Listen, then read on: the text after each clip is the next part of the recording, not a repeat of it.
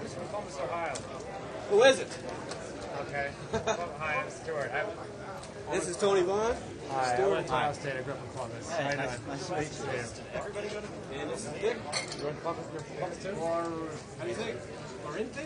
Guajetti. Guajetti. Yeah. Nobody knows how to pronounce it. It's a hard one. Cool. This is Joe. You mean Joe? No.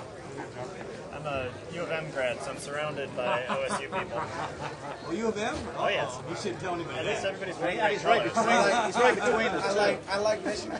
I'm a Michigan fan. The only one in Columbus it is. Michigan fan my whole life. Which is I'm very playing that now as opposed to when you were recruiting. Cooper was the worst coach ever lived.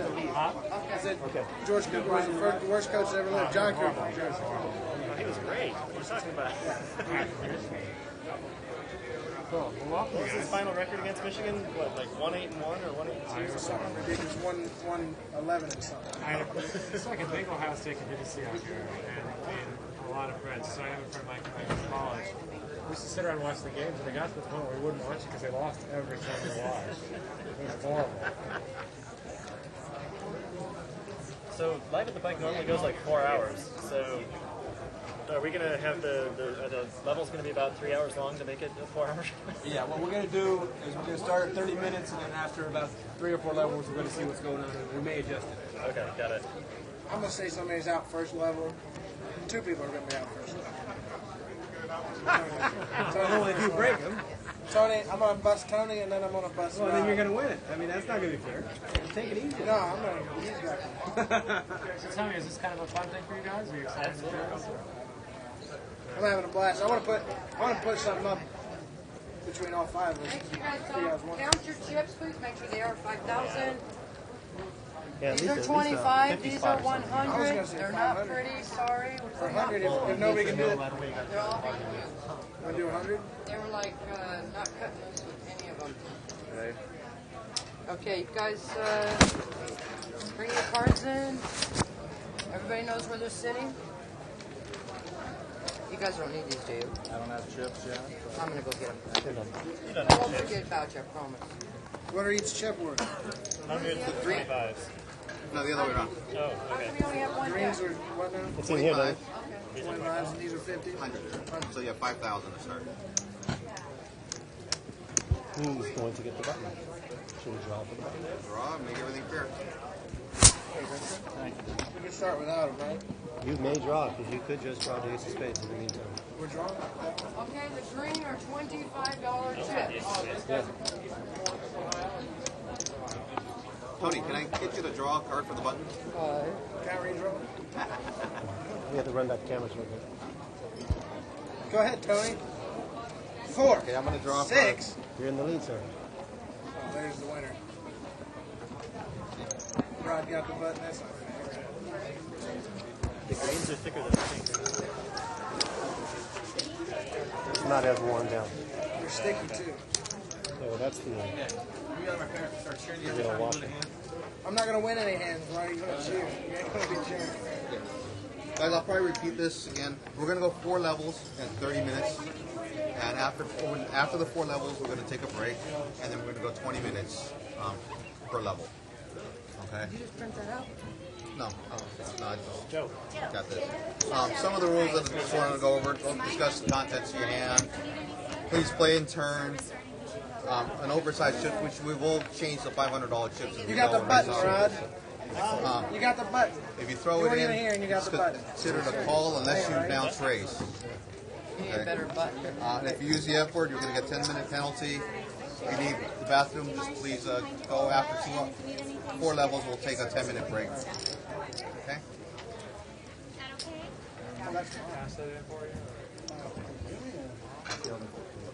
that your left card? Dog, you have 1 hour. Yeah, I got a little. She's only 8 months. I got to. No. Okay. We want to keep that if you like. It's up to you. Tony, you want to play for anything? You bums. You're on bum. Such a good luck, dog. What's his name? Lucy. Huh? She, what's her name? Lucy. It's my dog. Go.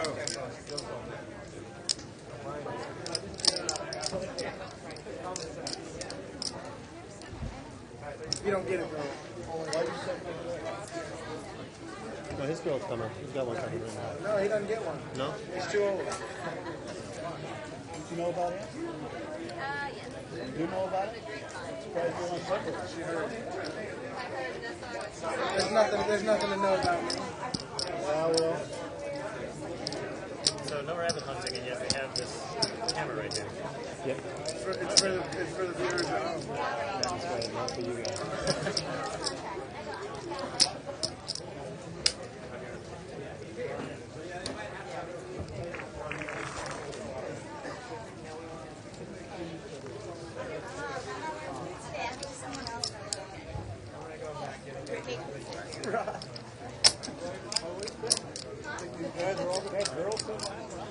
Not you, Rod. So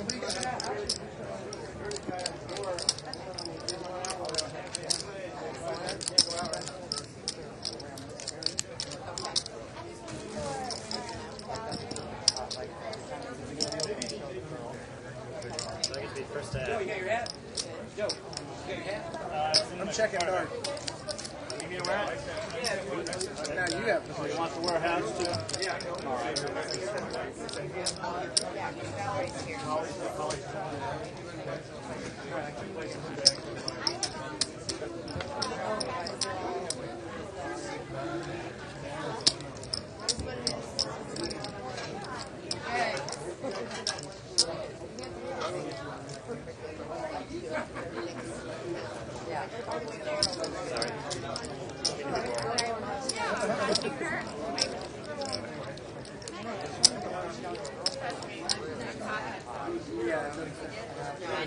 This?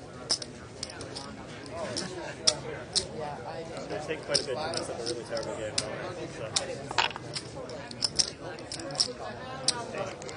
Sit over here.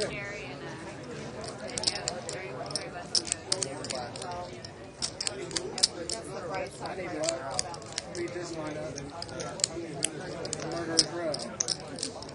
Can we get? Are we allowed to have a drink? Can I get a Budweiser? Sure can. Cocktails will be here in a second. Yeah, we'll drink some Corona tonight. No, I want Budweiser. Cocktails. Can I get a Budweiser? A Corona with a lime, please. Can I just get a water? Yeah. Oh, okay, great. Thanks.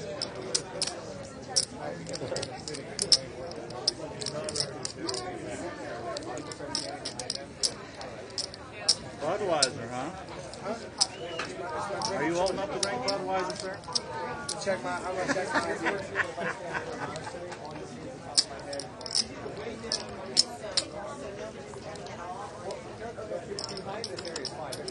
Like if there's chairs sitting here, and people stand here.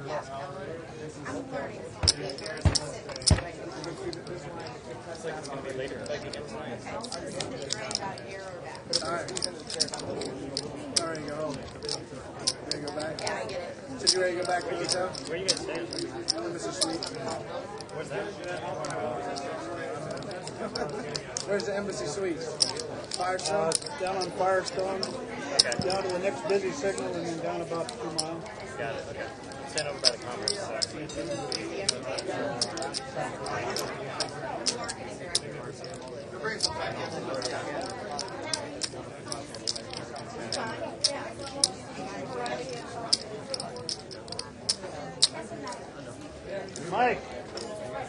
Mike, he has to get you to play for me here, huh? You guys look too tough. Maybe you can play for me.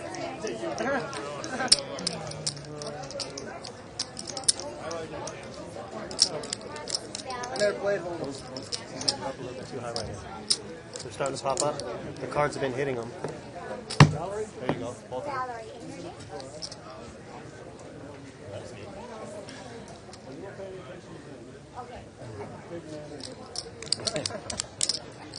Scoot over with me, Mike. Well, I'm trying to think if there's something with these things right here. Are you supposed to I was trying to I'm set going to up. let you guys know right now I'm going to play tight here. That's impossible. If I come into the 5, you better be aware of it. When I come over the top of you, That's fair. that's That's not what the I'm more doing. careful. What's your birthday name? This one just popped up. Oh, that figures. I should have known that was you.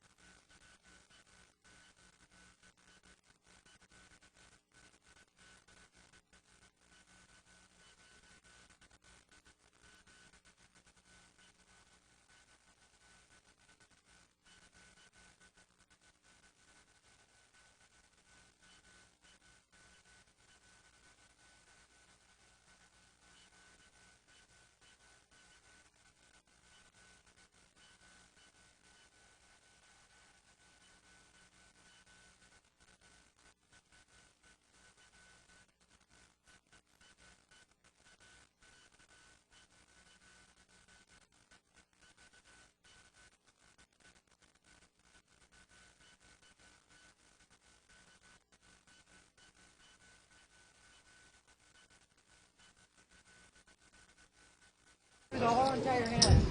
If your cell phone rings... Hello, everyone, and welcome to Live at the Bike, brought to you by the Bicycle Casino in Los Angeles, California, the first and only webcast of real action cash game poker. My name is Bart Hansen. Tonight I'm joined by the Tuckster, Friar Tuck, David Tuckman. How are we doing tonight, Dave? I'm excellent. I can Real see good, that actually. you've got your normal attire back on for tonight's Actually, this show. is Japan. Oh, Japan this time. Okay. Well, Dave, we actually have a bit of a special show tonight. Why don't you tell us a little bit about what we're doing? Well, actually, we have 5 players tonight, and each of the 5 players won a Poker Blue shootout. Okay, and they won a free Legends of Poker seat and a travel package on PokerBlue.com. And tonight they're playing for the title of Poker Blue Man. Poker Blue Man. Poker Blue Man. Is that like Blue Man? Like the Blue Man? I guess so, but this Yeah. is Poker Blue Man. Anyway, tonight's winner, actually, if they go on to win the Legends of Poker, which starts tomorrow, they get $1 million bonus from PokerBlue.com. Wow. So the winner of tonight's little mini tournament, if they go and win Legends, they win an extra $1 million from Poker Blue. Didn't you just hear what I just said? Yeah. Okay. Just trying to clarify that for everyone. But that's quite the deal there. That's not a bad deal. I mean, and we were also talking about Poker Blue. In order to qualify for these free rolls that these guys got on the table, you only needed to play for 4 hours. 4 hours of a 1-2 cast rate game or any no-limit game. Yeah, just 4 hours. It's actually crazy. The overlay is huge. And I was talking to the promotions director of Poker Blue earlier. The first free roll was 20 people.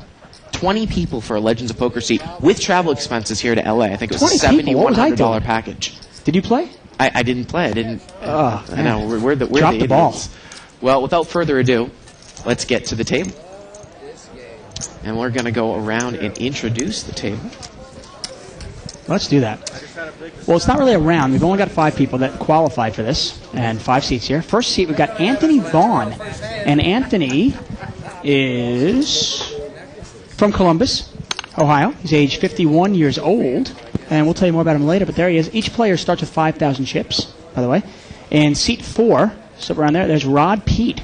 And Rod is actually a proven World Series of Poker tournament winner. He made it in the money in both 97 and 98.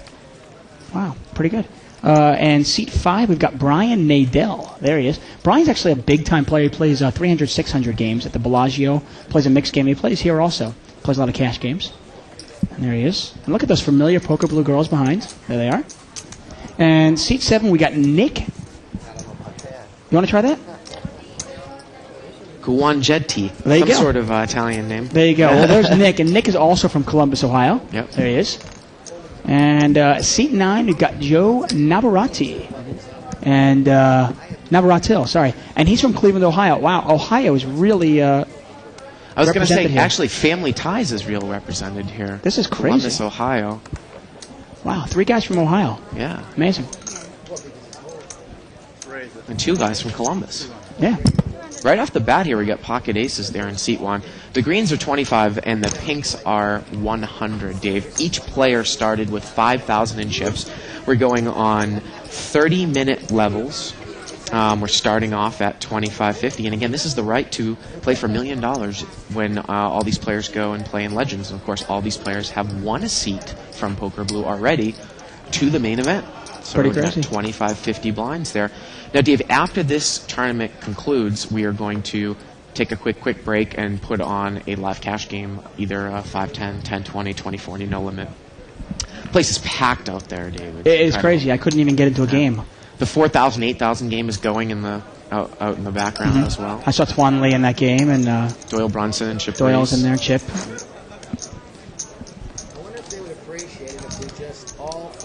Now, this is kind of crazy. It's interesting. If these guys actually... I'm estimating that first place for the Legends of Poker tournament, the main event, the World Poker World Poker Tour one, is probably going to be about $1.6 million. Yep. And then if these guys win that, plus they get the $1 million from PokerBlue.com, we're talking $2.6 million that these guys are getting for free because it was a complete free roll. Yep. Plus Poker Blue flew them out here. Yep. And gave them, hotel accommodations. And if you check out, not a bad deal, liveatthebike.com, there's a link to Poker Blue there on the side of the website, right above Shirley's link to Poker Babes. And right now, if you go on, and of course, if you play 4 hours of a raked game, it's a $3,000 free roll. And then that is going to be quickly moving up as the months roll around, probably back up to 5,000 and higher as the site gets bigger and bigger. I'm sure. Pocket queens here for. Some big hands, 5-handed so far, huh? Yeah, seat number 6. And seat 5 has got ace 10 suited. That's not a bad hand, 5-handed either. Yeah. Looks like pocket queens brought it in for a raise. And look at this, ace 10 is out-flopped Nick. Brian's got the top pair there in seat 5. See if Nick can get away from him. 2 red queens, not a very good flop for 2 red queens.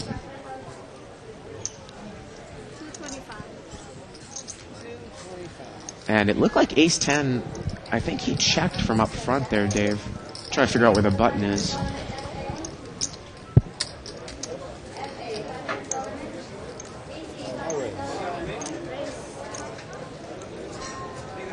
There we go. So, see, Brian did check from up front. The button is in seat 1. That was just a check and a call. Yep, and Nick bet there with queens, and it's a check call by ace 10.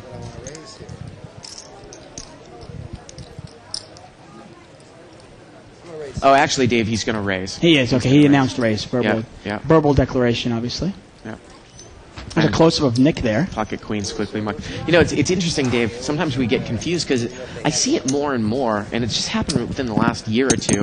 People, now it's almost like, you know, they verbally declare that they raise, but they like to put that call in first and then raise. And obviously it makes it more confusing for us. Right. There's a reason for it, obviously, and the reason for it, I actually advocate it. It's a really smart thing, is too often somebody tries to put it all out in one motion. Yeah.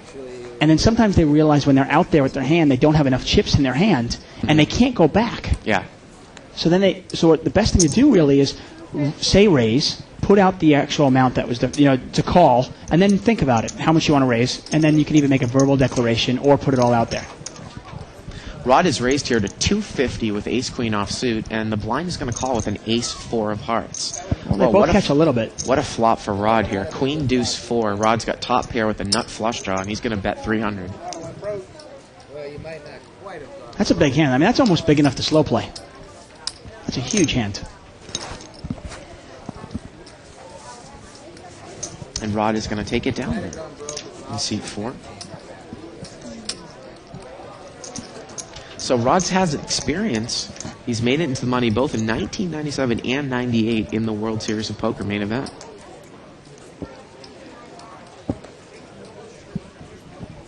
Wow, he also finished second in 1983 and 7th in 90. And I'm not sure if they're talking about the main event there in 83 and 90. Or some event. Well, second in any event is impressive. Oh, absolutely. Well, there you go. I'm sure our followers over at 2plus2.com in the thread, I'm sure they can let us know second in which event. That's Rod Pete. Ace 10-8 here. And ace 10 queen here, and Nick has bet 75, and he's going to take it down there with the top pair. One thing really interesting about this, actually, I was going to interrupt you there. One thing really interesting is this is 5-handed, and more often than not, we're watching. If we're watching a tournament or a live game, we're seeing it 9-handed or 8-handed. And here it's 5-handed. We're seeing every hand. Really interesting to see how they play it.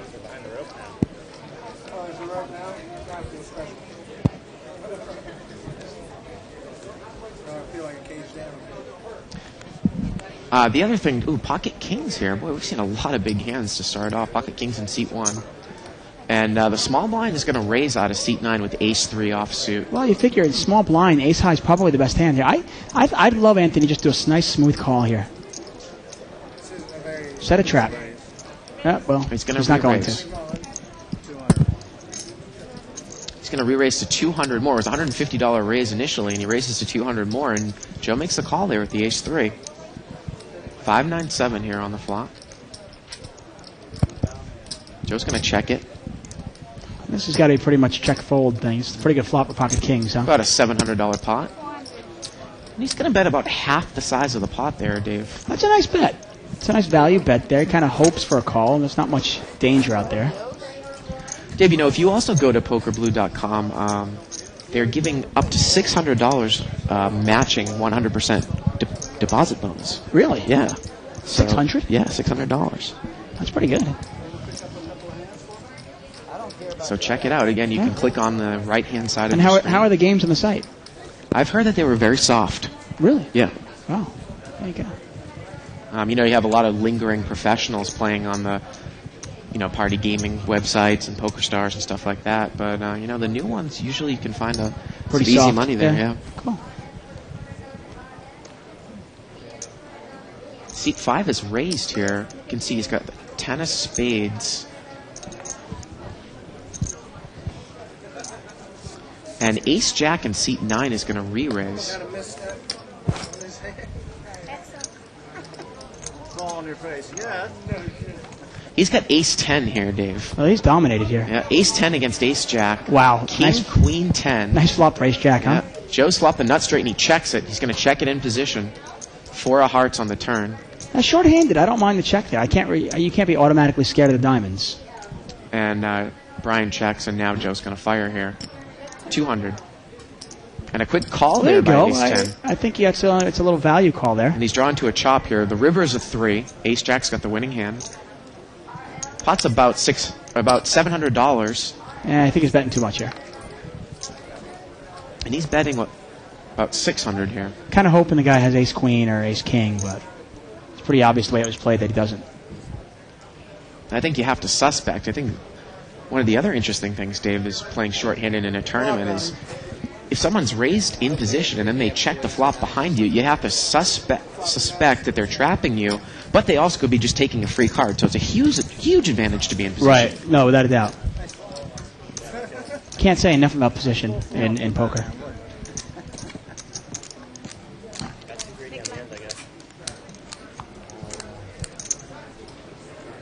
You can't straddle in tournaments, can you?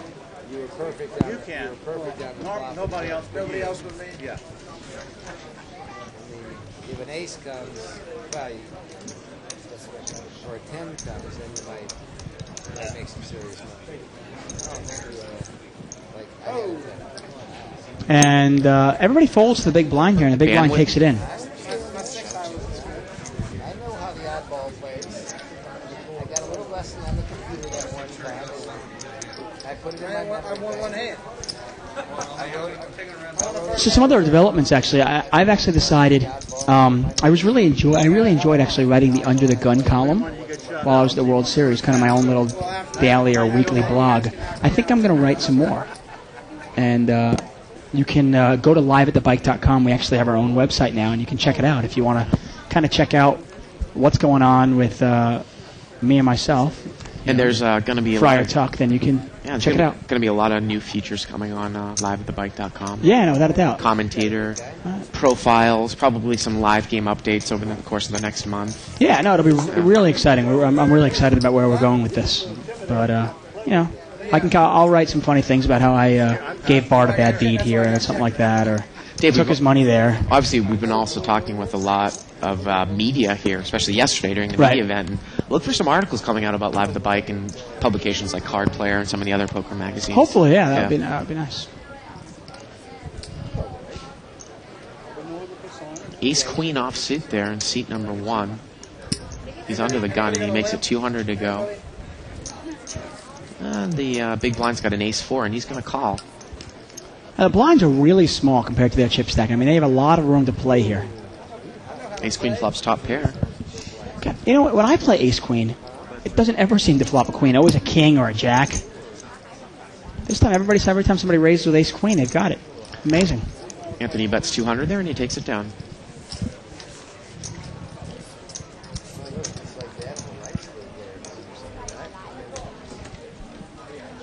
One thing we'll be continuing to do also is we continue to do Live at the Bike quizzes and little, question and answer type things, and giving away free books or free whatevers, or here it is, for subscribers. And we've got our copy here of Poker Aces, The Stars of Tournament Poker by Ron Rose, and we'll be getting that out to Dopey very soon. Dopey correctly answered one of our quiz questions from last week. $200 raise out of the small blind there. Joe with the Ace King. He's going to take it down. I got them all. Dave, Poker Blue is actually doing a search for PokerBlue.com babes. Poker Blue is now auditioning women in the LA area who have what it takes to run with the stars of poker. If you're a babe or know a babe living in the LA area who wants to live the rush, simply submit a bio and a photo to pokerbluebabes@hotmail.com. pokerbooth.com, and we can see one of the Poker Booth babes there, but they're always looking for more. Yeah, if you got what it takes, then come on in. Step it on up. I'm actually thinking of making a push for Live at the Bike Babes. Yes. And feel free to send your bios and photos in here to Dave and Bart at the Bicycle Casino in Bell Gardens. That's 7301 Eastern Avenue in Bell Gardens. Bios and pictures, please. Bios and pictures. We might have an audition at Dave's house up in Burbank.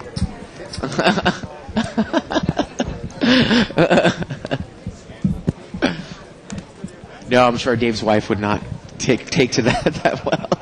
No, probably not. Probably not. And to be honest, I have all the babes I want, all in one woman. Oh, isn't that sweet?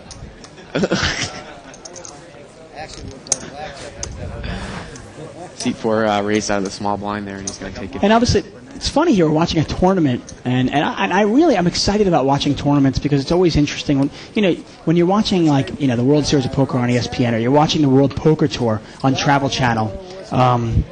It's interesting because everything's edited, so you don't get to see what made seat 1 bluff, or you don't get to see why this guy stole a pot here. And I always think every hand is really interesting. Now, obviously, it's much different than a cash game in the sense of we're not getting many flops, we're not getting many, not a lot of turns and rivers. But obviously, poker tournaments are a different entity. Still very interesting in its own right, though. $200 raise there by seat 9. He's got ace 10 of diamonds, and Anthony smooth called with pocket 4s. I also saw the Buddy Holly story, so.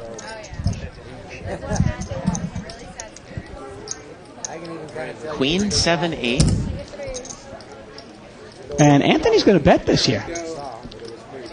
Actually raised. Yeah, Joe bet 150 and Anthony raised to 300, and Joe's called. Wow.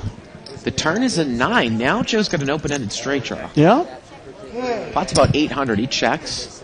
About a $400 bet there. Might be a good time here for a check raise. I mean, to me, it's a check raise or a fold. Well, he's going to check call. He has a lot of outs here, Dave. The river's a 3. That's not one of them. Now look at this. Pocket 4s checks right behind Joe. And Anthony is going to take it down there in seat 1 with pocket 4s. Wow. And it's surprising Anthony didn't bet the river. He actually thought his 4s were good. Didn't feel like he had to bet, I guess.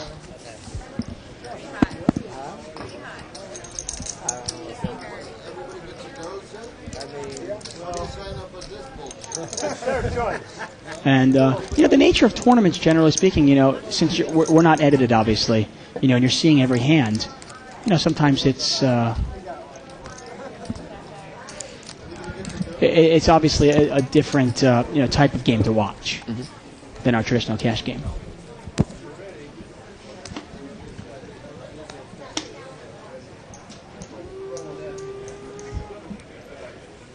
Oh, you just call it, right? It's like they're going to get limped around here, Dave.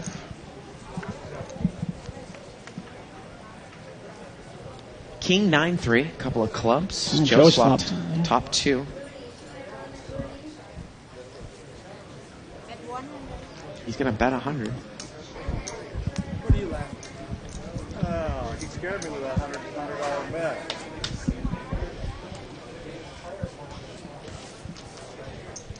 One thing watching this, actually, it's a really great final table experience. It's rare that you get to see a tournament, especially every hand of a tournament, playing down from 5 hands down. If Mark was here? Oh, Jesus. And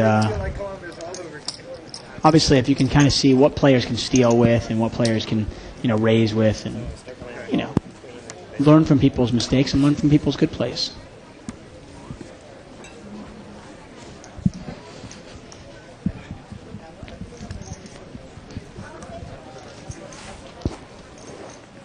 I got to be surprised. I'm kind of surprised. I mean, these guys are playing for $1 million, but let's be honest. You've got to win the Legends to win the $1 million. Right. So they're not actually playing for anything. The winner of this doesn't get anything. Right. But it's a chance to win $1 million. Right. Ace 4-8 here on the flop. Looks like Anthony, Joe put in the bet there with the nut flush draw out of seat 9, and Anthony's going to muck with the jack of diamonds. Yeah, not much of a call there. But I'm surprised these guys aren't gambling up a little bit more. Yeah, this is. I mean, because they're not. You're playing for a chance to win $1 million, but you got to come in first place in the Legends tournament to get the $1 million. So, come on, boys, gamble it up. Let's go.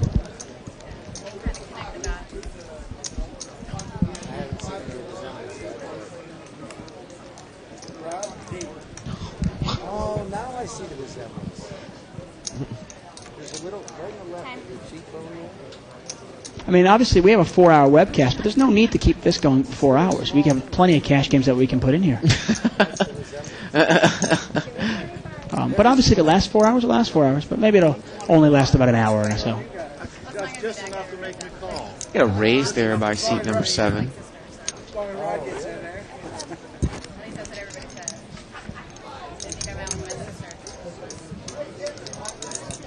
Jack 6-10 here on the flop. Maybe to stimulate action, we can actually eliminate 1 or 2 of the rounds. Yeah. Check. The turn is an ace. Anthony's got the nut flush draw there now. Seat 1. He really wants me to call, doesn't he? Wow. He's 175, not bad. Yeah, Nick's on a pure bluff here. Yeah, it looks like Nick bet. He takes it down. Anthony mucks the king 9 with the nut flush draw and got shot straight draw there, Dave. Yeah. Must have thought he was way behind. I can take it. 25 maybe. I can take it. Nice hand, sir. One thing's kind of cool, actually. If you go to pokerblue.net, you can read my article. I wrote an article called "I Could Have Been a Contender." It was in the Crash and Burn section. You can read my article. There it is. Oh, and here it is. I wanted to show everybody. This book here is the Poker Aces, Ron Rose's book, and it's really actually a great book. It shows pretty much biographies of all the players throughout here, and Dopey is getting a copy. So if you want to be eligible for all of the contests and quizzes, then sign up for the archives. And we are getting confirmation that Rod Pete, he did finish second in 83 and 7th in 90 in the main event. Wow. So there you go, second in 1983. Talk about timing there. You finish second now, you're a multi-millionaire. You finished second in 83. Yeah. Maybe you got 40,000. It's interesting, Dave. When did ESPN start covering the final table of the main event? You know, in terms of regular, I mean, I know they have footage from way back then because I remember footage from when Baldwin won. Yeah. You know, back in I think Baldwin won in 80, I want to say, or somewhere right around there. But they have coverage from when Stewie Younger won. It's back-to-back. But in terms of, well, actually, no, ESPN is only 25 years old. Right. So it's got to be 1980. And I think they started right around there. No, I'm just wondering if you ever saw a shot on Cheap Seats or on ESPN Classic of the 83, if they had 1983 or Ron Pete. Rod the Myth, the Legend Pete, huh?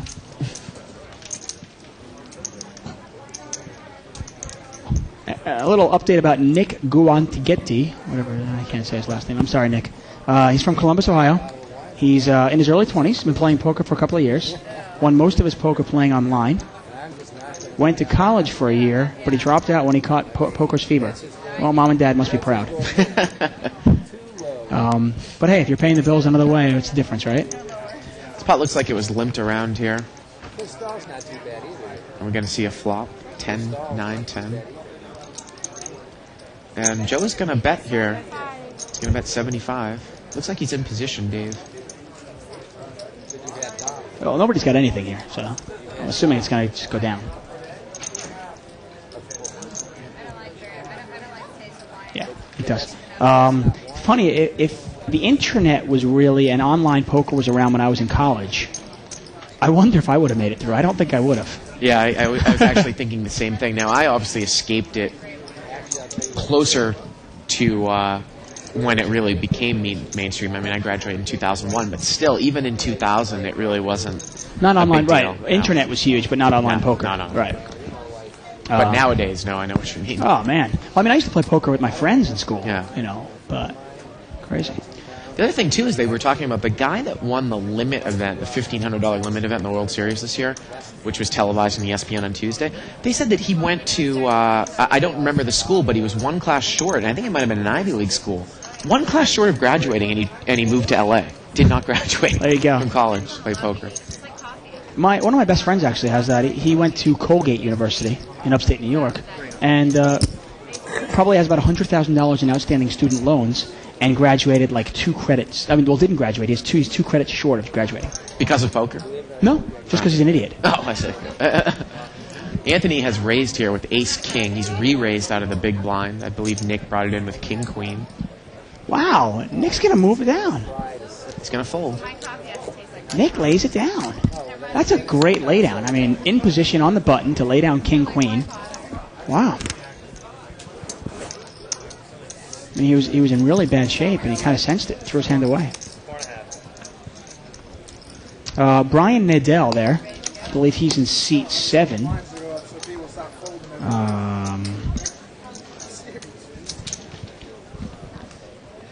No, Brian's in seat 5. There we go.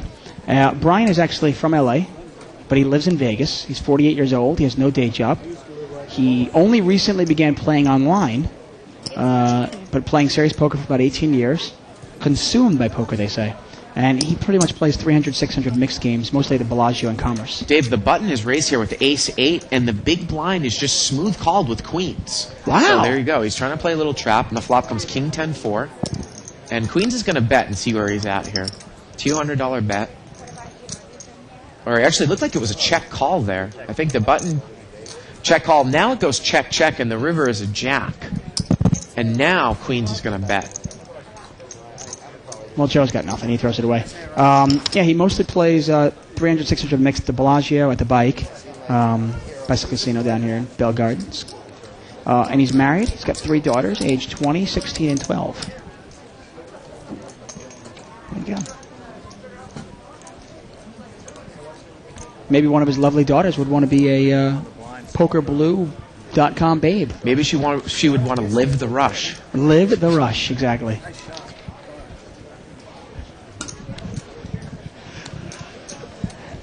What a rush it is.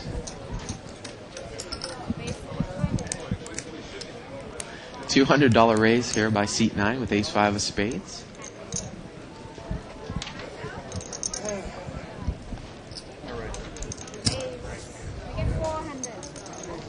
Pocket 5s is going to re-raise to 400. Anthony's really pushing it a little bit, at least. Yeah, ace-5 is dominated here. Ace-5 against pocket 5s. $900 pot. Oh, a set of 5s for Anthony. And wow, ace 5 came out. comes out. And it goes check here. Maybe an ace will come out here. Turn come on, to ace. 4. Again, Dave, you talk about why would the guy who re-raised me check in position on the flop? Exactly. Is he trapping me? Unless he has ace queen or pocket queens or... Well, I'm going to try it anyway. And now, Anthony's going to bet. Actually, or Joe's going to bet 400. Let's see what Anthony does. Do you smooth call one time here? And he does. No, he's going to say raise there. It was the verbal keep raise. Jumping there. the gun. I do. I'm sorry. No, we keep jumping the gun. I know. I'm getting excited. I'm going, oh. Looks like it's about 400 more there.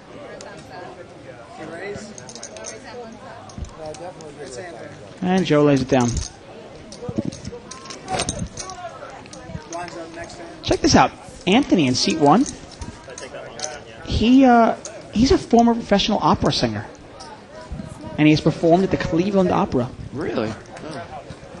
The Opera of Columbus and many other venues worldwide. I hear that Columbus, Ohio has some nice opera. Really? You hear that? Yeah. Wow. It's interesting. He landed his first role when he was 20 years old. Later became a college music professor. There you go. You just stop it. Slow down. My blind. Right. Slow down just a little bit. This time. Here we go. Limped around. 5-7 ace. Joe's got a pair there in seat 9. And he's going to bet 50 here. How about the pair in seat 8? What do you think of her pair? Oh, Dave, don't go there. Oh, I'm sorry.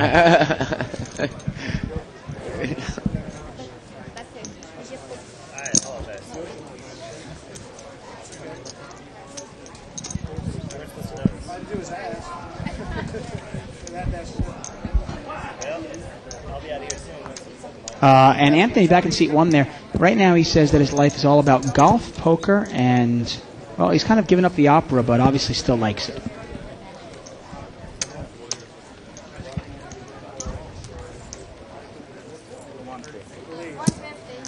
$150 raise, it looks like there out of seat 1, King Queen, 3 times the big blind. 2,000, 4,000. You know, it's funny, Dave, obviously these types of situations, 5-handed in a WPT event, are edited on the Travel Channel. Right. But I can't believe that guys like Tuan Lee and John Fan and Gus Hansen and Carlos Mortensen play like this. Fold. And I don't know that for a fact, but I just... No, but you got to look at what's going on in this game. The blinds are 25.50, or maybe they moved up a little bit, but I think they're 25.50. Okay, now they just got moved up to 5,100. These guys got 5,000 in chips. They don't have to play. They don't have to mix it up. They're waiting for hands. They're trying to feel each other out and everything. Yep. And when you're seeing edited, like on the Travel Channel, you're seeing the best 10 hands. That's all you're seeing.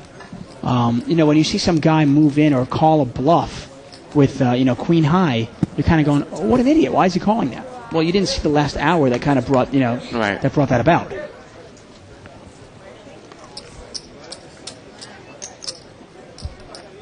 Complete out of the small blind there with 3-4 offsuit. Anthony does not raise from the big blind here with ace-9.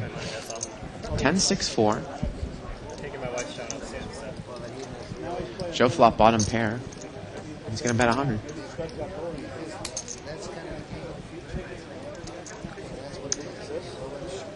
Well, it's kind of funny that you're slow playing the ace-9 to trap him. I was going to say, is he slow playing? How did he not raise there? No, it's okay. I actually like not raising it sometimes, but now you got to fold because you didn't hit the flop.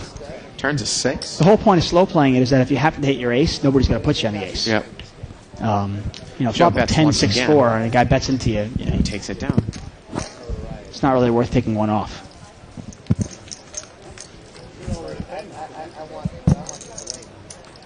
Again, once this tournament concludes, we will be putting a cash game on the table.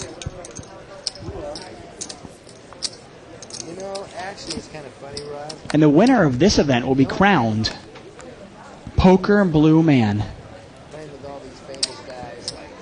Again, have you seen the Blue Man group before? I haven't. I know what you're talking about. I've never seen it. I had no desire to see it. Got a bunch of guys, covered in blue paint. There are things I want to see covered in blue paint, and it's not guys. Actually, that was more interesting when they stuff these Twinkies in their mouth. This guy can stuff like 30 Twinkies in his mouth, and I know it's weird. It's strange. Okay. And they do things with paintballs and throw things at each other. Okay, hey, all the power to them. I actually stayed at the Luxor the first week of the World Series, courtesy of Shirley. That's right. Shirley hooked us up with Vicky Poe, wonderful, wonderful lady, and over at the Luxor. But and the Blue Man was there, and I looked at it and I had no desire to see it. There's so many better shows I'd rather see.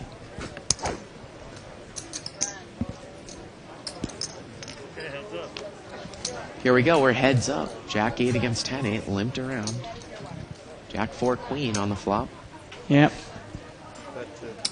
10-8's in bad shape here, huh? Anthony's going to bet there with second pair. Yep, Anthony takes it down with second pair there. I'll tell you one show I did see in Las Vegas that was actually really great while I was down there was the new Cirque du Soleil show, Ka. That was very cool. It's kind of fire-based one. They bouncing around on the trampolines and stuff? Well, no, I mean, it's there. I mean, I don't know if actually think there were that many trampolines. It was more like this fire show. It was really amazing. I can't even describe it. Music was great. The show was great. I actually put a little review of it in my Under the Gun column. Are you a big show guy? I am. I enjoy a good show. Being from New York, I used to go to Times Square all the time and do those 2-for-1s, the 2-for line. And so you're a big fan of the musicals, the Tonys, that whole scene? Yeah. I do enjoy it. I think there's no... I mean, I like all entertainment, but I think there's no substitute for live entertainment. Raised there by the button to 400, and Brian's going to call with ace-10 from the big blind, and we're heads up. And here we go, check, check. Turns a deuce. Rod's picked up a flush draw here. Again. And the river's a 4. And it looks like ace-10 is going to play. Yep. Well, that's some passive tournament play for you, Dave. Take it down, Brian. Yeah, and even more so, obviously, now that my wife and her whole family, they're all in the entertainment business, being actors and so forth, and actresses. I guess it's just kind of in our family blood. But I do enjoy a good show, I must say.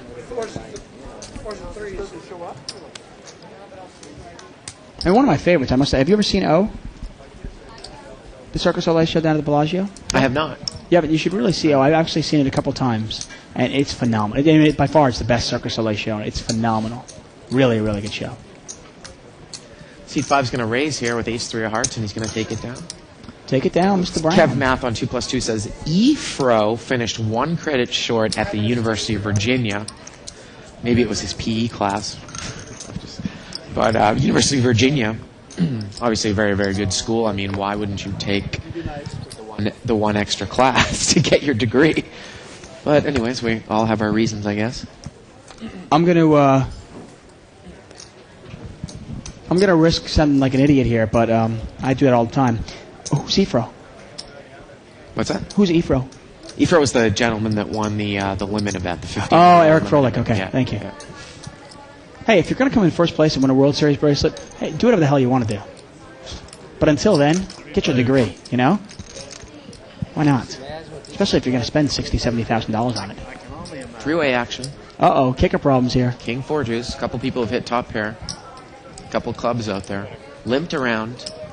And Joe's going to lead immediately with King 8.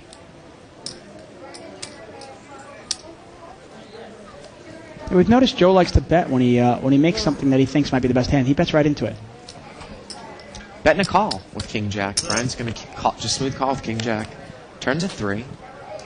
And unless an 8 comes, Brian's kicker is definitely going to play here. The board pairing will not help. Betting a call here again. We've got probably our biggest hand of the night. River's a 7.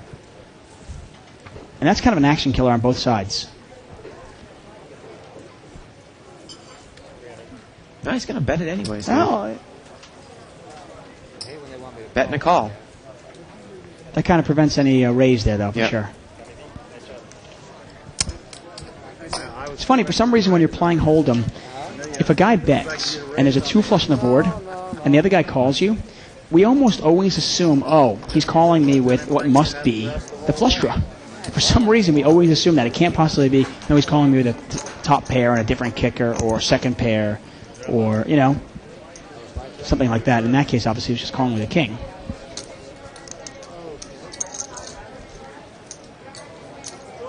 $350 it is. If you guys haven't figured it out yet, this tournament is actually being sponsored by Poker Blue. Yeah, I know. Kind of crazy. Let's go big, man. The winner of this event, actually, all these players actually have already won a. All these players have actually won a seat into the Legends of Poker event. Main event starts tomorrow, and the winner of this event actually has a chance to win $1 million. If they go on to win the Legends event, they win $1 million bonus from PokerBlue.com. Nick raised here with Jack 8 in late position. Anthony called with Ace Jack in the big blind. Flop came raggy. Anthony's checked from up front. Nick's going to bet. He's probably going to take it down here. $425 bet.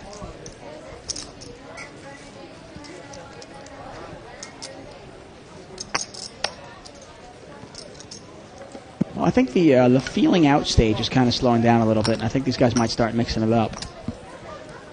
Hi, Nicky. You got me beat, buddy. And Anthony mucks the best hand.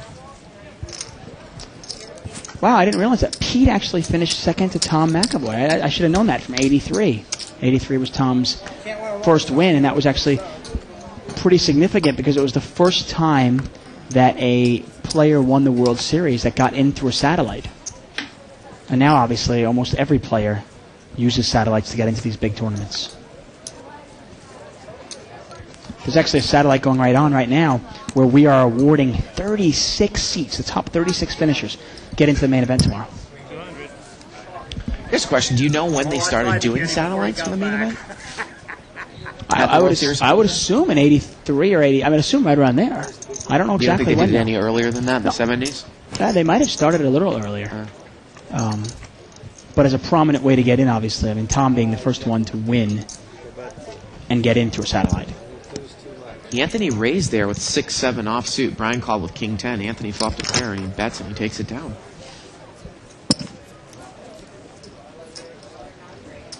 Yeah, I probably should have specified which one of Anthony's daughters. I said Anthony, actually. Let me just make sure.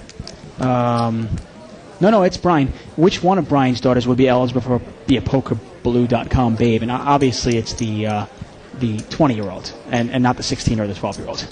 Oh, really? Yeah. Oh, didn't think Well, and some people wonder, and I just want to make sure that we're clear on that. Three-way action limped around. Deuce 9 Jack. Well, Anthony's flopped a open-ended straight draw here. Nick has second pair. Anthony has bet 300. Again, this pot was limped around pre-flop.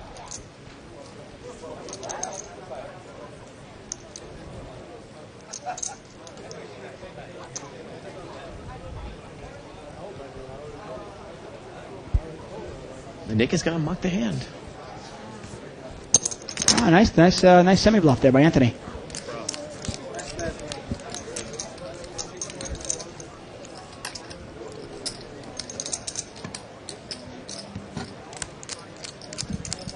And we're going to get a chip count soon, but just off the, you can look at the chips here. Nick in seat 7 and Brian in seat 5, and I believe Rod all have about the same amount of chips they started with. The Anthony's actually in the chip lead. He's doing pretty well. And Joe in seat 9 is probably on the short stack right now. Well, seat 1 raised here with pocket 3s, and the big blind's got ace-queen. So let's see if we see a re-raise here. It's just going to call. Again, we are playing 5-handed. Here we go to the flop. 8-4 Jack, couple of hearts. Check. Joe is checked.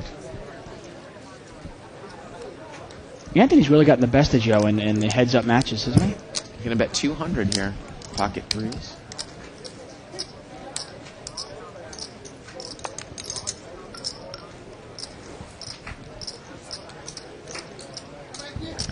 And a call. Check call here. Turns a deuce. Check. Joe checks again. And remember, Anthony had this hand where he won with pocket 4s like this. Yeah. Joe had called with ace high on the flop, but he's done the same thing this hand. Now it's a $400 bet.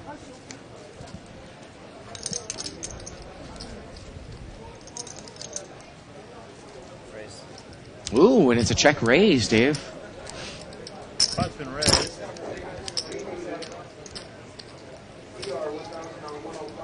Kind of a strange board there, though.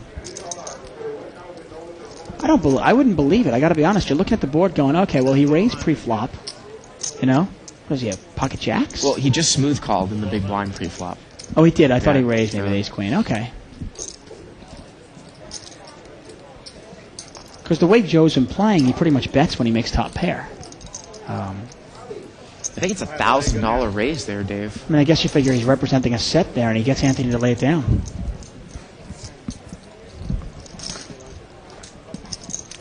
Nice play, Joe. And the rabbit cam actually showed a queen, so he would have gotten there.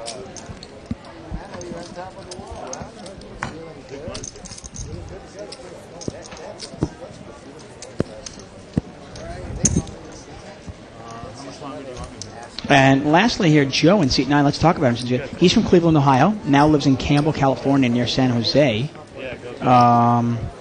Went to the University of Michigan, and he actually graduated. And he works as a computer programmer for Sony. Plays mostly online. He's married for 5 years, and he's got a 2-year-old daughter. She's definitely too young to be a PokerBabe.com, you know, PokerBlue Babe. You ever been to the Rock and Roll Hall of Fame, Dave? I have not, no. That's got one of the Cleveland Revival monuments that supposedly hopped that city back into civilization there in the early 90s. I've only been to Cleveland once, and that was for about 6 hours. I wasn't there long enough, obviously, to really appreciate it, I don't think. Have you been there yourself? A few times, actually. Cleveland is the same distance from Syracuse as Boston is. Really? God, I always seems further. Yeah. But actually, when I drove cross country from New York to here, I remember hitting Cleveland on, I think it was the first or second night. I think I hit it. First night, actually.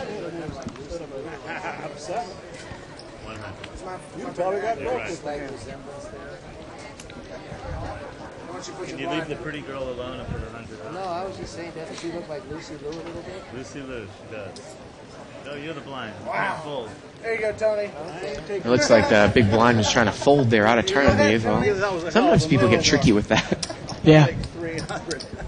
Mix it up a little bit, a little angling. Well, yes. See what he has here. Now, the pink chips are 100, right, you said? And is he going to do the angle here, Dave? There's a raise there by seat 1. Nah. He's got king 9 off suit. Not terrible. Better than Tony. You're actually better than me. That's better than Tony. That's the reason what I thought was possible. Blinds are now 5,100. But I just figured if I tried some kind of I think the next level will go right up to 100, 200. And that'll start forcing these players to play a little bit more.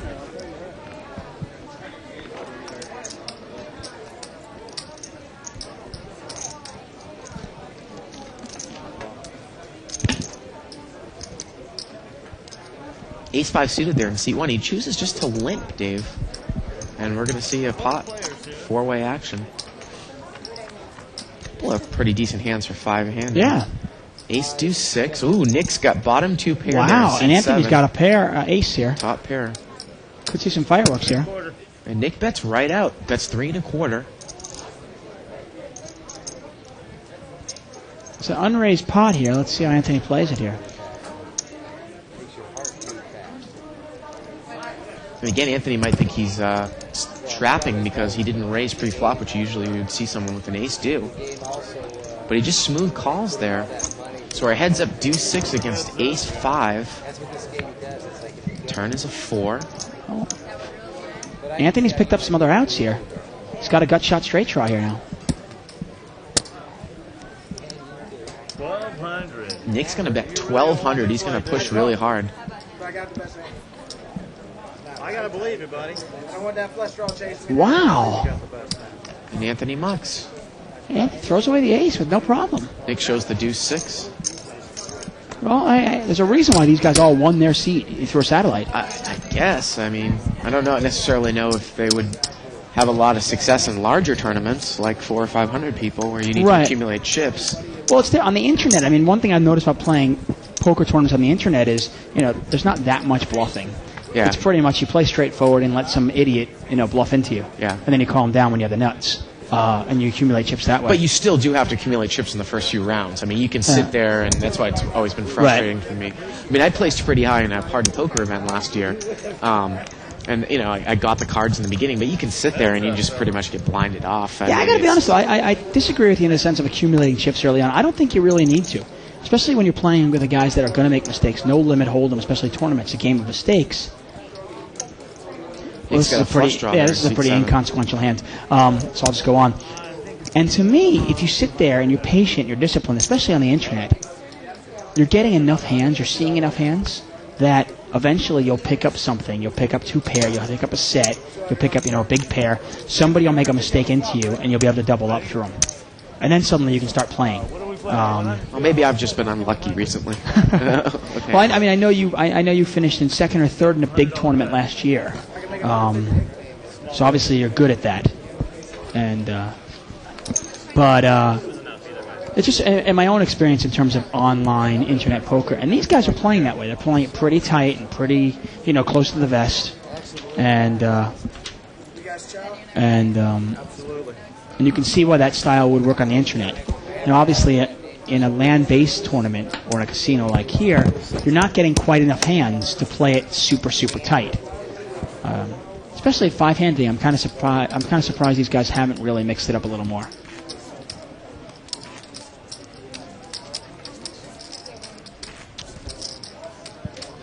A close-up of Greg there, one of our esteemed dealers.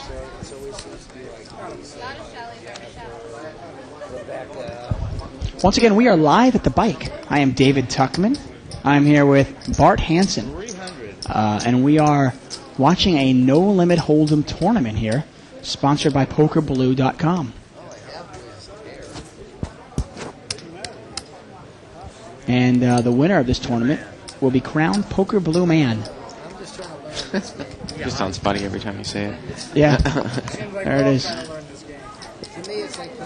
Maybe if you get her as a gift, it would be worth it, huh? Well, what are you talking about?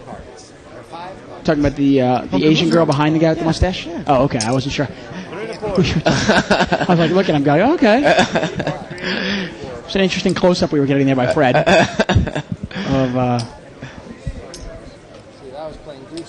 Pocket 9's here for seat 9, and he is... Seat 5's mustache there. Looks like there was a raise there by Nick, and I believe seat 9 is going to re-raise with pocket 9's here. Yeah, Joe there. Oh, pocket 9's 5-handed. That's a pretty big hand. 10 and a quarter is the bet. Total bet 10.25. Raise to 300 and a re-raise to 10.25. I think he's serious too. I'm surprised there's not more like just calling here. I mean, I understand you think you have the best hand with pocket 9's. Why not try to trap somebody a little bit? I don't know. I mean, I guess once again it goes back to the internet play, where generally speaking, if you're playing on the internet, straightforward play usually is the way to go, right? Well, yeah. I mean, trap someone with 9s, but the guy does have a couple over cards. I mean, what if the flop comes 10 deuce 3? What are you trapping throw it now? Away.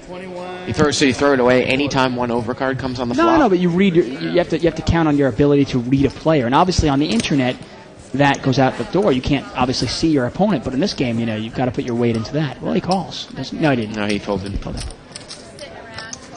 I don't know. I'd want to trap somebody. I want to see flops. I don't want to risk 1,000 chips to win 400. Because if I'm called here, I'm probably beaten, right? If I raise to 1,000 with pocket 9s and he re-raises me all in, well, that means he's probably got jacks, queens, or kings, or aces, and I'm dead.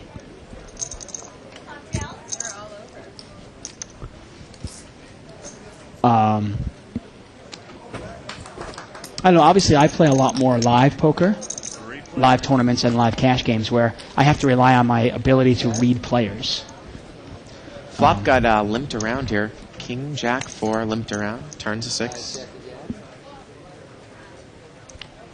Check, check again. The river's a 9. Oh, look at that. Anthony's picked up the flush. Backdoor flush. Running clubs. Yeah, he almost has a straight flush here. And he's going to bet here 200. Check on the flop. Check on the turn. Bet on the river. And nobody picked up anything, though, so... Wow, Nick's going to call here with queen high. Calls with queen high there, Dave. Interesting with the seat 7. Queen high, wow. Guess he was just curious.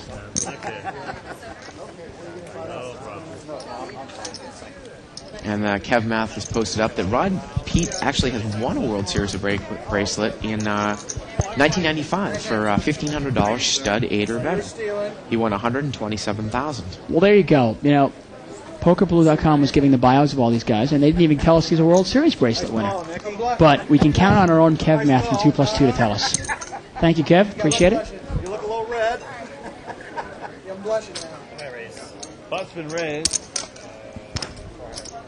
400 more. Seat 9's going to raise there with ace jack offsuit. I think he's in the big blind. I should have bet more. Well, if you would have bet more, you would have got a call. That's what I was thinking. But I got about all I could get out of that. You played it very well.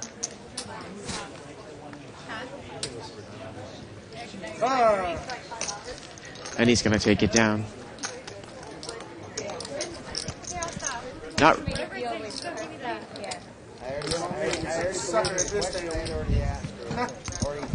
Got a small blind and a big blind. Definitely a sucker at this game. Oh, no. I look at the chip stats. Pocket aces for seat 4. Wow. And Dave, I think he's limped here. Hey, it's 5-handed. It's not a terrible move. 5-handed. You don't want to do it. He doesn't get a raise. Oh, well, they're in trouble. Oh. And look at this. Deuce 3 deuce. Nick flops a set. A full house. 3's full of deuces.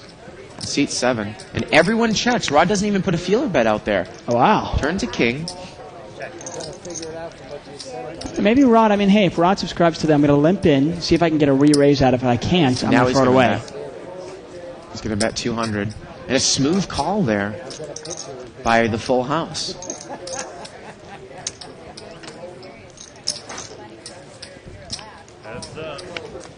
River's a queen. Rod bets here again. 400. And Nick is going to raise. $1,000 raise. Looks like it's going to make it 1,500 straight here, Dave.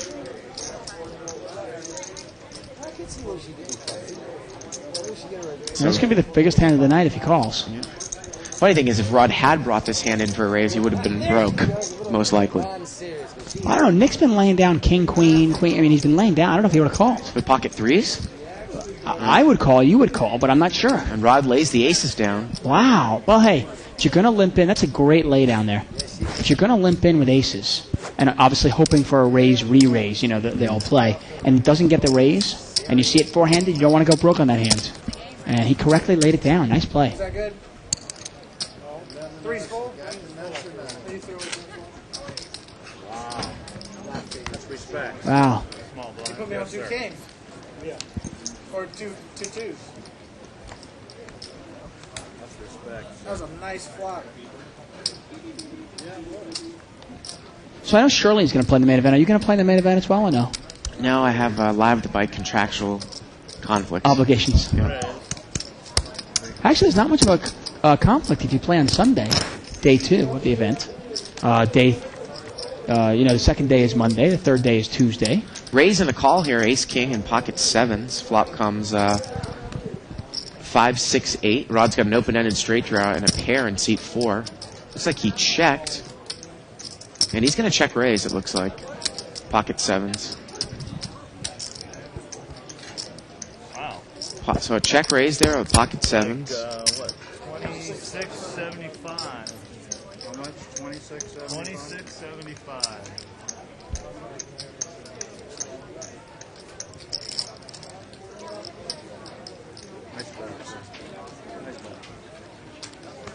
And Rod's going to take it down there.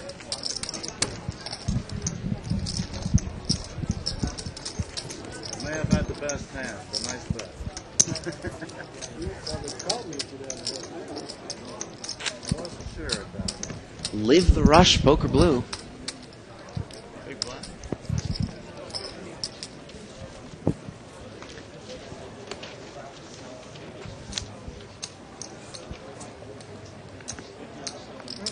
I'm up a little. At 58. Okay. Oh, it looks like we got an ace rag there up there in seat 4. How much more? 2 minutes?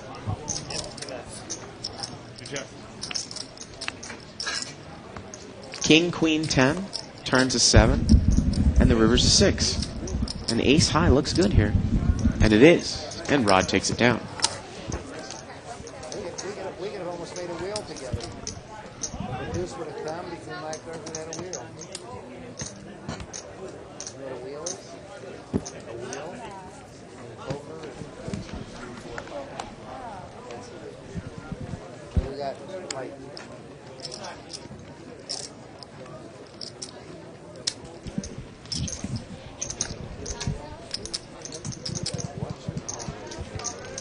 And the small blind completes and the big blind checks. And here we go. Ace 5, 7. Check, check. Turns a king. Brian's picked up top pair. Check, check, check. River's a jack. Now Nick has a pair. Hey. Check, And, check. Pair of kings is going to take it down. Come on, guys. Step it up. Let's go. That's a great idea. I just got word that we ordered the gentleman some cocktails, and maybe we'll get some gambling. You know what? These guys are just too good, I think. Yeah, I think so. They're just, they're all playing a solid brand of poker in the sense of, they're not really gambling it up. They're playing real solid. They're all afraid in the sense of being the first one knocked out. But in a tournament like this, 5th place and 2nd place mean the same difference. I want first place or nothing here. Yeah, I mean, you might think that you might gamble it up a little. Well, that's bit the whole point of it. chips. I got to accumulate chips here. I don't want to just last. What's the point of surviving in a tournament like this? 2nd place doesn't get anything. Jack 9 deuce here on the flop, and seat 9 has a jack. And Dave, Nick had ace 5. He didn't bring it in for a raise. He just limped in, and again, that's pretty passive play in a 5-handed tournament, short-handed tournament. You know what I love about Nick? If we get a close-up of Nick here, it's great. Nick's he's in his early 20s, and if we get a look at him real quick, look at him. He's got his hat drawn down low. He's got he's got the beard, kind of like the unshaven look. Kind of looks like, he might be a wild, crazy, loose, aggressive player. And he is anything but that,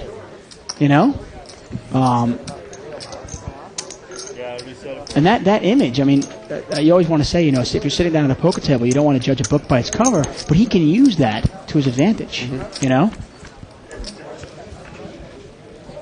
King 5-5 here on the flop. Joe has a flush draw.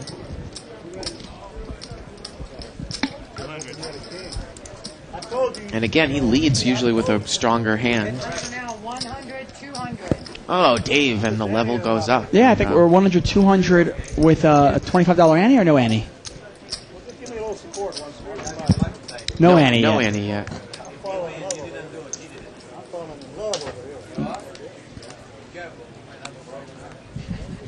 Which one? Been there before, but been there before. And the level's going to start, they're going to start really escalating now. Oh, really? That's a great idea, Dave. Well, I mean, we got 100, 200 right now, and then the next level after that is actually, I think it's going to jump right up to 153 with an ante. Great. So, that's really going to start, making these players move a little bit. Jack 10, Jack 9, and pocket deuces. Anthony has the best hand here. Queen 4, 8. A couple people have gut shots. Check, check. Turn to 7. They still have gut shots. And the river's a 5. And they still have gut shots. And pocket deuces is good here in seat 1. And it's going to get checked around once again here, Dave. Jack high, 4-card straight. Pair of deuces, deuces a pair. Jack high was good. Well, tournament poker, a lot of times it really takes the patience and discipline, and sometimes, it can be, so to speak, it can be somewhat boring in the sense of watching or playing it, but more playing it. Because to play proper poker, you've really got to sit there and wait and be patient and wait for a real hand. But hey, you can really learn a lot from watching this. Oh, really? Yep. Dave, a misdeal. Wow. Poker Blue led the rush. I don't like hitting chips, that's how I expose that one. Well, that's one thing you don't get on PokerBlue.com. If you play on the website, you don't get misdeals. No, that would be amazing. Yeah, you don't get misdeals there.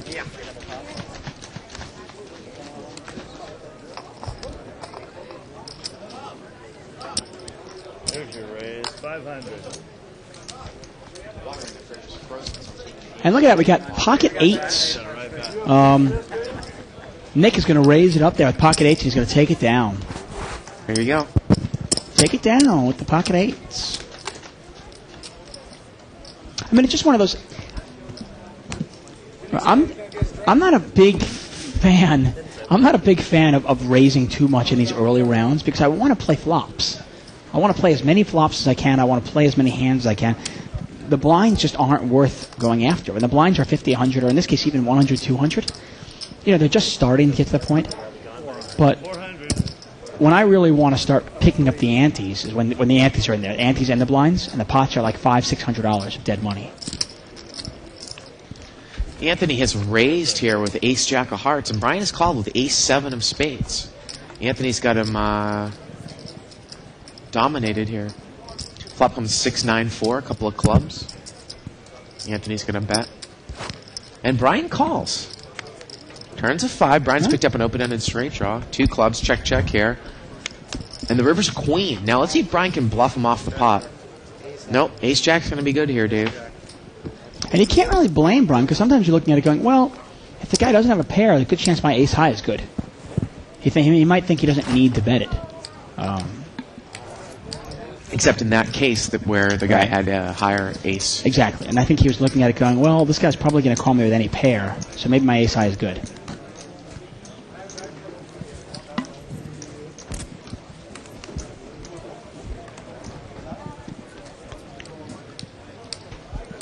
Once again, our main event of the Legends of Poker is actually starting tomorrow at 4:15.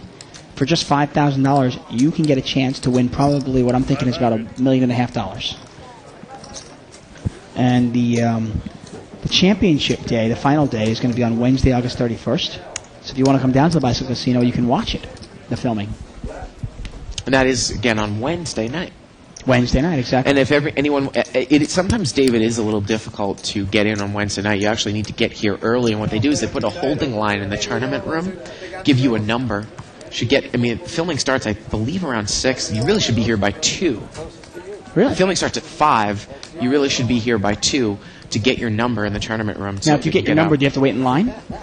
Well, what it is once you get a number, I think you can either hang out in the tournament room or come back. I think it's first come, first serve. They give you a number. Oh, then so you come back play. there an hour ahead of time, and then they follow so you you can in. come down here at 2 o'clock, get a number, go play some poker, win a few thousand, come back at and then 4, go watch it. Come back at 4 or 5, and then they lead you down there. Super. But of course, we're doing 3 televised events. Actually, and that night, Wednesday, August 31st, same night, we're going to have our ladies no hold'em event for just $100. You can get in there, right. And the winner plays in the World Poker Tour Ladies Night event, which is the following night, Thursday, September 1st. Yeah, again, we have 3 televised Travel Channel WPT events tonight. Of course, we have the main event, we have the Ladies Invitational, and we have the Battle of Champions, which is on Tuesday night. Now, the Battle of Champions, Dave, the 12 people that won WPT events from the last year have been invited to come to the bike, and it's a free roll, and they will play for a free $25,000 Bellagio 5-Diamond Classic seat. Right. And I guarantee you, since it's basically first place gets the $25,000 seat, second place gets nothing, these guys are going to be gambling it up, and they're going to try to accumulate a lot of chips. You don't want to just survive. In a winner-take-all tournament, it does no good just to survive. Right. Now, in a super satellite, like today, we're having a super satellite where we are awarding, I think, 36 seats into the main event, tomorrow's main event. In that kind of format, you want to just survive. Yeah, I mean, that's the type of format in super satellites where they talk about when is it ever proper to muck aces in a super satellite. Yeah. And in that, exactly, in that case, if there's 39 people left, you're the chip leader. You're not even calling with aces. Just throw them away. It's not worth it to risk any of your chips. But obviously, if you're a good poker player, you're able to adapt to any situation. And in a winner-take-all tournament, you've got to gamble it up because you want to accumulate all the chips. You've got to dominate the table. We haven't really seen anybody at this table yet dominate or take control of it yet. Matter of fact, we haven't seen the flop in about 5 straight hands now, Dave. Raised there with ace-queen. Yeah. And I got to be honest, I keep saying the same thing, but I'm surprised. To me, when I'm playing, I want to see as many flops as I can. I really want to see these flops. I want to entice people to call me out of position, Ace-3 of hearts there under the gun for Joe in seat number 9. Yeah. 600. He's going to raise it up 3 times the big blind. He makes it 600 to go.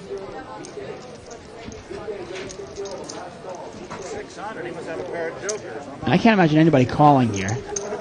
It's the biggest raise of the day. 600. See, number 4, he's getting a little cozy with the girl next to him, isn't he? Yeah, well, I think the PokerBlue.com threw him in. Oh, yeah. They won the free roll. He got a $5,000 seat. He got a $2,000 traveling accommodations type thing, and they threw the girl in too. Yeah. Great deal. All for the free roll. Looks like Joe over there has got a, I don't know, I would say it looks like a Bloody Mary, but you don't serve a Bloody Mary with a cherry. Tequila Sunrise. Oh, that's the girls' drink I hear, Dave. There you go. It's a Mai Tai. A Mai Tai, okay, there you go. Yeah. Of course, both you and I both bartended on Sunset in L.A. I was looking at it, but I was Tequila Sunrise didn't quite. No, Mai Tai Tequila Sunrise is orange. Tequila and orange juice. What a that kind of looks a little drink. red for a Mai Tai, got to be honest. Maybe a little light on the rum.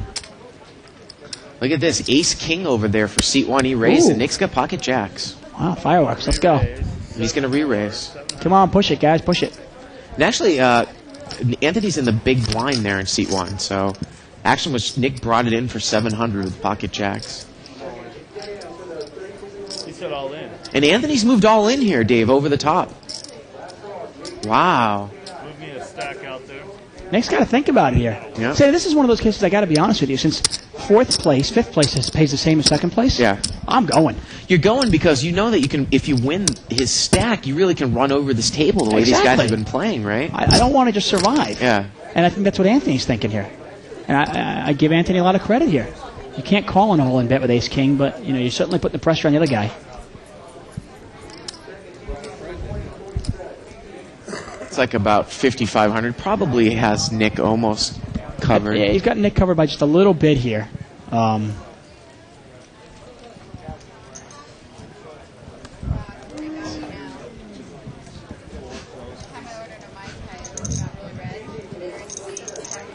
And Nick's got a little decision here to make. But I tell you, in a winner-take-all tournament, why not go for it, right? Come on, Nick, push it. Ace-king against pocket jacks here. Would be a classic race. I think he's going to muck here, Dave. Yeah, well, he's shown that he's a pretty tight player. He's pretty solid and pretty tight. And, he's an internet player. And on the internet, it's kind of, it's pretty straightforward. If somebody re-raises you all in, he's probably got your jacks beat.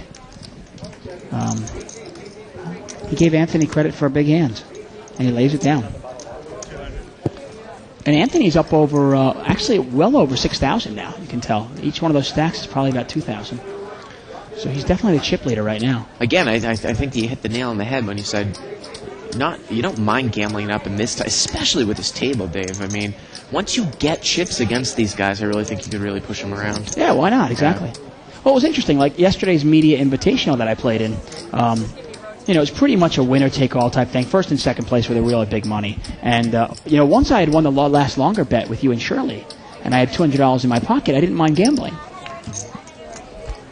And again, I didn't mind giving that $100 to you to have the satisfaction that you won out of the money. 10-6 jack here on the flop. 4 comes on the turn. 3 diamonds on board now. And Anthony's picked up a gut shot. Joe has a gut shot here, too. He had it on the flop. And the river's a 9, and he gets there. He's got the nut straight. Yeah, Anthony's got 5 high, though. So. And Joe has bet. Joe had the best hand the whole way. Yep. And,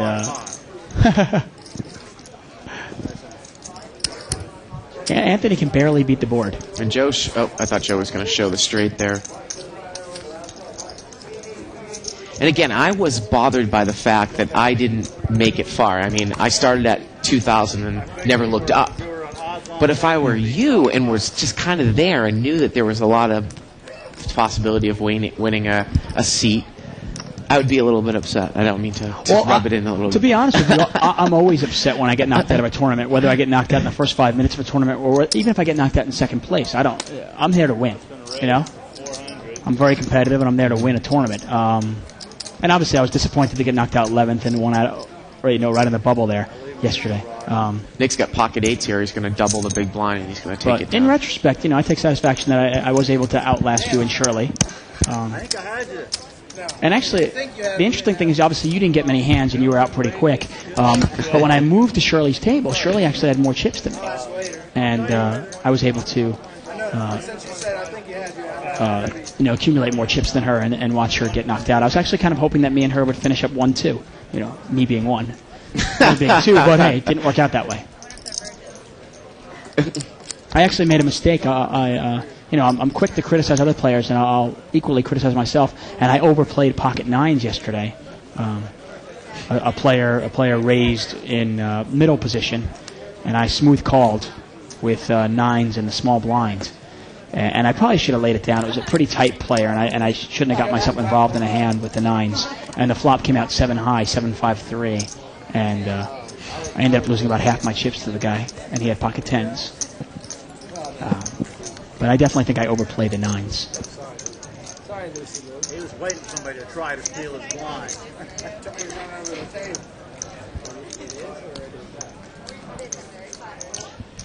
Hey, I just want to say a little shout out to everybody at 2+2. If you want to follow the thread, you can go to 2plus2.com, spelled out. Go to tournaments. Forums, then go to tournaments, and then go to the Live at the Bike thread, right? Go to forums, and believe me, I screw it up, and I've been trying to do it for 7 months. Go to forums, go to Tournament Poker, World Poker Tour, and other televised tournaments, and go to the official Live at the Bike thread for 8/26. I just want to shout out to them and say how much we really appreciate your support and you guys following us. It's I can't tell you how much it means to us that when we're in the booth here, to actually know that somebody is watching and paying attention to us. Yep. And obviously your feedback gives us that, and we do appreciate it. Thank you. Seemed like there's some interesting conversation on the threads here tonight, Dave. Well, I'm actually I just recently registered on there as Friar Tuck. Right. Never actually gave myself the nickname of Friar Tuck, but it was given to me by a couple of people on 2+2, and I've kind of kept it. I liked it better than the original Bart Jr. So Friar Tuck it is, and that's my I guess my name on 2+2. So if you want to message me, go ahead. I'm looking forward to my first private message from anybody.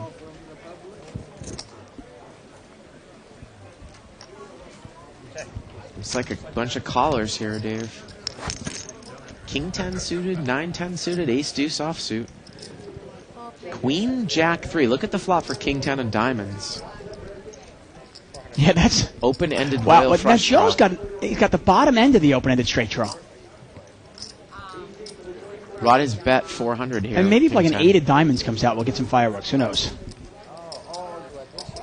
Joe is called. And actually, Rod did not bet. I think he's going to check raise. Excuse me. Yeah, he is going to check raise. Nick was the one that bet with the jack. And he's check raised all in here.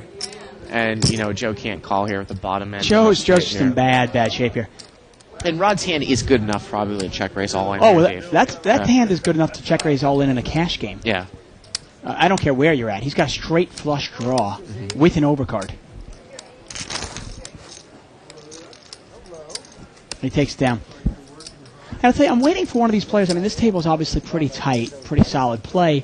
I'm waiting for one of these players to really adapt their style and kind of mix it up a little bit, my thought is if you put a guy like a Mo at this table, our local celebrity Mo, he would just eat these guys alive, wouldn't he? Well, absolutely. I mean, again, this is a tournament, and it's funny that we talk about tournament play.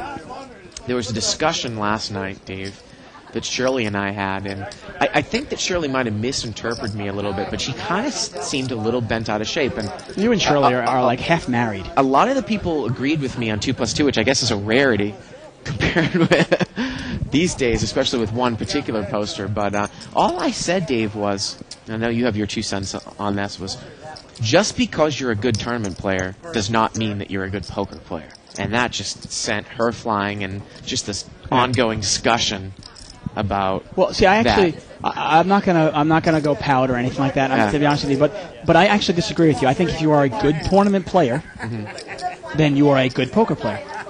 I think all poker is different, and you have to adapt to different styles. Now, the best poker players in the world, and the greatest ones, Phil Ivey, Doyle Brunson, Daniel Negreanu, they can adapt to any style, whether it be a cash game, whether it be a tournament game, whether it be a tight game, whether it be a loose game. And the best players can adapt. But I think if you're a good tournament player, Chris Ferguson, I'm trying to think of other players that are just good tournament players. Phil Hellmuth. I mean, and I know Phil Hellmuth takes a lot of crap, but in the end, you can't deny his record speaks for itself. Well, we got hand going here, and there's a little chip count there. Yeah, from about 15 minutes ago. And the button here has bet. He had Queen 9 of diamonds, did not raise from the button there, Dave, and he takes it down. We actually just got word that Men the Master walked by here and wanted to jump in and play in a tournament. Okay, come on in, men. Bring it on. Anyway, though, I'll finish my thought really quick. So I think if you're a good tournament player, you're a good poker player. Now, that doesn't mean if you win one tournament, you're a good poker player. Yeah. Because we all know a lot of schmoes can win one tournament. Just like a lot of schmoes can win one day at a cash game. Anybody can, Lightning can hit anybody once. And that's what happens in today's world. These stars are being made. They win one tournament and it gets televised, and suddenly they're a poker star. Well, that doesn't mean they're a good poker player. Well, I think what it is, I think what the conversation comes, and I asked Doyle Brunson this, and I think he totally agreed with me. And now I'm looking back at what I said, and I can see your point of view, but I think it is that really tournaments have really only been super popular in the last 3 or 4 years, Dave. I mean, before, it was really difficult to be a professional tournament poker player. Right. You know what I mean? And the old school thinking is a good poker player is to be able to make a living in poker, and that's normally going to be in a cash game. It's very rare that you can find people that exclusively make their living in tournament. I'm saying that style, that kind of, there it is, pokerblue.com, live the rush. Live the rush. That thinking has to go out the window these days, because you've got players, Scott Fishman only plays tournaments, and you can't deny his record speaks for itself. I mean, you can kind of look at it and go, well, the guy raises with King Deuce. He wins. He wins tournaments and he does well in it, and he makes a living from tournaments. Now, obviously, he wouldn't do very well in cash games, and he has no desire to play cash games. He even says, he goes, they're different animals, and I don't want to mix my game up.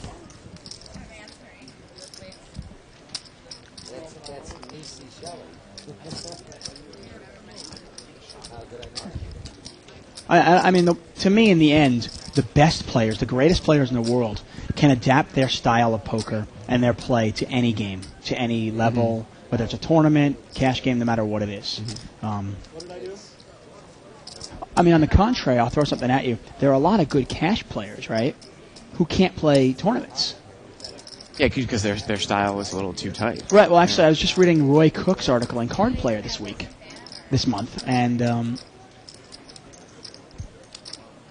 he had mentioned that he had just started to play tournaments again, and that he was really rusty because he hadn't played tournaments really for 20 years. He kind of just went into the cash game circuit.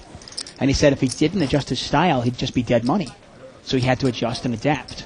Look at this. Anthony bet out with King 10, and Nick called on the flop with 5-8. He didn't bet the turn when it was checked to him, and now he's made his gut shot on the river, Dave.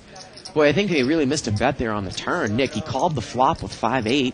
Turn came at ace. The guy checked to him. He checked behind him, and now he's hit the gut shot, but it's a one-liner, and how are you going to get paid off? He should have used the ace as a scare card. Oh, yeah. And bet it. Yeah. Without a doubt. I mean, he's going to win the hand anyway now, but... And actually, you know what it is, Dave? He has 6-8, not 5-8. So that's why he called the flop. He had a pair and a gut shot. Now it makes a little more sense. There you go. I know we have it up as 5-8. Well, it's still a one-liner. Yeah. Yeah, I mean, Anthony can't really beat much here. And Nick hasn't bluffed yet, really. I mean, Nick's pretty straightforward. Yeah, So we saw him lay down the pocket jacks. I mean, we talk about Yosh Nakano, actually, who is, one of the PokerBlue.com, PokerBlue ambassadors. He's one of the great cash game players in the world, NBC ranked him as one of the top 64 cash game players in the world. But I'm not sure exactly, and I don't want to speak out of turn here, but I'm not sure exactly how much tournament success he's had. Oh, Yosh Nakano? Yeah. And he's a great cash game player. Yeah. So... He's he's not definitely be player. Considered one of the best cash game players in the world. Right. Yeah, I mean, far. So you wonder.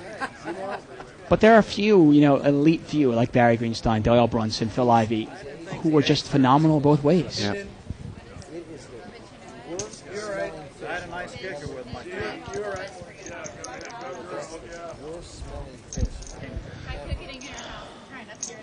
Limped around, small blind completes, big blind checks the ace, and here we go to the flop, Jack 4-9.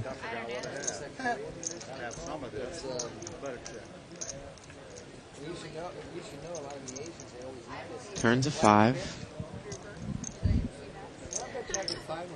And now Joe's going to bet on a pair of 4s. Anthony's got a wheel draw here. Turns river's an 8. Let's see if Anthony tries to take it away from him with the bluff. The breaks are for the week. Did you already take your break? I checked. Wow, Anthony checks right behind him. Joe's going to take it down with a pair of 4s. Yep. One thing, like I said, I'm quick to criticize myself, as well as anybody else, but I'm quick. When I was playing, I want to say 2 years ago, about 2.5 years ago, I really started playing a lot of tournaments. So 2003 was a big tournament year for me. And I think I had about 8 final table finishes. And there was actually one point between April and June or so. I actually had 5 straight final tables.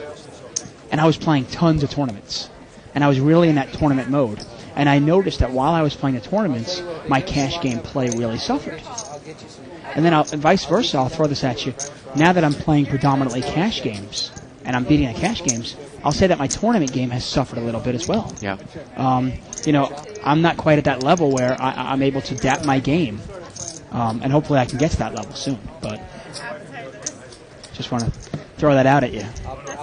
But it certainly doesn't mean I don't think when I was doing well in tournaments, I don't think I was a bad poker player. I still think I was a good poker player then. But I guess just play devil's advocate on both ways, both arguments. Look at this. Rod picked up a pair on the turn, and he's going to take it down. Yep. How do you know your seat assignment? You said you play tomorrow, do you know? They give it to you. Ask Eric. You'll be here at 1 o'clock? So I'm kind of excited, actually. I think I'm going down on September 11th, opening day. I'm going to go watch the Dallas Cowboys play the San Diego Chargers in San Diego. I get to see my old buddy Drew Bledsoe. There you go. I got to tell you that I assume that San Diego is going to win if Drew Bledsoe's the quarterback for the I actually like Dallas this year, I got to be honest. There's a shot of that 4,000. Wow, and Jennifer Harmon in the game, too. Jennifer Harmon, Barry Greenstein, Chip Reese, Doyle Brunson. I think that's Barry Greenstein. It is. Yep. And Hassan Abid. Yeah, that's got to be a game. Can you imagine walking around with $100,000 going, yeah, Jennifer Harmon, Doyle Brunson, Barry, Chip Reese. Yeah. Yeah, I want to play in that game. Yeah, the funny thing about that is I always wonder who wins in that game. Yeah, you know? I mean, they go and play in that game, and then sometimes you'll see Negreanu in that game. I saw him at the LA Poker Classic in that game, and Johnny Chan will play in the game. And, obviously, somebody's got to be losing. They all can't be winners. They all claim to be winners, and they all are great poker players, obviously, and great, reputations. But somebody's got to be losing. Well, someone said Tuan Lee is in the game. Oh, wow! And, he's had cash games before. I mean, we thought he's really aggressive, and he did make some questionable moves in limit hold'em when we saw him in the 4-8 game. But well, it's his image. You never know. I mean, he might be a really, really good deuce to 7 player. No, the thing with Tuan is that makes him really dangerous is since he's so aggressive and will check raise on the turn with nothing and check raise on the river with nothing, he'll always bluff. Yeah. When he starts going on that run, and what Barry said was when he hits cards, he gets dangerous because he's always going to get paid off. You always think Tuan is bluffing, so you're always going to pay him off, and that's where he gets dangerous. Nick limps in and Anthony raises with ace-10 offsuit. Nick folds, Dave. This has got to be one of the tightest. Yeah, King 9 suited in a 5-handed game, and he throws it away like it's nothing. Amazing.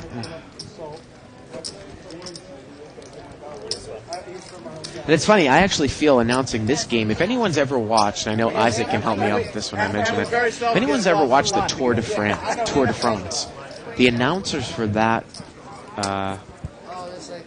event, they just kind of constantly just tell stories back and forth and just kind of let the play happen in front of them. Right. Live play. I mean, there really isn't much to be said. Tour de France. Yep, there he is. He's cycling. Right. He's cycling more. Yeah.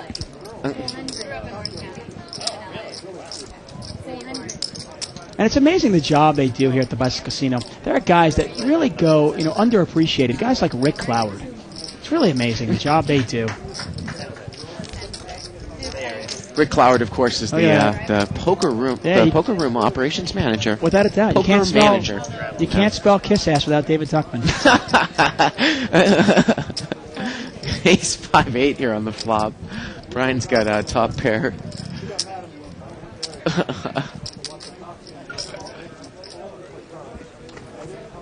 You're just picking the wrong ass to kiss. I'm just always kissing our producer's ass. Oh, there you go. Little match there. And Brian takes it down. Brown knows David Tuckman.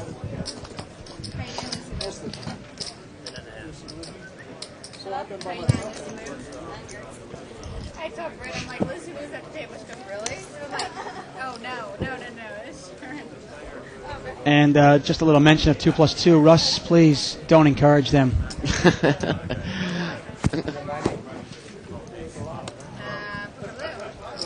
Ace-9 suited there for seat 1. And he checks it, Dave. Ace-7 suited, limps in. Actually, you never threw it this way. Here comes the flop. King, Queen, 6. I mean, Dave, Ace-9, Ace-7 suited, 5-handed. No strength pre-flop. I don't mind that. Like I said, I want to see more flops. I'd rather limp in almost every hand. I don't mind the limping in, but it just once the flop comes out, there's not much aggressive play. Dave, the level's going to end here in about 40 seconds. And we're going to take a very, very short break so that the players can go to the bathroom. Okay, sounds great. Very short. You still haven't given it. What are blinds next? 1 and 2 is an 8. Okay, after this hand, everybody got a 2-minute. Well, we're watching PokerBlue.com. It's kind of like the the whole saying of if a tree falls in a forest and nobody's there, does it make a sound? Yeah. Well, if these guys go to the bathroom and stop playing, were they really playing? Something along those lines. I'm not sure. I thought you were going to say if these guys go to the bathroom, does it make a sound? Right. Yeah. Does the game change? Once again, we are live at the Bike. I'm David Tuckman. I'm here with Bart Hansen. And you can catch us live at the Bike Wednesday through Saturdays from 6 p.m. to 10 p.m. Pacific time. And Dave, we're going to take 5 minutes here.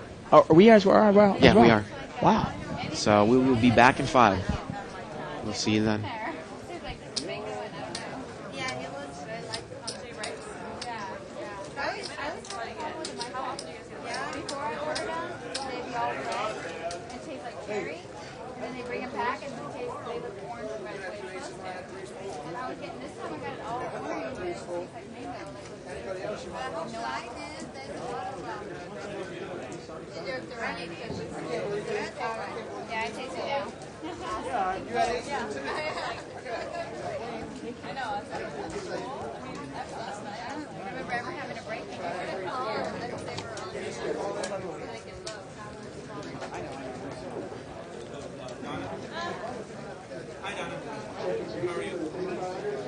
Everything okay?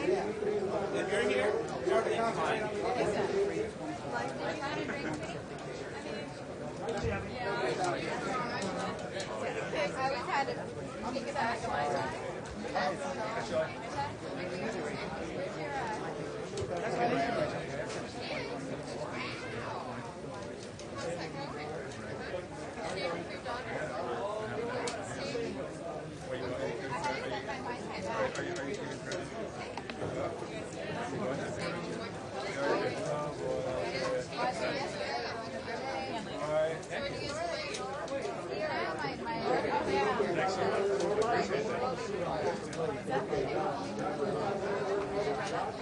Whoever wins this.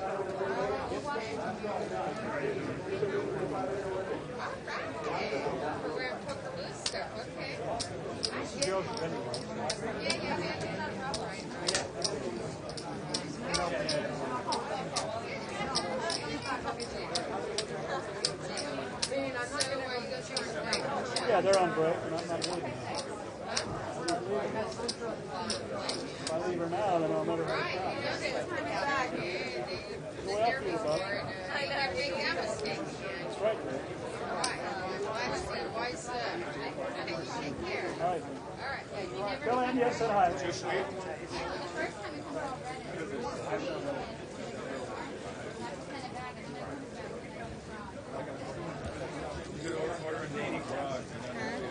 Put them in.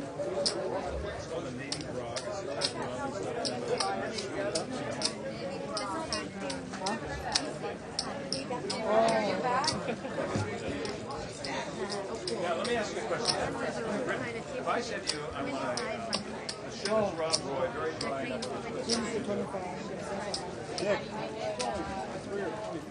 Huh?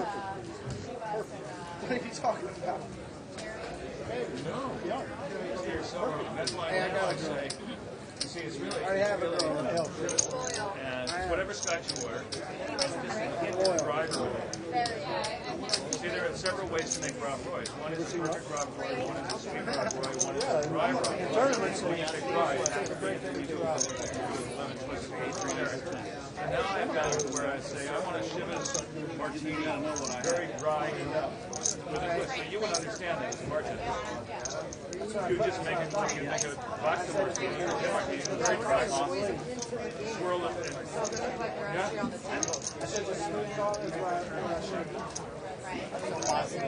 Yeah. Right in between the two boys. Sally, I want you to scoot up to the table. Scoot in. Up to the table. Sally.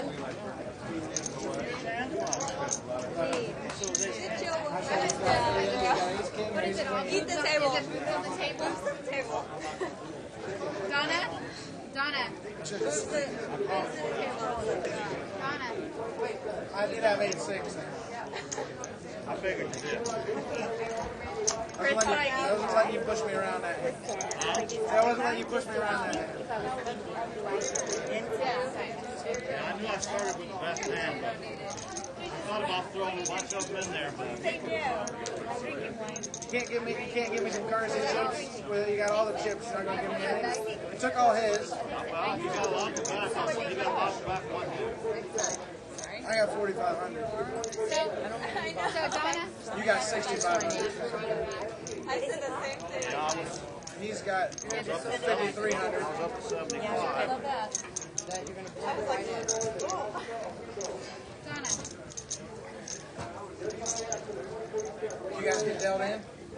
You guys gonna get dealt in? I guess so. No, I'm just gonna look at the camera going.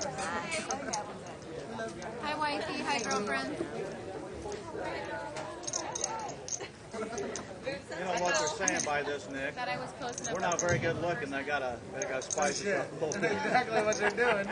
Me, you, Rod, this guy. Yeah. Huh? Thing one and thing two. They're gonna deal them in. We're missing somebody. He's like, I'm in trouble with my We're girlfriend. missing somebody. Right behind. What are we missing? We're missing Brian. Brian's at McDonald's. I bet you he If he did, we're going to deal him out because I'm not waiting.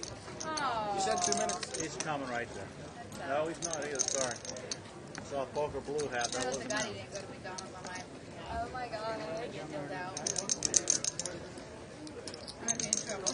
We're acting like we're playing for those 50 G's. Nobody's going all in or nothing. I know. I don't have much time left. I'll be going all in. I just don't want you pups beating me, that's all. I folded. I had 7 dudes. Well, I can't believe if you went to McDonald's. I had 3-8. I will shoot him. I did not tell him to go. You know, we're gonna take over your dog. This one? I did not tell him to go to McDonald's. Is that your good luck? Charm? So that's what I wanted because Seriously. right? What happened? I did. I just like McDonald's. Just like Thank God I don't have the camera down. Come on, Brian, I'm waiting on you. Yeah. Roll Lucy over here. That's what I call it. Roller. Come on, Brian. Bulldog, roll good. Roller. Girl, you don't know how to I roll. said I couldn't bring it. So cute. She goes with me every I have a bulldog. Rocco. Sorry. Bulldogs are the best. You gotta put him in the camera. Nick, give me the dog. She's in the camera. It's no longer yours. What? My baby wants it. Okay, everybody, ante up, $25. Your blinds are now $150, $300. Jump up and deal. Jeez. 153? What is it now? 153 with a quarter ante. Oh, now we're getting this game out of the mix. I'm really bad. Seriously. Yeah. 200. There you go. I need all the luck I can get. Oh, 300. Oh, the blinds are 150. That's right. Oh, Brian, you're back. Yeah. Oh, you remember it, huh? Honey, Oh. You really want that number 2 vanilla shake tomorrow, don't you? No, I've got some specs in my car. I can get that.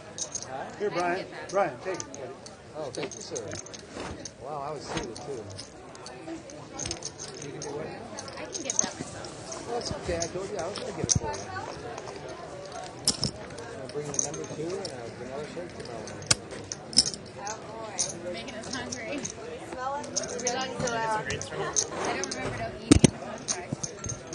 I don't remember hearing or hearing hungry. Or being written.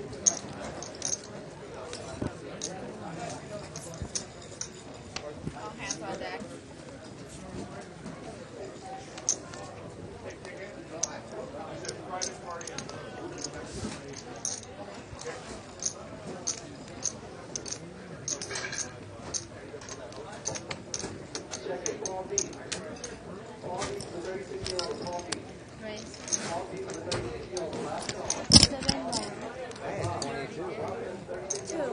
One after the other. You know, you play this no limit like a little bully. Huh? And we're back. What am I supposed to do with ace king? Am I supposed to just check? Yeah. That's what I did with it. Well, now the action's going to pick up. Wow, I think they decreased the round length, Dave, to Yeah, we- 20-minute rounds. 20-minute rounds, Yeah. $150, $300 blinds, $25 ante, and now we start seeing some action. I'm excited here. PokerBlue.com here. The winner of this is crowned Mrs. Poker Blue Man.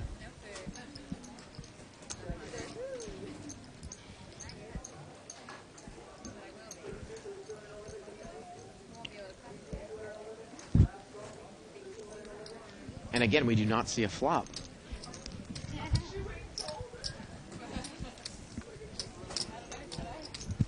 Looks like seat 8's going all in there, Dave. I wasn't going to go there.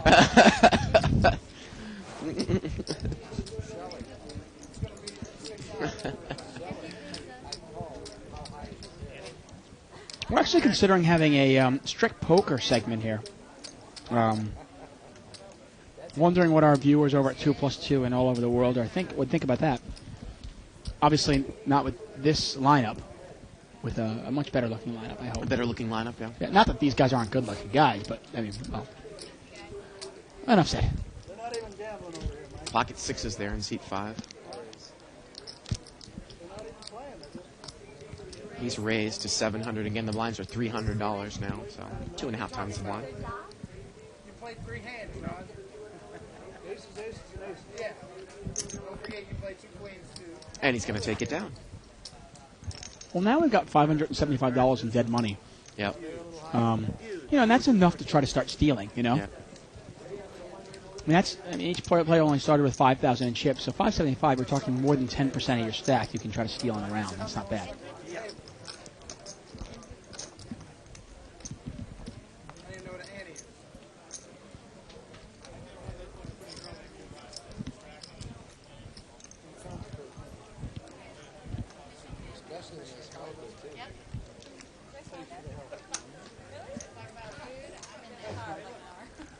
Couple of things on 2+2 I want to get to here, Dave. Yeah?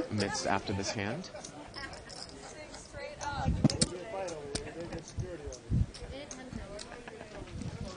And here we go with a flop. Oh, pocket kings over there for seat 4.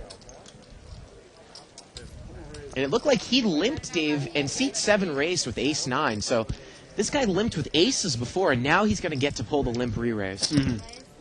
Nick had raised with ace 9, and Rod's going to re-raise here, and again with the blinds That's this almost, high. That's almost all in. Yep.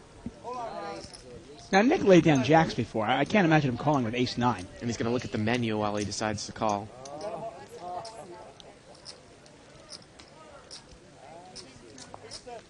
Sure, there's several selections on the menu that Nick would enjoy. Looks like a big guy there. Perhaps that bean curd soup that Kenna James was a big fan of that night in 30-60 game. Pizza, the bike burger. I'm a big fan of the chicken kebabs, Yeah, lamb chicken kebab. kebabs, yeah. Excellent. Okay, now Kev Math in 2+2 says, Dave, why do you insist on saying that NBC's Invitational or NBC's Heads Up Poker Championship is the top 64 players? Because they invited James Wood, Jerry Buss, Dennis Wagner, and a couple other people. I don't insist upon it, Kev. To be honest with you, it's the memo I got. I read it.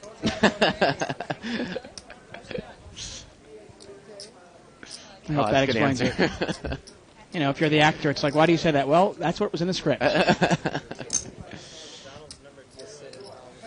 Seat 4 is called here, and the big blind just checks it.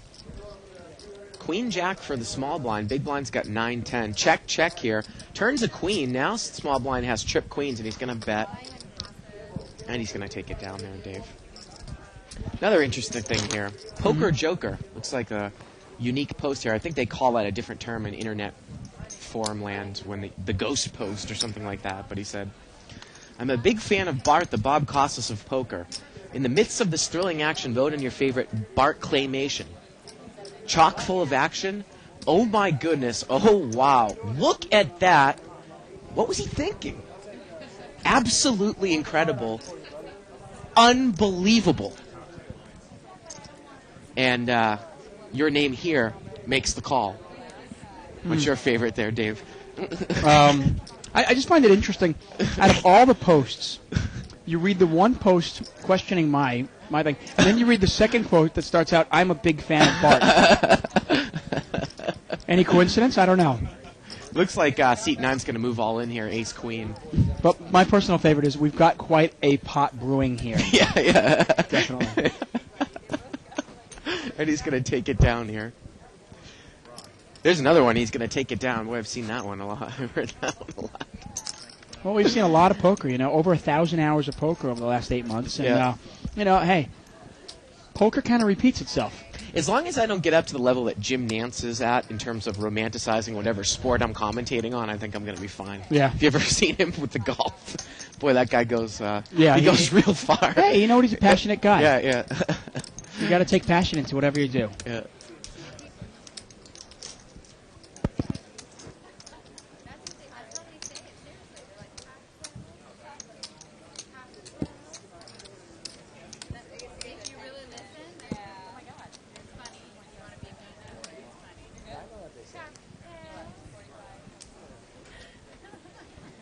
And Dave, actually, the Patriots are playing right now. Maybe somebody can give me an update. It's probably towards the tail end of the game. They were playing against Green Bay. Good old preseason action. Yeah, call me when the season starts. Seat 5 is going to raise here to 800. Still hasn't figured out the card thing in the window yet, and he's going to take it down. I always find it interesting, and I don't want to downplay the Poker Blue girls or the Poker Blue babes because they look lovely. But I always find it really interesting because you see other internet poker sites. They have their girls, and if you go to like Card Player, you go to the magazine, you can see the girls there and stuff. Or obviously at the Lifestyles convention during the World Series, you couldn't walk more than 2 feet without having some sort of a breast fly in your face. And I just find it really interesting because you look at that and you're thinking, do the players actually think that when they play online, these girls are going to, come in their house? Now, at PokerBlue.com, you do. You get one of these girls. But, hey. Well, Dave, I'm going to repeat something that Kenneth James said here on the show and in the interview I did with him in Vegas. Yeah? He heard that at the time of the Rio convention, there were no prostitutes in Las Vegas. They were all at the convention. There. I'm not surprised. I don't know if we can get a shot of this here.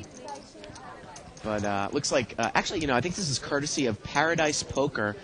They had 110 people come here on satellite that won satellites into Legends, and they're having a buffet that they put on that everyone won. And the food director was nice enough to bring over some cracked crab, shrimp cocktail. It's like some white chocolate-covered strawberries. We had a discussion about that on the thread. Give me the food. Pocket Kings for seat 9 over there, and again, he's probably, looks like he's just going to raise it up a little bit. $900. Got more chips to work with, so he's going to... I haven't seen one player make a move yet. No, like a check re-raise, or. And again, it's kind of a rarity that you see the tournament level times go down, but we've done it here on 11th Pike.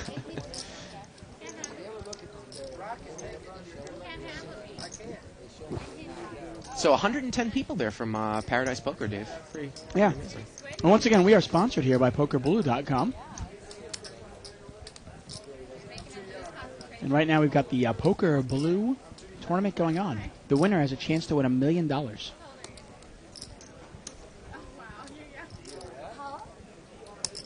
Nick's got ace-8 suited here. Looks like he's just limped here, Dave, again.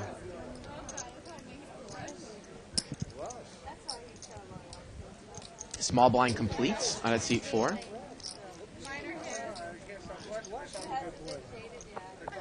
Jack 4 deuce. Again, the guy in seat 5's got a real trouble with the concept, Dave. In the window, he's got ace 5.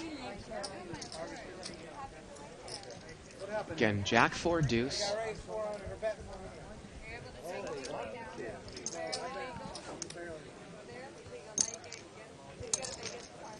And seat 5 bets there with ace 5 on a wheel draw, and he takes it down.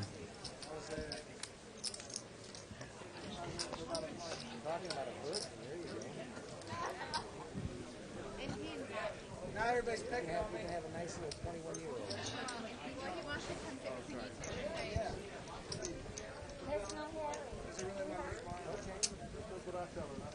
Hey, Brett, you want to switch seats? Looks like it's going to be the end of the road for me, boys. Hey, Bart, did you know that poker has surpassed football to become the number 1 spectator sport in television? Now, that's a little blog here, a little memo I got, and I was supposed to read that. But I was just wondering, do you consider poker a sport? Well, it's very sedentary, that's for sure. I mean, is it a sport? I mean, is backgammon a sport? Is chess a sport? Ooh, 2 people have flopped top pair here, Dave. We can see a lot of money happen. Queen Jack 10 on the flop. Joe's going to lead here. And neither player is free rolling because neither player has a heart in their hands. He bets 800 out of seat 9. Anthony in seat 1's got top 2 as well. Yeah, all the money's going to probably go in here, Dave, and it's going to just be a shot pot. Right. This is one of those hands that might be more exciting if you actually didn't see the whole card. Yeah.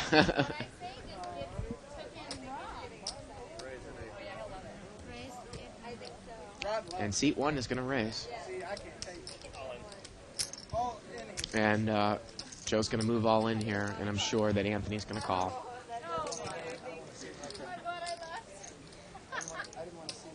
I'm going to completely lose my concentration.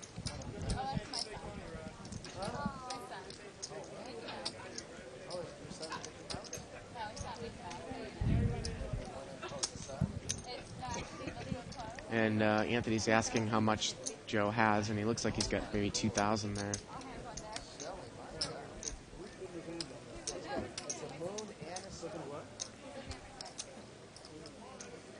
And he's thinking about it here. I mean, he can lose. There are a bunch of hands. Well, he's calling. He's made the call. Chop it up.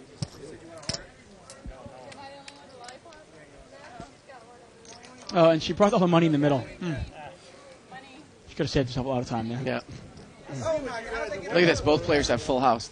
And sometimes you'll see queen, and the you'll see an more ace. experienced dealers just leave the chips there until they see the cards. Yeah. Just to make sure that she didn't waste her time there. Well, I think it's more prevalent where all the money goes in a cash game, Dave, where it's more likely to chop as opposed to a tournament. Right, but you might as well. It certainly doesn't cost anything to leave it there for 1 second.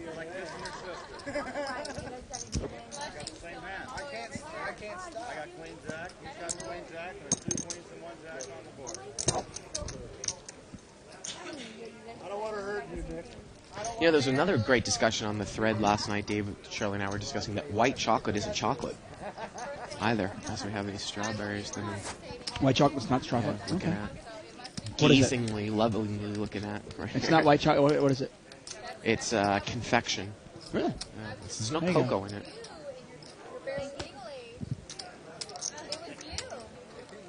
And you look at this.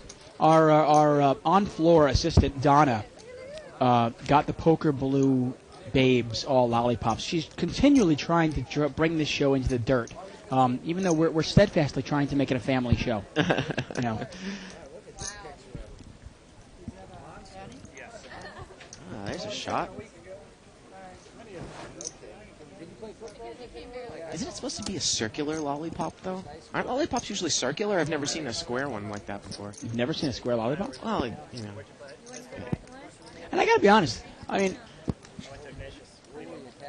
obviously I'm married. I like girls, but if I'm playing poker, I don't want one leaning on me. Yeah, I was thinking the same thing. You know, actually. I'm like, okay, you're nice. You're okay. Sit on the side. I'm playing poker here. especially if it's a sport. You know, I'm in the middle of my sport here.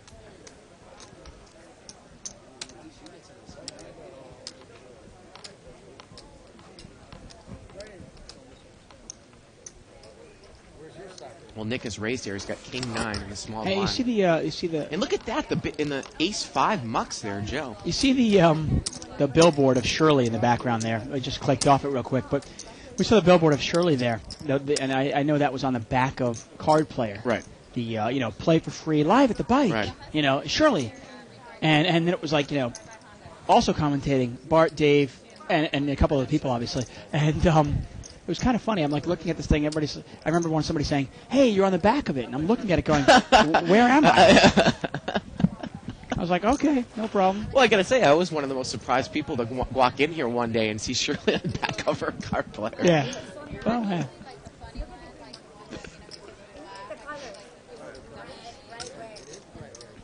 Our producer Evelyn has assured us that there's more to come, Dave. Where we'll actually get in the picture. Really? You and I, yeah. She's assured. Okay. Wow. See what I mean? 4-7-10 here on the flop, 7 on the turn. No Joe's got a gut shot anything. here. Rivers and Ace. Queen High is good here. And it's going to go check, I think. And Queen High wins. Barely. 8 high. Let's have spades, though. And originally this tournament was planned for 4 hours. And we were kind of hoping it would be, a really, action-packed 2 hours. But it looks like it might last 6 or 7. We'll have to see.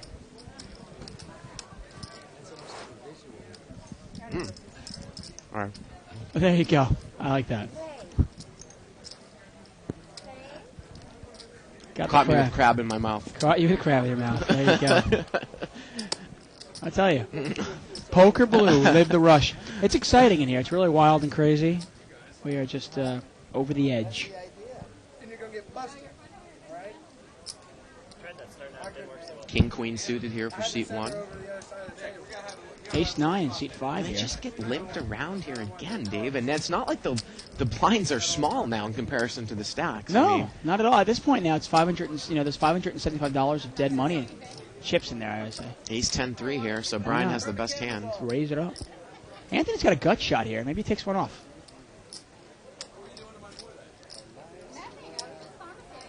Rod's got bottom pair. I don't know why you guys never believe me. I believe you. And like it's been all night, pretty much the best hand bets, and the other hands get out. Fold, right?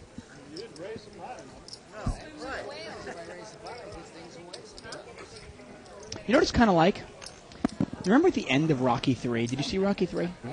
Okay, where after Apollo has taught Rocky how to fight, Mickey died, and Apollo taught him how to fight. And at the end of it, he goes, "Okay, there's one thing we have to do." And sure enough, Apollo brings Rocky into the ring to fight.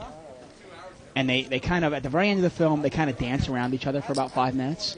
And they're laughing, and he goes, "Oh, I taught you too good. Yeah, you're too, And they don't even punch for like 2 minutes. It's kind of how this tournament's going. They're just dancing around. Nobody's really getting in the middle. Nobody's mixing it up. Pretty straightforward. Didn't they end Rocky 3 with them just jabbing at each other, too? Yeah, it ended with one punch. Yeah. One final punch in the middle.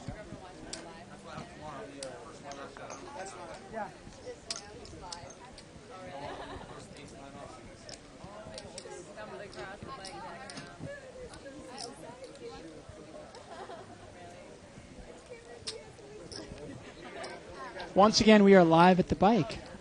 I'm David Tuckman. I'm here with Bart Hansen. And we are watching the Poker Blue shootout here. All these players actually won a free Legends of Poker main event seat online on PokerBlue.com. And tonight they're playing for the title of Poker Blue Man. If tonight's Poker Blue Man goes on to win the Legends of Poker, Poker Blue will pay him a $1 million bonus. $1 million bonus. $1 million. Wow. That's not bad. So all you got to do is win this and then win the Legends. And again, I wonder, where were we when Poker Blue free roll was going on, when you needed to play 4 hours of 1-2 hold'em? Yeah.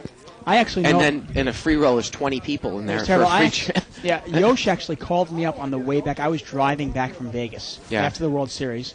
And Yosh Nakano actually called me up to say, "Listen, there's only 20 people in the tournament tomorrow. Can you get home and log 4 hours?" And I could not get home in time and play 4 hours online and play in the free roll. So I was a little disappointed. But I guess it was destiny for me to be in the booth commentating about this instead of playing in it. Okay, players. Annies are 50. Blinds are 200, 400. Wow, the blinds are going up. We're going up to 200, 400 with a $50 ante here. You know, that's talking. We're now talking about $850 of dead money.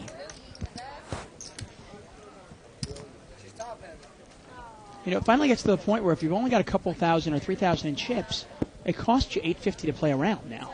Yeah, I mean, we really get to see it start to mix up here. Oh, well, it's almost costing approximately, I'd say, $175 per hand.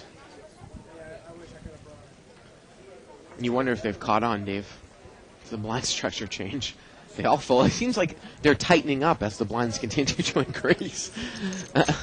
It gets folded well, I around got to tell the you, big at this blind. point, what's going to end up happening is everybody's going to have pretty much the same amount of chips. Right, right. And about 40 minutes from now or an hour from now, it's just going to be all in poker. Yeah. Because the blinds are going to be too big and they're just going to be moving all in. Which is why one of the reasons why I like to really mix it up early, because those are the only chances you really have to play poker.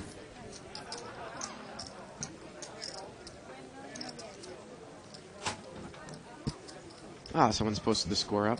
Patriots 27, Green Bay 3.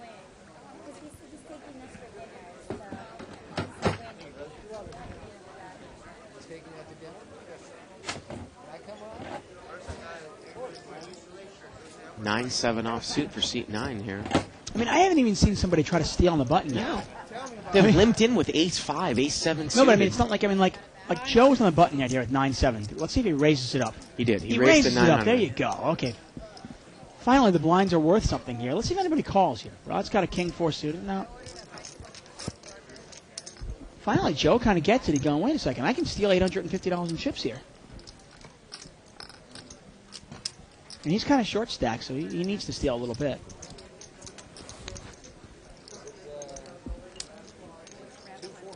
I'll tell you one thing. If I'm in the main event tomorrow, I'm not playing to last longer with any of these guys. No. No chance. See, I knew at least with Shirley, I know she likes to gamble it up early. And I know you, too, also won't wait for a big hand. You're not looking to just survive. You're looking to win it. And I'm the same way, and obviously, and I think that's why Last Longer works in that kind of format. Look at this. Pocket aces in the small blind he raises, and the big blind folds.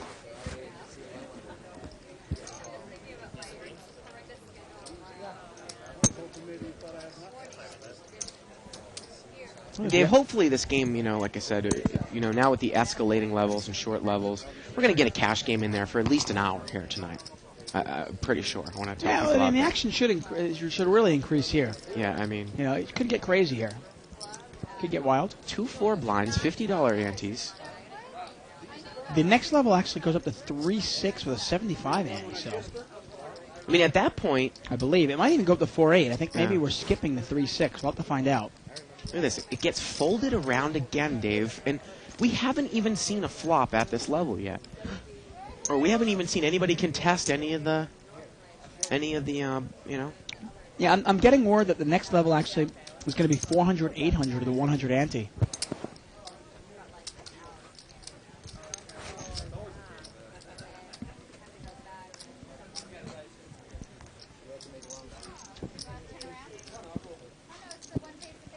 And in the end, that's what we're here for, Bart. We're here for your amusement. Everybody at home. It's entertainment. We try.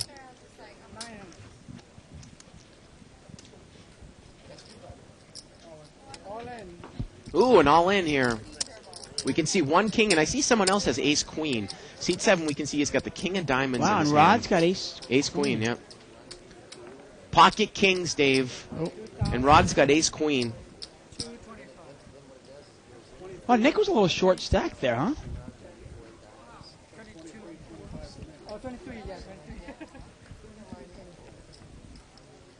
$2,325. Nick was short stack there. Wow. I didn't realize Nick had gotten that low. But I know he raised with pocket jacks and laid him down before the flop and so forth, so.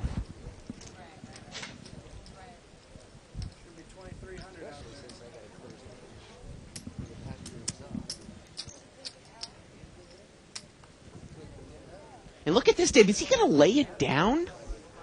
I mean, I guess it is just ace queen, but we're 5-handed. That's unbelievable. No, I actually disagree with you there. Yeah? Ace queen's a crap hand to call an all-in with. Well, I mean, it's to the point, though. I mean, I know you wanted to call because you want the action. But we're at 20-minute levels, Dave. The level's going to change in about 5 minutes. I'm sorry, Bart. You're only going to have 15 or 10 or 15 more hands. Bart, you're biased here. You obviously wanted to call because you want the action to move. You want the game to start going a little faster.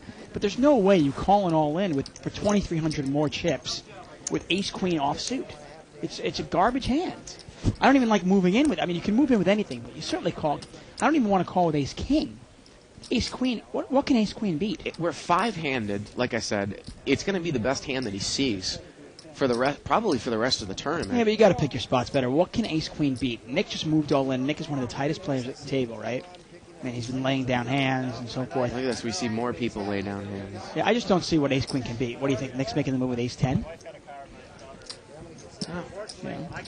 He knows he's either a race, it's either like pocket jacks or pocket tens, or he's in really bad shape because he's pocket queens or pocket kings or pocket aces, or he's got ace-king. Can't beat any of those hands. I'm sorry, calling an all-in when it's a substantial part of your stack with ace-queen is an amateur play in a tournament. You just can't do it. Doyle actually says ace-queen's one of his least favorite hands. Yep, least favorite hand. Yeah. King 10 offsuit here on the button. He raised last time with 7-9. Oh, this is an easy raise here. King 10. It looks like he... Oh, here, yeah, we're going to... Here we go. We're going to raise. Going to go with the... I'll call first and then raise. The old call raise. Yeah. Hey, that's actually kind of a tell. Generally, when people say raise, and then they put the call out there and then they raise, it's because they have a real hand. And here he does. He has king high. Before, he just raised it straight out when he had 9-7 offsuit. Look at Anthony here. Anthony's got pocket fours. Now, this is not a bad move. You're Anthony moving all in here. And that's what he does. He moves all in. Wow, I like the play there. It looks like he's kind of on the short chip. There you go. This is a play here now. And I think Joe almost has to call. He doesn't have that many chips left. And once again, this tournament, it's a winner-take-all tournament. There's no prize for surviving here, so you got to get some chips. You got to gamble up a little bit. And we might get our first real race situation here. Yeah, Joe's got to call this, and he does. Good call. Okay, so here we go. Race situation, pocket fours against 2 overcards. And maybe someone's going to actually get knocked out. Look at this top 2 pair. Anthony's going to have to catch a 4. It's no good. And Joe doubles up there.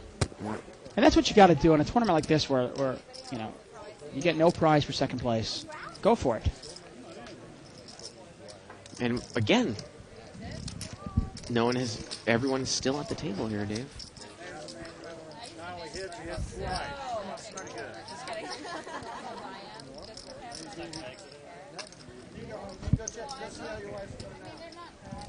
Call in the intermission. She said, look, if I miss my plane, I'm not coming. That doesn't sound good.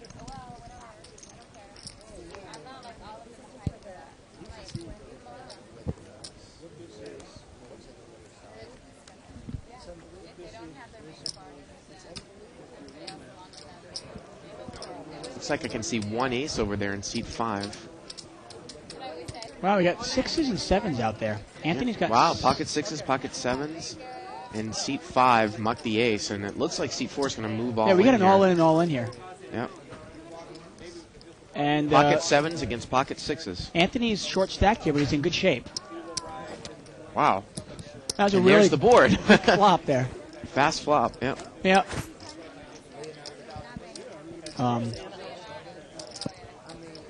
I think Isaac was caught with crab in his hand there. But a quick flop there, obviously 7s versus 6s. No help to the 6s, and Anthony doubles up there.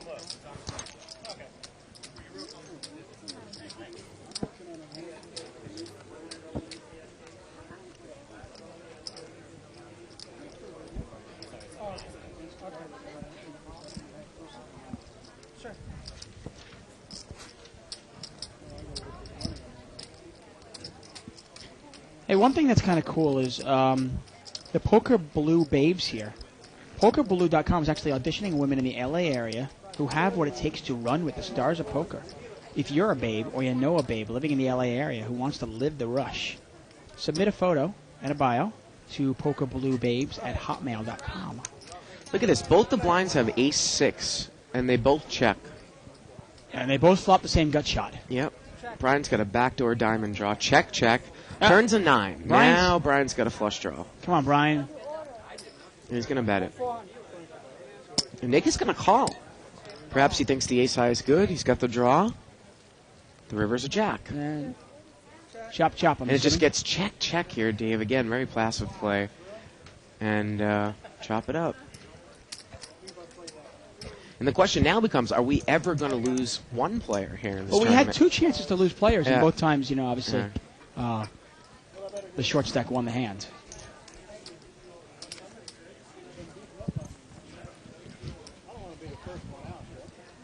Yeah, I don't want to be the. I didn't want to be the first. I know I'm the only sucker, but I don't want everybody else to.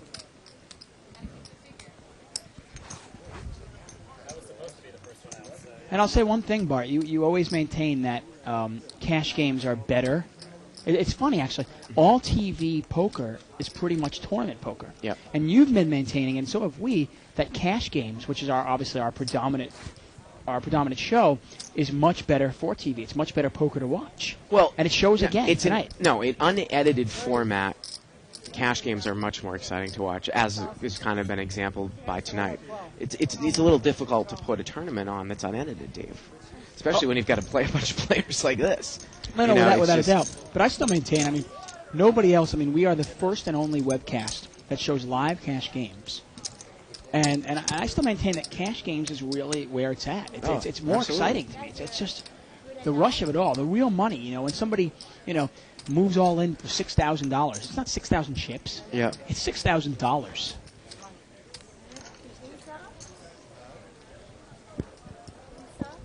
you know, 2 nights ago when Yoshi Nakano rivered a 10, you know, and got 10s full, which gave Jerry Buss the straight, and then Yoshi Nakano pulled in about a $26,000 pot. That was real money, you know, and Jerry Buss just lost $11,000, and Yoshi took in a $26,000 pot.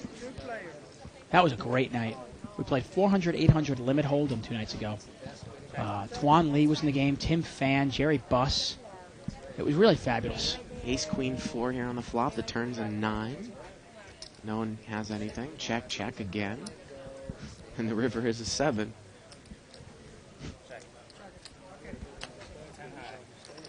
King high is good here, Dave.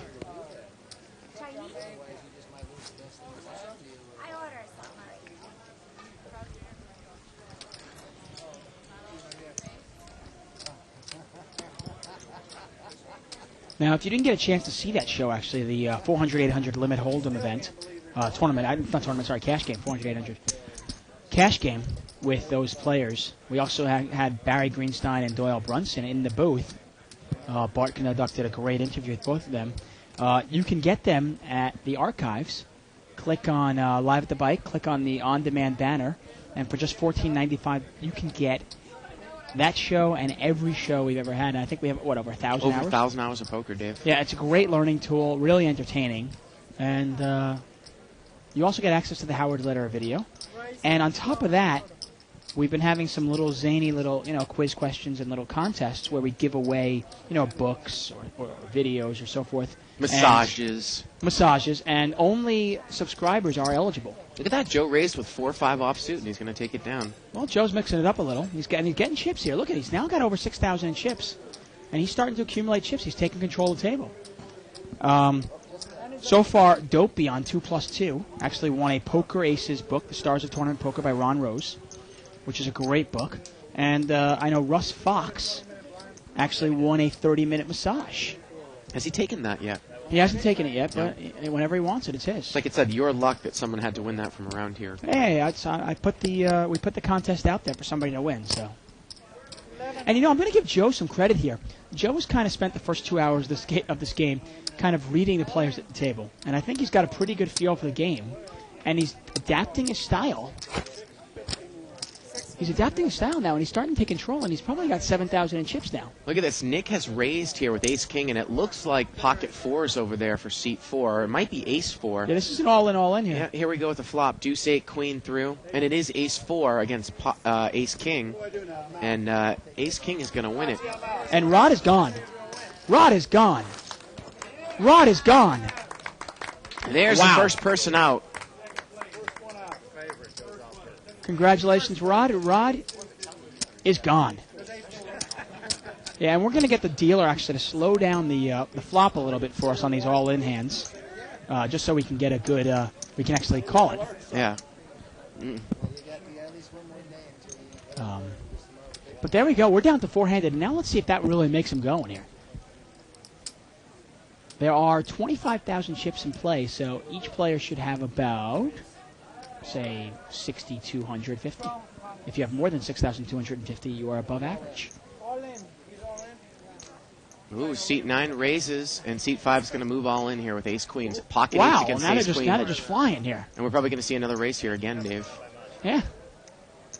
Raised by Joe with pocket 8s. Ryan moves all in with Ace Queen. Well, it took him a couple hours, but we're going now. Might I say it's about time. Well, hey, you had that whole feel-out stage. We kind of suspected this would happen. Once the blinds moved up, it would become an all-in fest.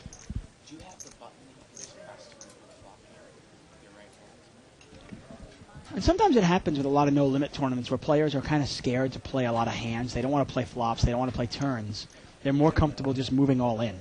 Oh, man, he's going to make the call here. Because all Looks the like. decisions are taken out of their hands. Pocket 8s against Ace Queen. And we go to the flop. Oh, and ace comes out. 3. Ace Queen takes the lead.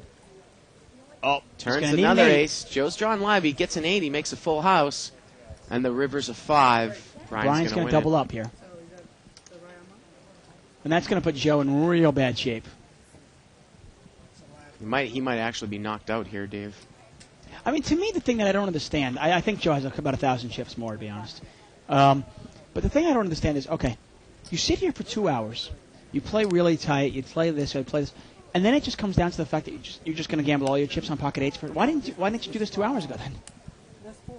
You know, I mean, if you were going to mix it up early and try to accumulate chips, great, and then just go all in with Ace Queen versus pocket 8s, you know it's a race situation. Well, again, though, Dave, I mean, we're talking about, I don't know how much time is left in the level, but once you get up to the next level, especially if they move it up to 4-8 or whatever the next level Right. is, you got a pocket 8s, you raise, the guy moves in all behind you. You telling me you're going to muck and wait for something better? No, of course not. No, you know?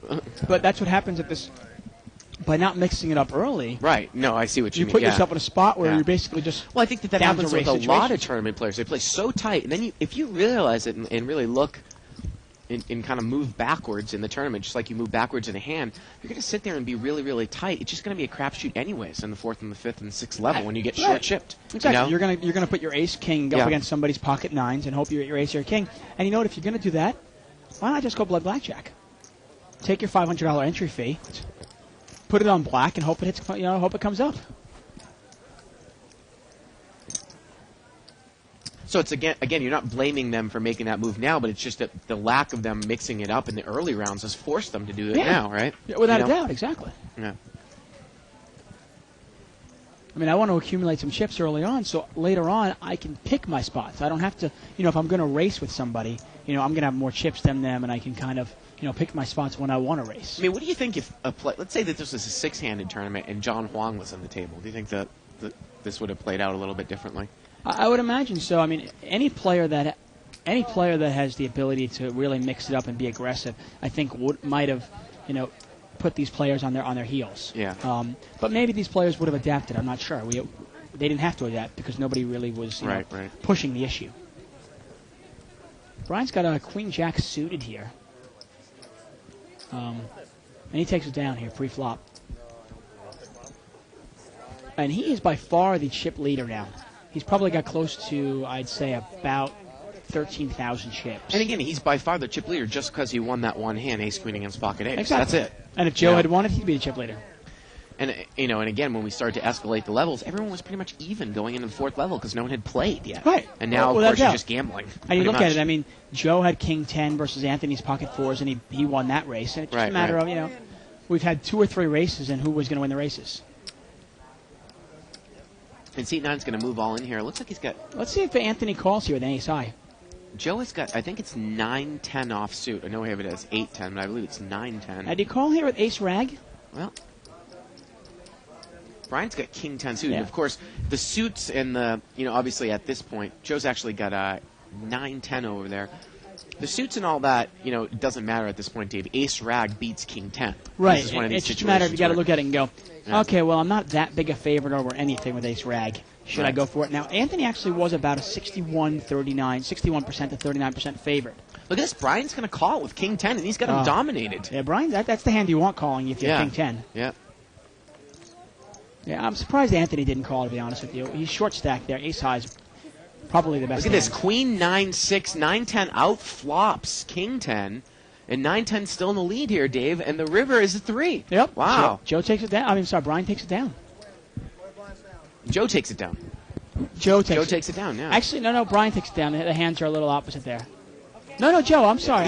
Dave, it's 9-10, man. I'm opposite, okay. I'm a little screwy there. For some reason, I thought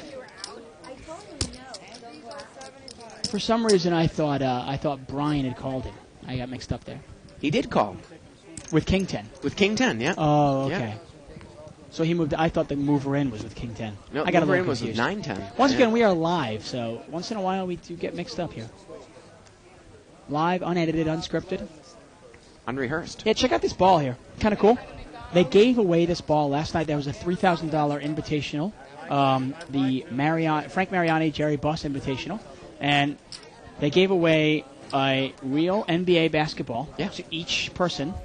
And Real because I can't palm it, that's for sure, but I can there you go, palm right. a 4.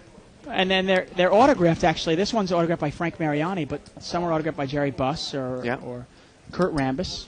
I think Kobe might have autographed a couple. I don't know. Joe moved all in here with Jack 9. He's going to take down the blind. Say it ain't so, Joe.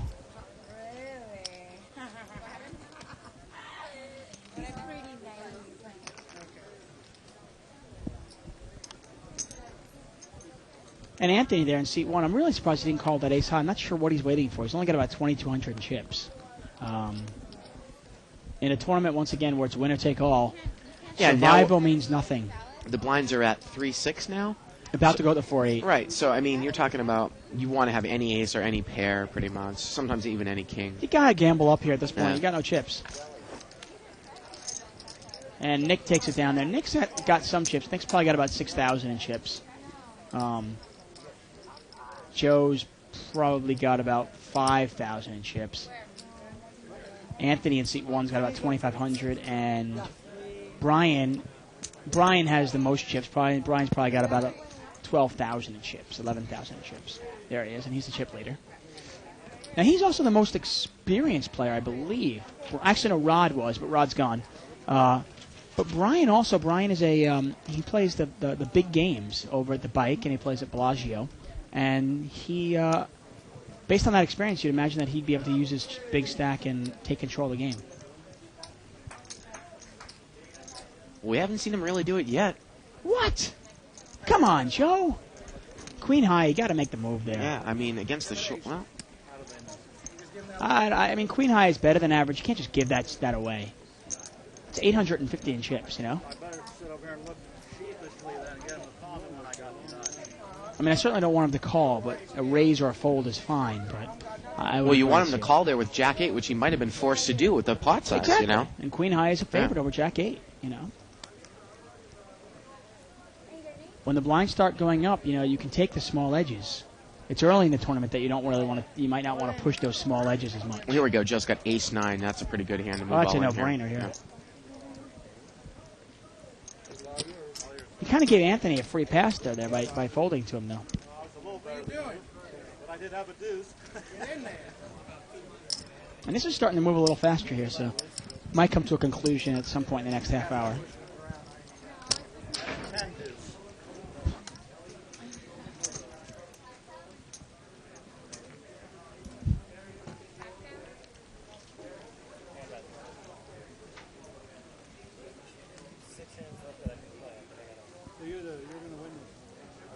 Again, Dave, we're going to try to have at least an hour of live poker here tonight. Yeah, I think at this pace, I think it'll be that way. We're starting to move a little bit. The blinds are going up, and I don't think the players can wait around for the great hands anymore. You know, the players might complain that it's becoming kind of an all-in fest and they're not able to play poker, but, well, It's kind of their own fault. Well, You know? I mean, we gave them 2 hours. I mean, to play. yeah. They got them, you know.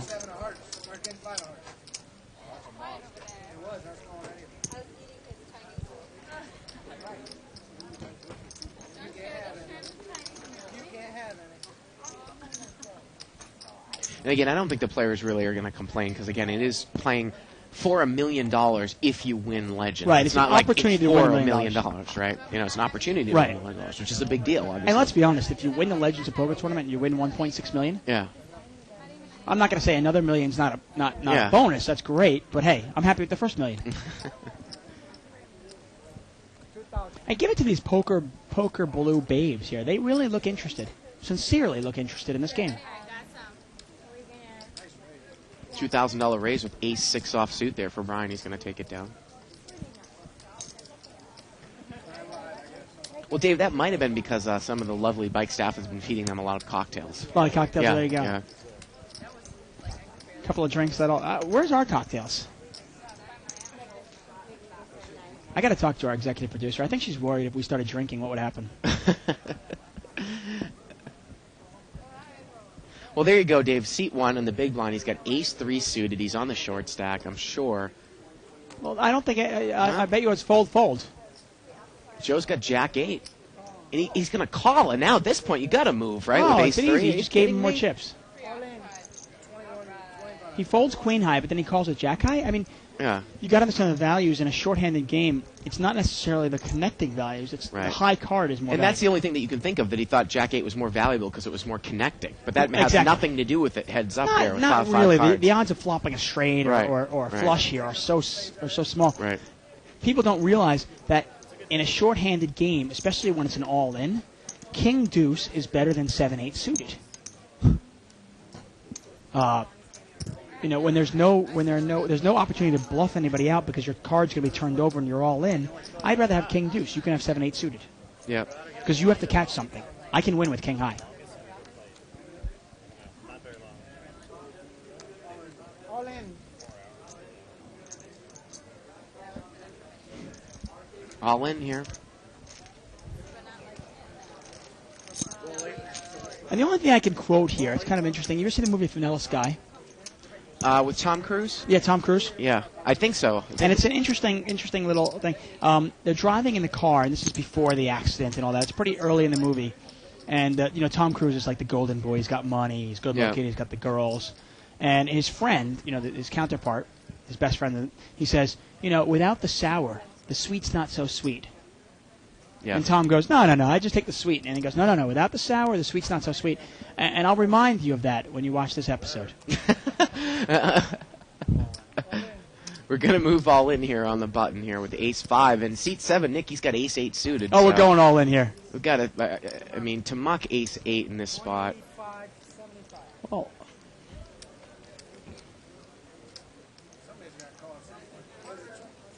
It's only another 2,000, I believe. Yeah. He's still going to have chips. I say gamble it up at this point.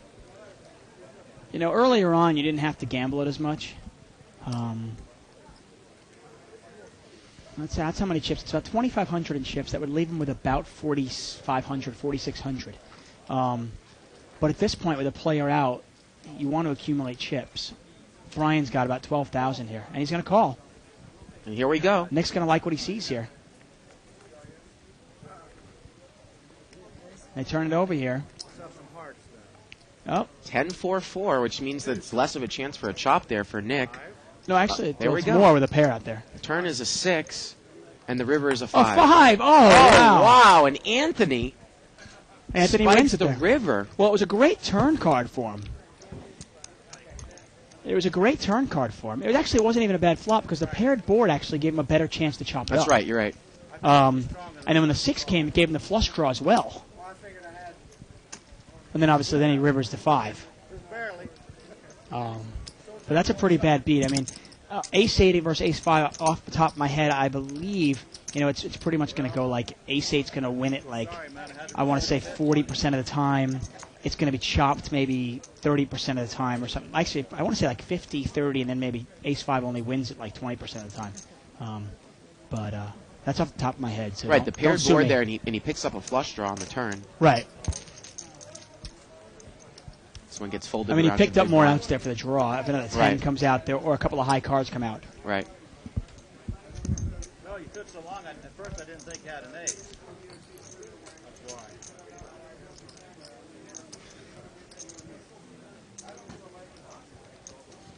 I'll be stronger next time, I promise. I was just a little desperate at that moment.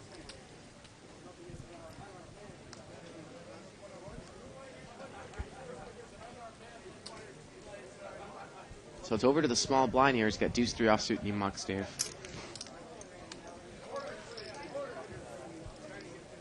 And it's amazing. Just when you think it wouldn't last that long, these players somehow have an ability to stretch it out. Well, I mean, you got a couple of, the Ace-5 beats Ace-8. I mean, Anthony should be out of this tournament right now. But you know what? If you're Nick, you don't mind. It's like, okay, I got nothing in hand with the best of it. What am I going to do? Choice but to go all in. I said I had no choice. And I'm surprised Brian's not pushing it a little more. He's got the chips. Yeah, he's not even playing in the hand, Dave. Yeah, push, man. Ace deuce offsuit, seat I mean, 7. you'd almost imagine like second place is a lot of money or something, and they're all trying to hang on. Nick has got an ace here, and someone has pushed all in. I believe that it is seat number... I think it's Brian with pocket 9s. He has a couple of red 9s. Yep, and ace 2 is just going to call, so we've got pocket 9s against ace deuce. Wow, Brian's way ahead here. Yep, one overcard there for Nick. Oh, and the flop is ace. Way Ace, ahead. queen, Way 5. ahead means squat now, huh? Yep. The turn is a 5. Brian's going to need to spike a 9. A 9 here, and the river's a 6. I'll turn it upside down. And Nick takes it down there. And Nick's back. Now now suddenly Nick's got 9,000 in chips. And anybody watching this, whoever said poker doesn't have skill is crazy. Yeah. Because this is all skill.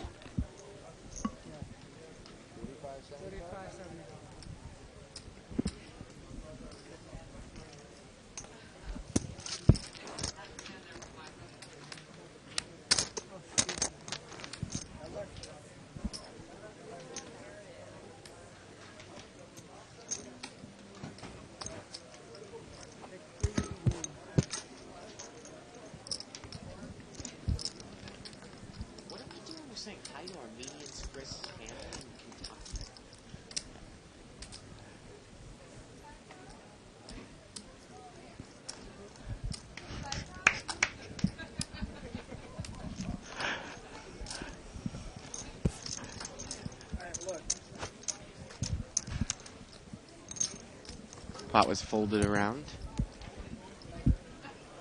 And I just want to say hi to Chris Gregorian's family in Kentucky. He's watching. And there he is. Chris is there.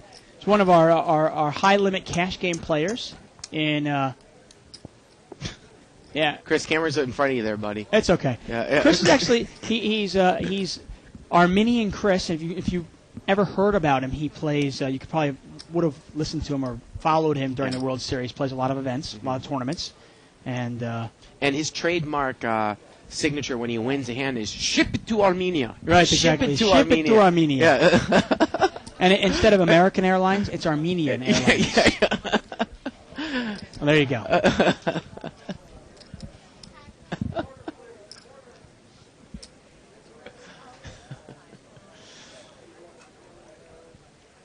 Oh, and there you... Here we go. Small blind completes, and the big blind just checks here. And I want to wish a happy pot. birthday here to Calvin Crane and Carolyn Crane. You know what? I the more I get these things, I'm kind of feeling like the bulletin board up in Dodger Stadium. You know? Hey, welcome, Booster Company. What is this? Okay, let's Joe's go got on. a pair of 9s here. And Anthony has moved all in with an open-ended straight draw. And Joe quickly mucks second pair there, Dave. Pot was linked around. Joe checked with 5-9. Anthony moved Hey, in let's with give the open-end Anthony straight draw. I actually think Anthony's one of the better players at this table. You know, I mean, he lost that race, pocket fours Yeah. versus king 10, but he's the only guy at the table that's really like I mean, he moved all in with ace king. He moves all in with a draw. He kind of pushes the envelope. He's not waiting for hands. He semi-bluffs a little bit more. Yep. And I mean, what let's do be you think honest- about the lay down there with the pair, second pair there? Yeah, it wasn't much he could beat there. So I mean, it's tough to call that. He had no redraw. There was an ace on the board, a couple of diamonds. It was tough. But in terms of like Brian's ability in seat 5, I mean, he won most of his chips in the race. So Yep. I can't really give him credit for that. Nick is raised here with ace-8 offsuit. $1,500 raise. Nick takes And it why down. is Nick even showing? Don't show your cards. Just go. No need to show. It's almost like when you show your cards, it's like you're scared that the other people will think you're stealing. Yeah. You know, when I'm playing, I want them to think I'm stealing. Go ahead. I don't mind. You know, bluffing and lying on the poker table, it's allowed. It's actually encouraged.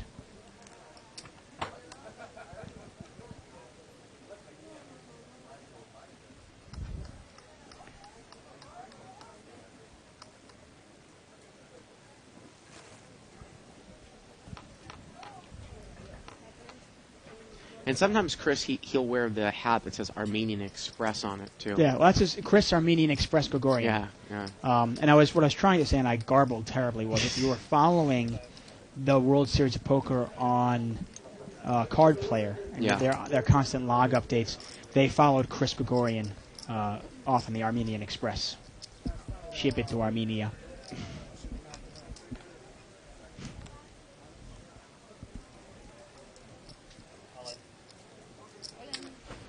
Joe's going to move all in here with Jack-9 offsuit. Let's see if... yeah, Brian's got a queen, looks like queen deuce. He's ahead in seat 5. See how much it is here. Look at this. He mucks it without even really looking at how much... I mean, Dave, he didn't even have that many chips there. It didn't look like. Well, but- Brian doesn't have many chips either. Brian blew most of his chips off the pocket 9s. I mean, not obviously not his fault, but got the bad beat.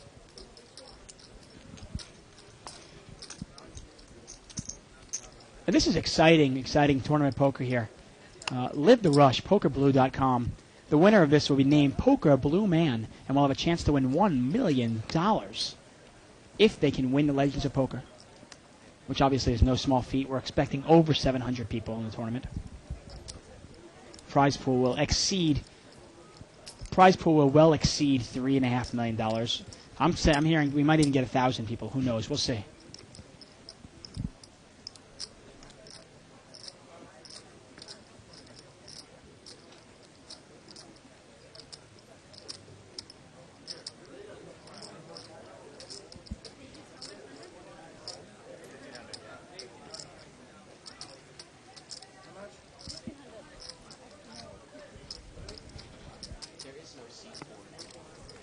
And it looks like Brian there raised, and he's going to take And it interesting down. here, the World Poker Tour event, Ace the main deuce, event here at 3-7. Legends of Poker, it's one of the few $5,000 events left, and I'm really glad that Bicycle Casino has kept it a $5,000 event.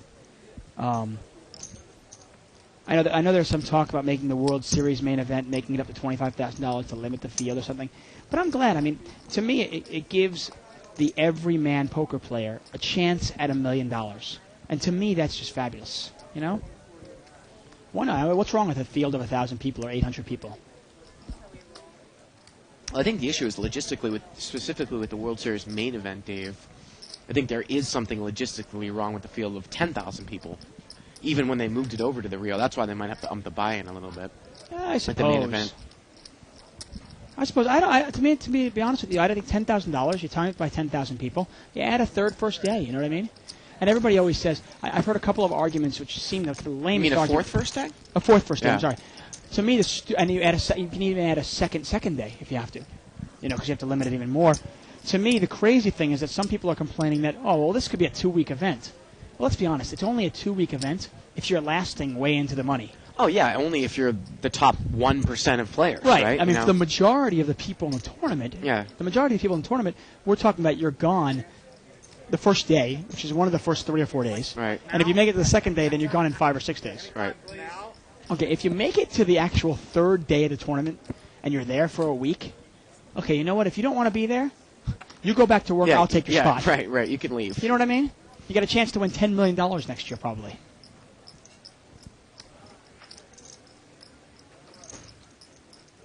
I don't know. I mean, whether the buy-in's 10,000 or 20,000, I mean, I'm going to do my best and win one like I did this year through a satellite. But I think it's wonderful that, you know, poker laymen can still compete. Joe's going to move all in here with 7-10, and Anthony's got ace-6 here, Dave. Oh, and Joe Anthony's doesn't got- look like he has many chips, so This is an automatic call. No-brainer, right? Yeah, this is a no-brainer at this point. To me, I mean, four-handed. You know, if it's 6 or 7-handed, no, but it's four-handed here. It's like 14.75 there. And this is about a 60-40. Anthony's about a 60% favorite. 60%. And Dave, my favorite noise in the background going off, the level beeper.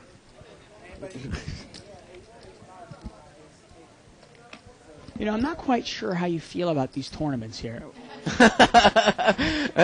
Don't hold it back, Bart. Let us know how you really feel. And he moves in. And he's there you gonna go. call. And it's Anthony's, like I said, is about I think it's 61-39%, right around there. So here we go, 7-10 against ace-6. Well, there's an there's the ace. All clubs, and Anthony has the ace of clubs. Turns a queen. Oh, and the and river there's is a seven. 7, and look at that, 2 pairs on the river for Joe. He makes 10s up. And the poker my gods goodness. are just killing us. Wow. Killing us, yeah. Killing us.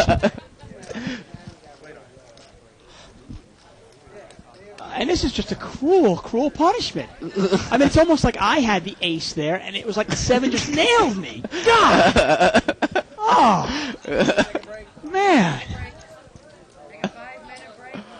You got to be kidding me. This is like... I mean, like I said, I love watching every hand. It's really exciting. But this is interminable. Come on, guys. Oh, well... And look at Anthony, he walks it off a little bit. Anthony shakes his head. He can't believe it. He thought he had it. And had Anthony won that, he would have had about 12,000 in chips. Yeah, Dave, that was one of the few outs he had on the river. He had a 10. He could I think he could have caught a non-club jack as well to make a straight. Right. Yeah. Or a 10 or a 7. Yeah. That was it. He was down to, I want to say, 3, 4, 5. He was down to 8 outs with 1 card to go. So,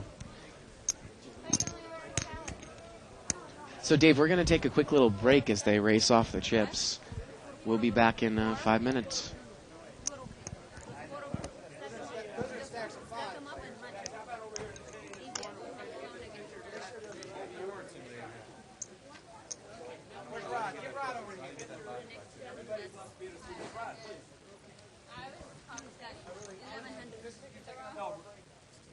What do you want?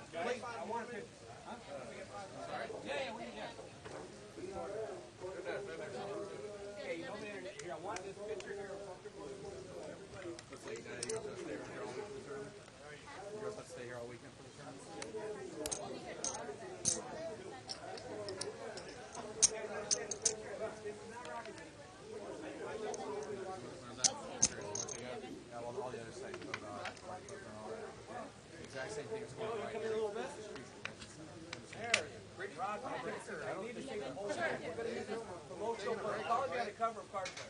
So if you want to look like an idiot on card player, go ahead. That's a stack. Oh, yeah. One more.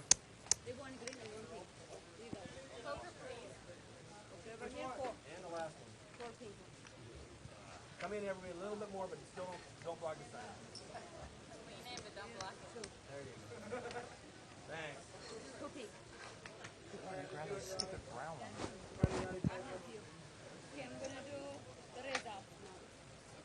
Okay, so then you got 2, 1, and 1. All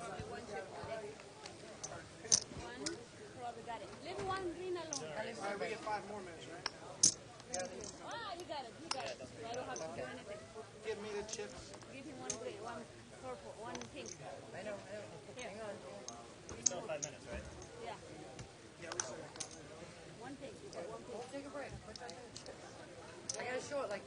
see when we come back. Okay, sweetie, one brown deck or give me 6,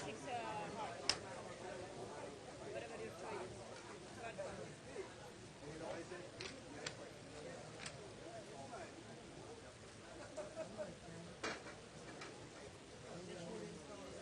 No, I know. Nanu.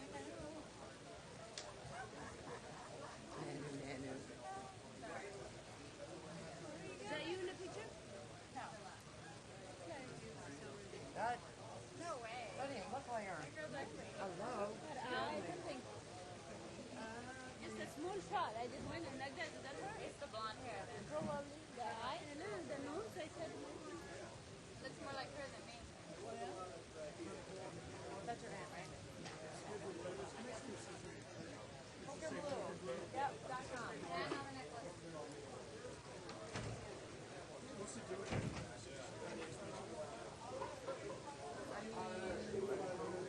I don't know. You play like Highlander. You play with your friends like in private.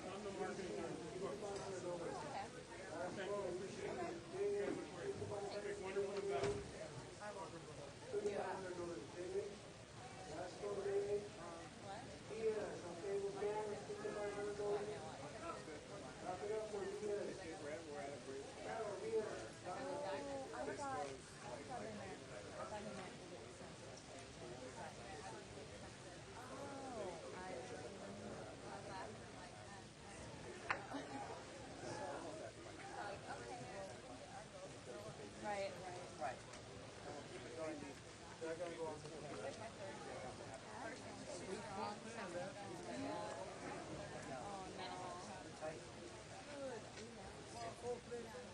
Yeah, we might run another hour. Yeah, I know, but you need to pay attention.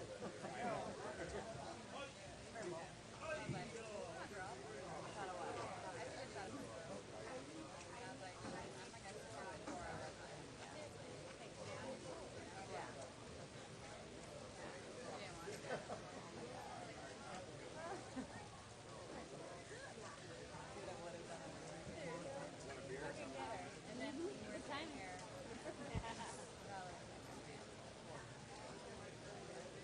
Let's talk about you. Whose trade is that? Negotiate with me over oh. Like, I'm shy. I was ready for tequila. I'm like, where do you want? Oh, he's like, That's it. There's only 5,000 players. oh, okay. Yeah, all right. Me too, me too. I need to be on the starving. There's a grill party. You're starving? Been in there yet? Yeah, I love to have some. Did you see the grill party? Did you see the grill party? I know there's one in there. Grill party, yeah, I saw it. Did you say grill party or girl party? Grill party. Oh, they said. We had grill party. Oh, really? Let's take the. Take it. Chicken lobster. I'm not sure if you want to sit down. I think you want to sit right now. Right You're on now, break. there's no You need as much break as you can get. There's no table to open yet. I have 500 people in the tournament room. They're going to come on. And we have no table to open right now. All of them are 500 people.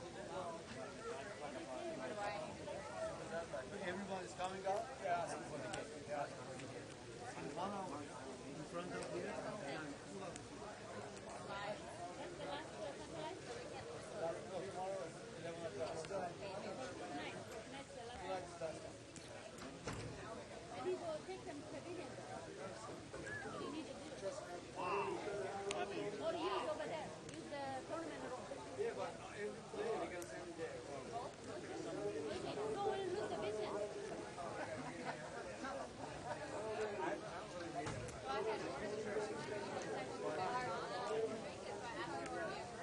Yeah. So I poured in the other one, and I did that. Good to be going. And then I got spilled. I got to get lucky 3 more times. Make sure we smile. We only have 1 hour. It's going to get really short-handed. When it gets down to 3, we're just going to cram you guys all in the front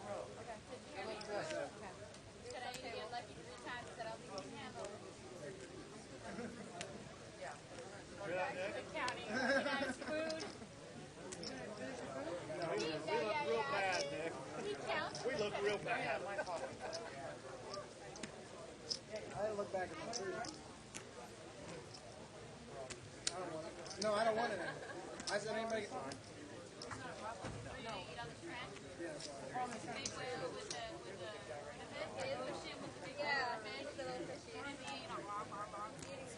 So you're embarrassing me again. What's the next level?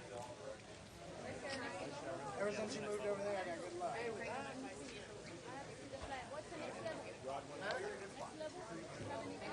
He was the first one and only one. $100 Annie's okay there right now.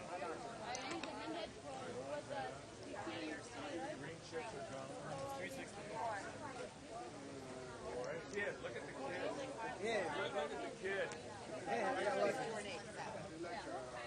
I got lucky. What are these chips? What are these chips are? 500. 500? Probably 500 next. I think they're 500. That's my guess. I'll just put it out there and wait for somebody to count it, and then we'll figure it out. Ready? That time? I still got one. He was out front. I saw him talking to Swan. Did you see the game in the corner there? Did you see the game in the corner there? Oh. Dolly, Harmon, Barry.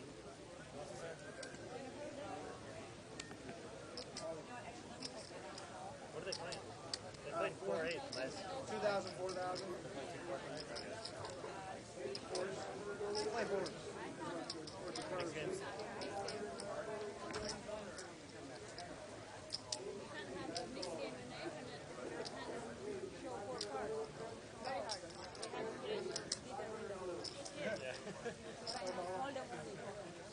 We can do it if you, yeah. When you put the time, you have to put in and the computer can say, yeah, thank you. That was started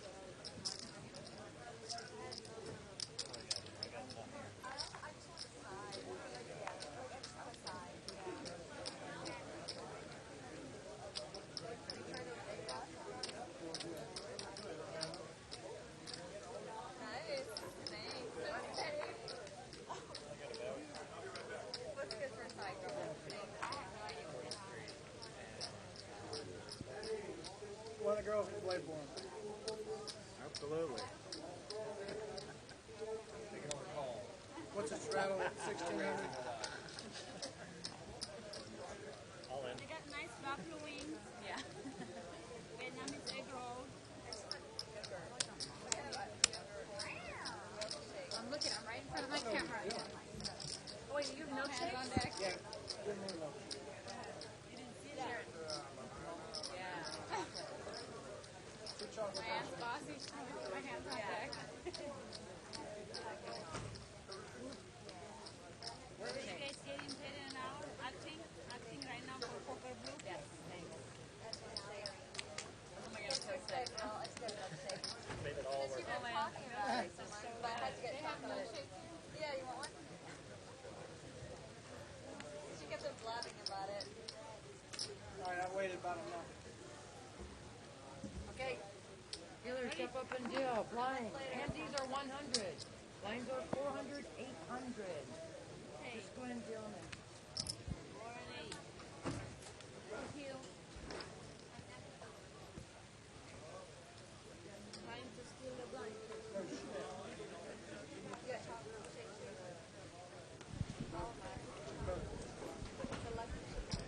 And we are And back. We are. I'm Bart Hansen. Along with Dave Tuckman, we are doing the conclusion of the Poker Blue Challenge on Live at the Bike. Hop on to the bike. As we see the button raised here, we're down to four-handed. Joe's got a 10-8 suited, and he's going to raise it up from the button. Now, Well- seat one's got ace rag here again, Dave. Now, this is one of those things. Suited connectors, they look pretty, but they're pretty much worthless in an all-in situation. Heads up. In a short game. I mean, I'd rather have Queen 4. I mean, any higher card is a big favorite over Joe here. I don't want to say big favorite. He's but actually it's a got 8-10 of clubs there, so it's a little better than Yeah. 8-9. But again, I mean, yeah. I want to say off the top of my head, Anthony's probably like about a 61 to Right. 39% favorite. Right. 3,900 is what I said, right? But that hasn't meant anything. I mean, the worst hand has been winning most of the night. So, hey, one thing kind of exciting now. You can actually go to Live at the Bike now. We have a liveatthebike.com. Spelled out liveatthebike.com, our own email address. And you can check out, not only can you check out, obviously, Live at the Bike, but we're also going to have some, my weekly blog, Under the Gun. Under the Gun with David Tuckman is going to be coming back. Plus, we're going to be having little, possibly some video blogs of us talking about another little, tidbits and so forth. So it'll be really exciting. So check out liveatthebike.com. So Anthony is called for time here.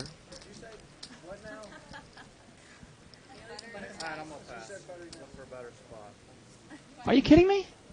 He's going to lay it down, Dave. Come on, Anthony. He Step shows it the up ace. there. And C5's away from the table. And at this point, Dave, I mean, you're playing four-handed. You really don't have a lot of chips. The blinds are up to either 400, 800, or 500, 1,000 now. How do you even miss a hand? Yeah, it's somewhat surprising, to be Yeah. honest with you. What's interesting also is these guys are playing, and I do appreciate. I mean, if you're a good poker player, you're going to play every game the same in the sense of you're really playing to win. And I know these guys are trying to win and they're playing to win, but they have to realize that it's a winner take all, and they're only playing for the opportunity to possibly win $1 million. Right. And the only way they win the $1 million is if they win the Legends of Poker tournament. And he got blinded off of the big blind, and he's getting blinded off of the small blind. Yeah. Well, maybe our Poker Blue Babe will play his cards for him. And his hand is actually already dead because he's not sitting down. Yep. There Look we at that! go. They just gave it away to the big blind there, and Nick pulls it in. He was in the front lobby when I saw him in the front lobby. It's kind of like John Murphy. Remember John Murphy in the 04 World Series? Right, he didn't show up for about an hour. Yeah. He overslept. Did you ever see an explanation as to what happened there? He said he overslept. He just wasn't awake. And then Matt Savage, remember Well, that's the definition of overslept. Oh, yeah. Well, I remember Matt Savage coming and saying that he called him at the Bellagio and I guess he was sleeping. Yeah. I mean, what time did these tournaments start at? Well, they start at noon. I mean, the World Series starts at noon, Yeah. obviously, each day. But, I mean, you got to understand that this was I think the 5th or 6th day of like 12, 13 hours straight each day of poker. I mean, understandable that the 21-year-old John Murphy was tired. I just didn't think, I would be so nervous I wouldn't be able to sleep that night anyways. Yeah, well, I mean, how do you oversleep there? I guess you're 21 years old. He wasn't really thinking of the consequences of the sense. He maybe doesn't really feel the magnitude of the whole entire event. And he was tired, hey.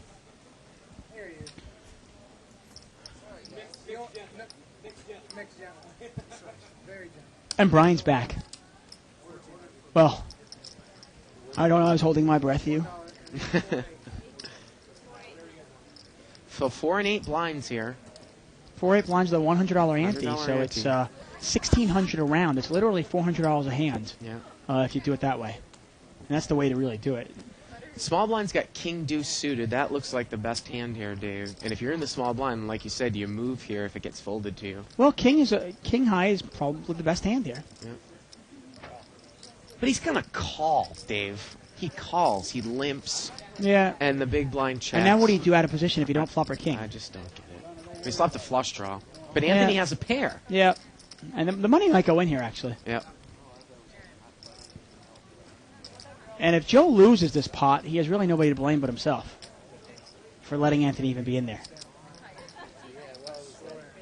And he's bet $1,500. And to me, this is pretty much a no-brainer move all in. With 4-6 here? Oh, yeah. Yep, and he's going to. It's heads up, four-handed. You've got 2 pair. The odds are you probably have the best hands, and he does. And Joe's got, I want to say 12 outs here. He's got 3 kings and 9 spades. So 12 outs makes him a slight underdog. We're talking maybe 54-46. Of course, if a high card comes on the turn and it pairs on the river, he'll win as well. Right, That's exactly. There another are other way. ways to win this hand. So here we go. All the money's in. Flush draw against a pair with an over. Turns a deuce. And the river is a 10. River's 10, and Anthony wins it. He wins it. And like you said, I just don't understand the link there in the Yeah. small blind. Yeah, the deuce of clubs gave him more outs there. Yep, it did. Obviously could have picked up one of the other deuces. Gave him 2 more outs. Yeah, 2 more outs. 14 outs on the river. Of course, the 6 of spades wasn't an out either.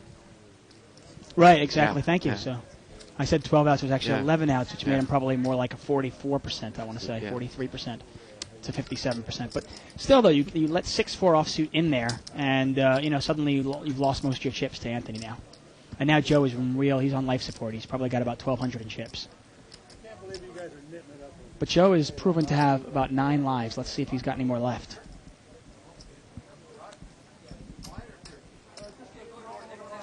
Queen 10.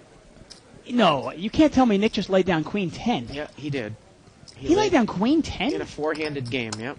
Wow. That guy is like super tight. And again, the small blind, it Limps looks like in he with just Queen 9. limps with Queen 9. Now he's got Brian dominated, but he doesn't know that. 5, King 7. Let's see how he plays it. Let's He go checks.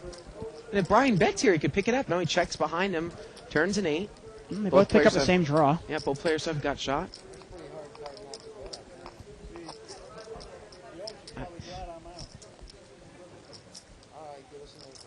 And he checks again. Maybe man. I play too aggressive in tournaments. I'm not sure, but And the river's a 7.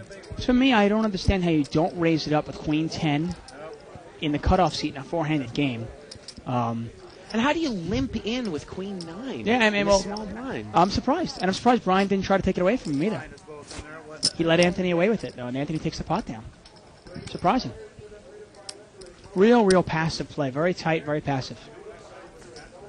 And these guys all seem like excellent players in the sense of, obviously they won their seed online. They're here.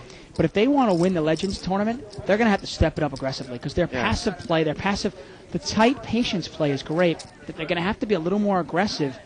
There's no way they can do it. No way. No chance. We got a couple of kings out there. Let's see if they do anything here. King 7 and King 9. King 9's in the big blind. And again, if you have a razor for Nick, depending on his chip stack, it might be good enough to maybe commit the rest of your chips. King 7 here on the button. I got to tell you, I'm Don't always... tell me he's going to limp, Dave. No, I think he's raising. He is. Yeah. Now, if I'm in that table and I've been watching Nick, I'm going to raise every time it's Nick's blind. Yeah. Look at that. He quickly mucks the King 9. That's why it's an easy raise. Yeah. Nick's going to fold. He might have folded Ace 9 in that spot. Maybe. I mean... You wonder if maybe they're playing it this way to, kind of throw off their competition. Let's see if any of their competition from tomorrow is watching. Hey, I'm giving them some credit here. Let's go.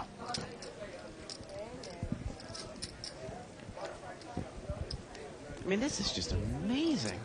Yeah, extremely tight, extremely passive game.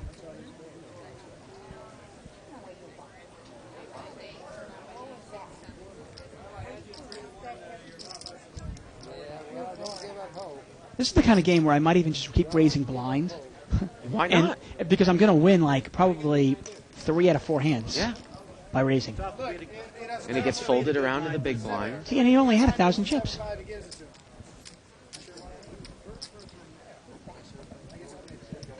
Well, I thought maybe we'd get a cash game in tonight, but it's looking more and more like we're going to play to the conclusion of this tournament. Yeah, Dave, unfortunately, I do not think that we're going to get a cash game in here tonight. We tried to set it up so that it would only take 2 hours for this tournament, especially when it was going slow. We even decreased the level length and increased the blind size. We even we cut 2 levels completely out. Yeah, and it just wasn't to be here with these players. No, but we do promise tomorrow night, starting at 6 p.m., we will have a great cash game. Dave, look at this. C5's got pocket aces. He's limped under the gun.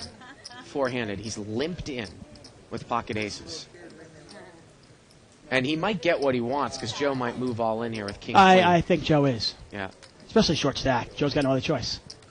Oh, Brian is actually raised. I could have sworn he limped. It looked like he only had a call out there and someone mucked behind him, but... There you go. It was just it was a muck out of... I guess he raised. And Joe's going to make the call. Yeah, and Anthony's going to throw it away. And then I unless something crazy happens here, we will have our second person out. Well, I tend to agree with you, but with the way that tonight's been going here... Yeah, I don't want to say it too quick, but you never know. But I'd imagine that, Joe's up against it here, so... I think this might be patent time for one of those river screams if it comes here, Dave, Oh. the way that we're thinking about coming. Let's see the flop. Deuce 9-2. Wow. I mean, we're talking Alex Turn drawing 7. It's over now. It's over. Yeah, Rivers Jack. Yeah, that's such a great flop for pocket aces there. Yeah. Joe needs runner king or runner queen to win that one. And that's it. Joe's gone. Joe's out of here. Joe is done. Good luck tomorrow, Joe. He'll be in the main event tomorrow. He won his seat on PokerBlue.com. And Dave, actually, Joe's got 2 chips left. He's got 2 chips left. Don't jump the gun yet. Chip in a chair, buddy. Chip in a chair. No, I said Joe's gone. Joe gone. Get out of here. Joe, get out of here. He's got 2 chips left. And we still haven't knocked him out. Amazing. Didn't Brian have like 12,000 chips? What happened to his chips? Sworn. I guess he lost them all in Yeah, the pocket wow. nines. Yeah, jeez. Well, he's got Jack 8 on the button. That's just about average. He might throw the 2 chips in, and he is. Oh, well, yeah, I would imagine he would. Jack 6 over there in the small blind. Now, this should be a check moment. Well, actually, at this point, though, you're not really looking to knock somebody out. You want chips. So there's no real point. There's no advantage in getting rid of somebody. I mean, there's advantage. Right, because it's just one. No, it's winner take all. Right, exactly. And look at this. He's going to complete it with Jack 6 of clubs in the small blind. And the big blind has Jack 5. Look at the shape that seat 9 is in. Jack 6, Jack 5, and Joe's got Jack 8. Say it ain't so. Say it ain't so, Joe.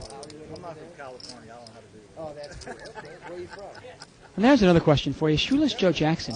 Why is he still banned from baseball? He's dead. Let him in the hall. That's ridiculous.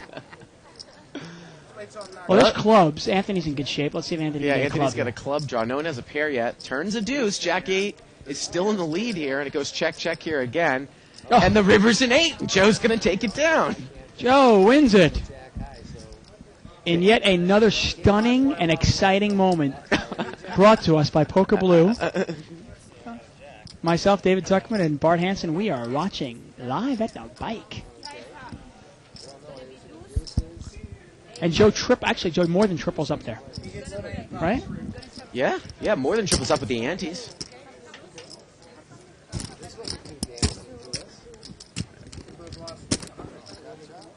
I'm really curious. What do the Poker Blue babes get paid for sitting there? I count that as a win. I'm not sure, but I'm hearing they make a decent amount of living. I mean, they probably do. And if you want to become a poker babe, a Poker Blue babe, all you got to do is simply submit a bio and a photo to pokerbluebabes@hotmail.com. Okay? And you too can become a Poker Blue babe. So if you're a babe, you know a babe, go ahead. Once again, it's submit a bio and a photo to pokerbluebabes@hotmail.com. And the other thing about Poker Blue, Dave, is that if you play 4 hours of a raked game at 1, 2, or higher, or any no-limit game, you qualify for their weekly free roll, which is $3,000 right now. These players got on the table through a free roll, and the free roll will continue to increase. I mean, you're talking about, I actually know Joe was saying he was playing like 2-4 or 3-6 Hold'em, okay? Yeah. Won like $100 in the game because the game was pretty soft. Won a $7,000 seat, a $5,000 seat, plus $2,000 in traveling accommodations. And now he's playing for $1 We're million. all in here, 9-8 against, it looks like Paint 6. We don't know what the other paint is, but Ace, Ace, King, King. And the river's a 10, and chop it up, Dave. I don't think anything's going to play. Although, did Joe have a 10 there?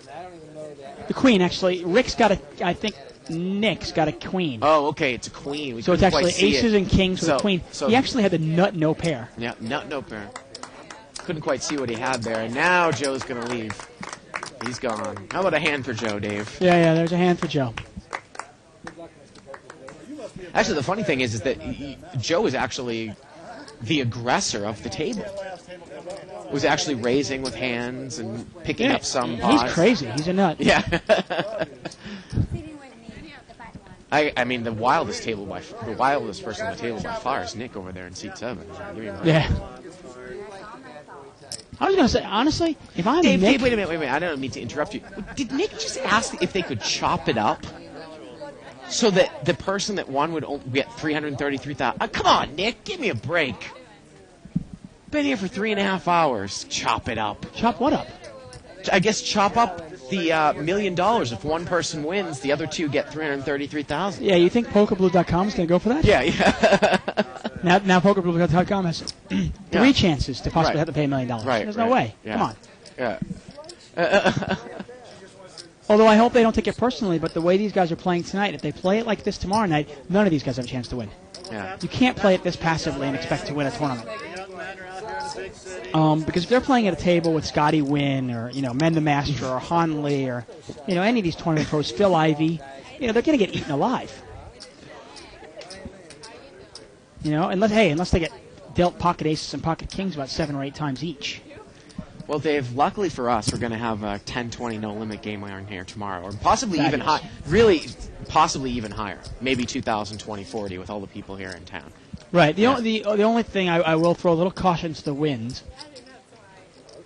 We got a kind of a nondescript hand here. It'll probably go check, check, check, check, check, check.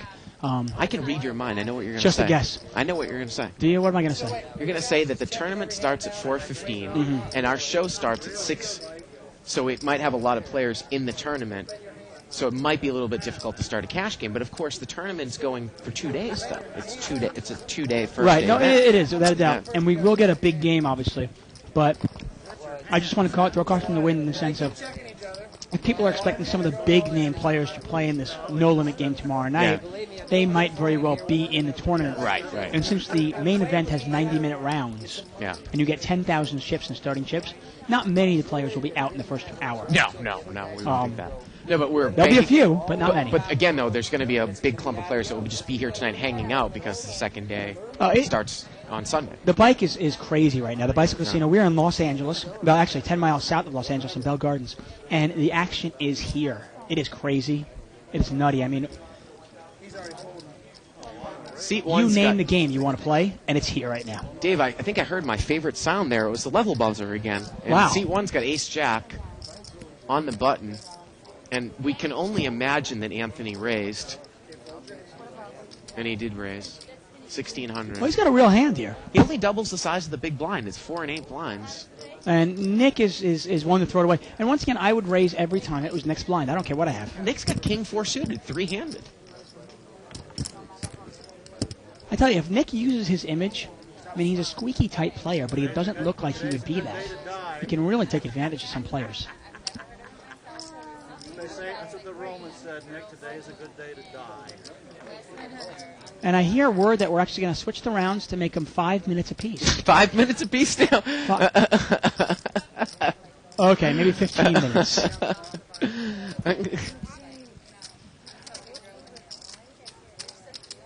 And look at that, our service.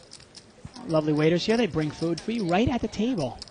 Isn't that fabulous? I mean, it's one thing that's great. I mean, obviously, I take it for granted because I work here.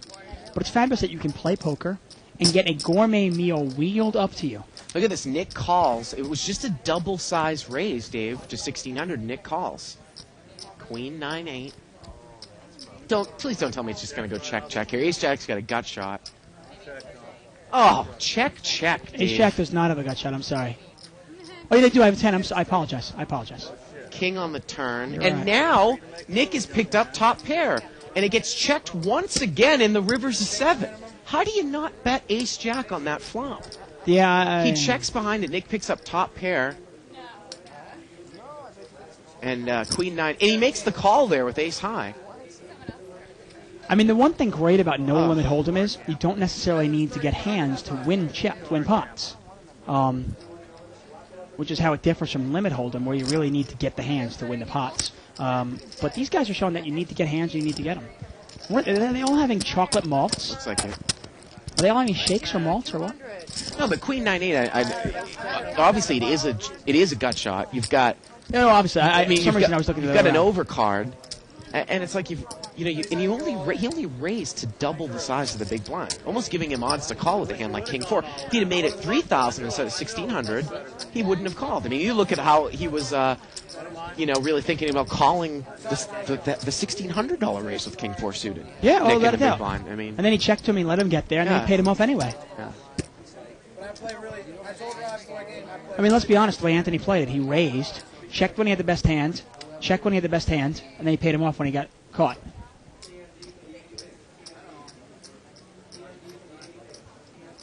All right, let's do it again. More Hollywood, sir? No. Oh, there we go. Brian's going to raise. I'm thinking maybe something might have like... Brian's moving in here. King 9. King 9. He might get called by Anthony with Queen Jack here. You know, it's funny, though. Anthony quickly throws away ace rag in a heads-up spot like this. But he might call He didn't have ace rag there, No, did he? before No. he laid down Oh, ace okay. 4, ace 5. We watched him do that. But here he's actually considering it with Queen High.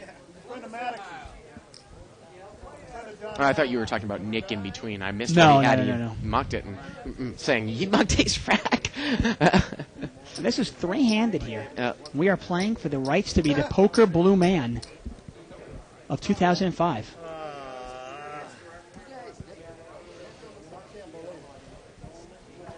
I think Nick's got most of the chips, doesn't he now? His squeaky tight play has worked up till now. Let's see if he can continue it.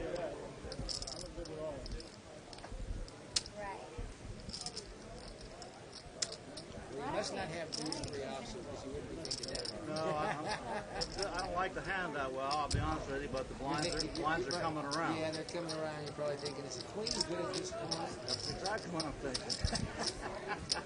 Here's some of those Ohio accents. There you go. I don't know if that's an oxymoron or what, Dave. Ohio accent. No.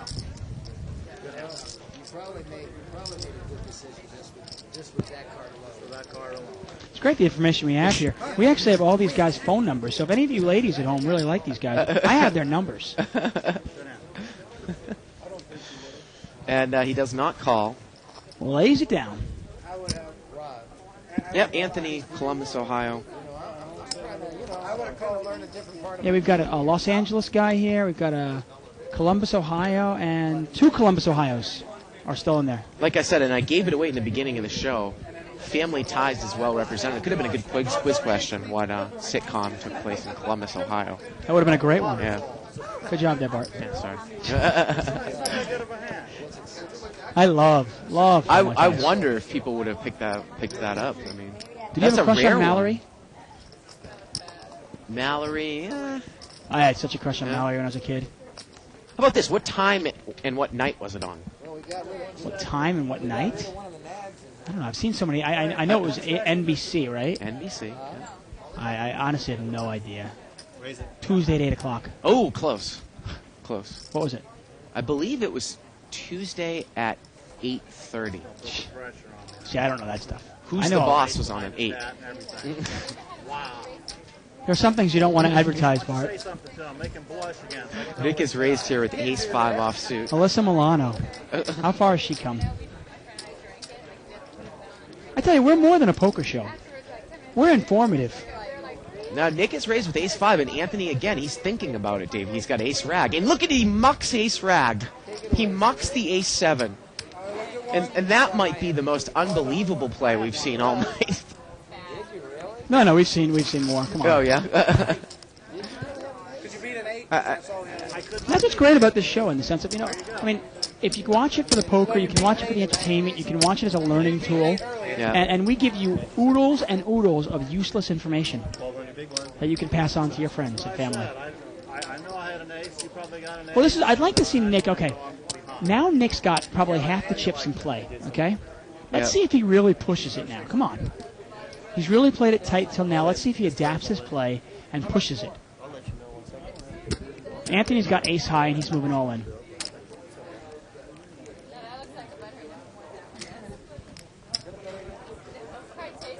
Sir? 2,400. Nick's got 10-7 offsuit. And Dave, the blinds, I believe, are at 1,000. With a 200 ante? And at some point, it's $2,400. Actually, blinds are 612. Wait a minute. Let's figure that last hand out, too. Nick was in for 1,200 in the big blind. Anthony brought it in for 24 all in. There's $1,000. Excuse me. There's $900 in dead money in the antes in there. 2,100 in dead money. He's almost getting 2.5 to 1. I hate to trump you, Bart, but I'm not sure where you're adding here. It's a 612 blind with a $200 ante. I thought it was $612, $300. No, 200. Okay. Well, $600 in antes. Dead money. Plus Okay. 12 is, we're talking $2,400. $2,400, and the guy moves all in for $2,400. So it's $4,800 in the bot, $2,400 to call, 2 to 1. Is it $2,400 or only another $1,200? It was $2,400 in addition. It might have been only 12. I think it might have only been $2,400 total. If it was only 12, then it's an easy call. Yeah. If it's 24, the problem is you don't want to give the short stack any chips. Yeah. You got him on the ropes. Let's get rid of him. Let me see. Nick raises, and Anthony mucks a king. Yeah. Again, and you wonder if these players, if they get it in terms of the heads up, the tournament style. Like, would Anthony be more likely to call with Jack 10 suited there as opposed to King Deuce offsuit? Possibly. He thought about Queen Jack. I want to, just in defense of these players, how many players there are, and there aren't many, that have that much experience playing live, short-handed, and I'm saying short-handed, like three-handed, final table tournament style poker. Yeah. Which is why most players, when they get to the final table, it's really hard to get down to that fourth, third, second place because you don't have that much experience playing it this way. Well, Anthony's got Ace Jack, and he's going to move all in. Yeah, but again, like you said, he thought about Queen Jack, but he quickly mucked King Deuce. Right. And again, you got to wonder. Yeah, no, of course, without a doubt. Without a doubt. Yeah.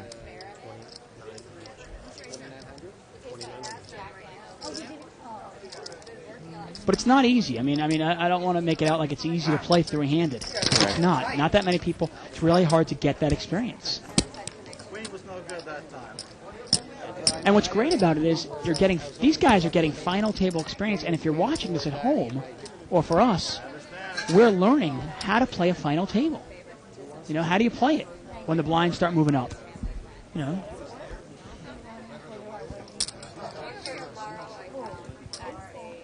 Ace there. We can see a single ace for seat 5, so he's going to move all in. Well, 10 o'clock is rapidly approaching it, and there's no way we can end this webcast without seeing a winner. No. No way. We might move the levels down to 10 minutes now. Yeah, we have to see a winner. I won't be able to sleep if I don't know. Yeah. You guys aren't even playing poker. I got 9-4 and he's going all in. You want me to call? I'm staying here. How about Jack 4 out and again, if these players really don't have any right to complain that they're cutting the levels on us now, we just have to gamble it up. You guys haven't played in the last 3 hours. Right, without a doubt. And I don't think they are complaining. Yeah. They're being very good sports about it. No, I'm not saying they were. I'm just saying that, if someone were to say it's unfair to do this to the players, well, you got to look at the situation. Well, they're not playing. They're playing for a possible chance at winning $1 million. Pocket 10s there for Nick. And it is a free roll. Right. So. As far as I'm concerned, as long as I'm paying, as long as somebody else's money is up for grabs, then it's their rules. If it's my entry fee, well, then they can't change the rules.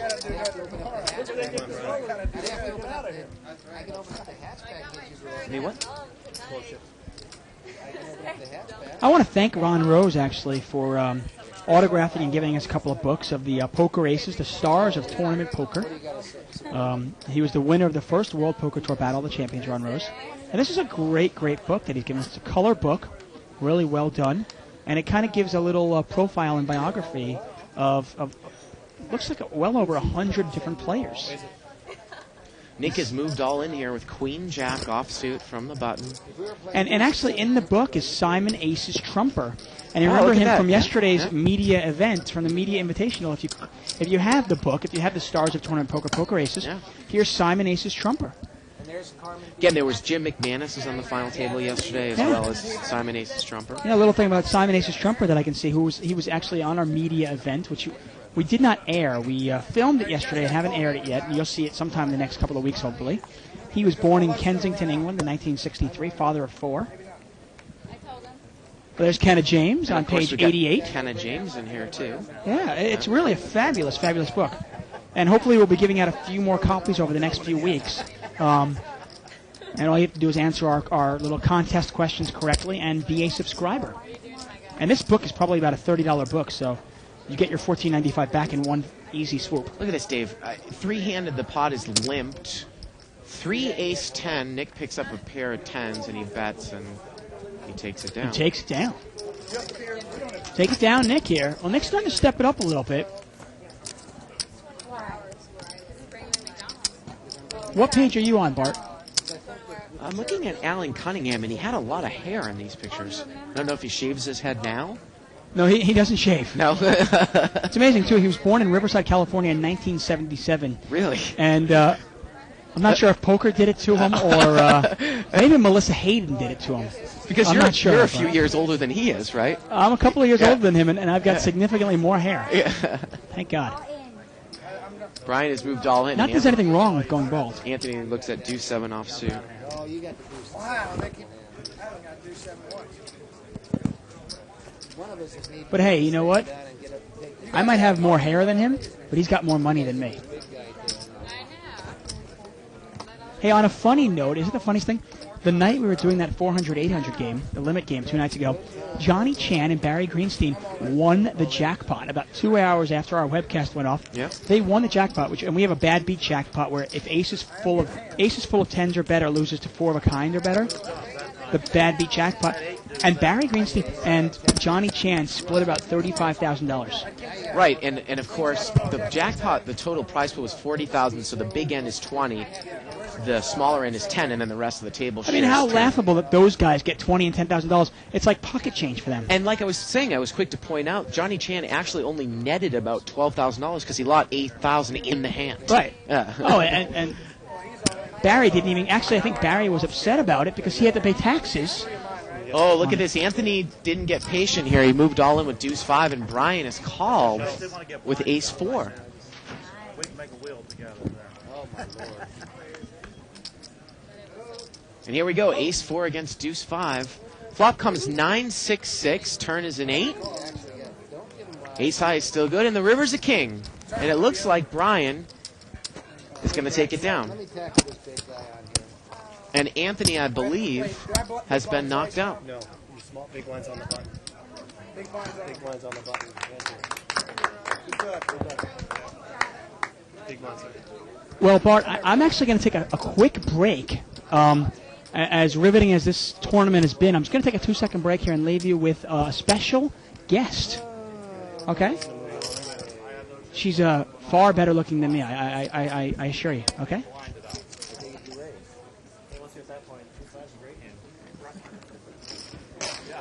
So here we go. A special guest, especially for the 2+2 viewers, if anyone's still out there. If anybody's still out there, please come back from playing internet poker. How you doing, Jennifer? Scoot over this way. The real genocide is here in the booth.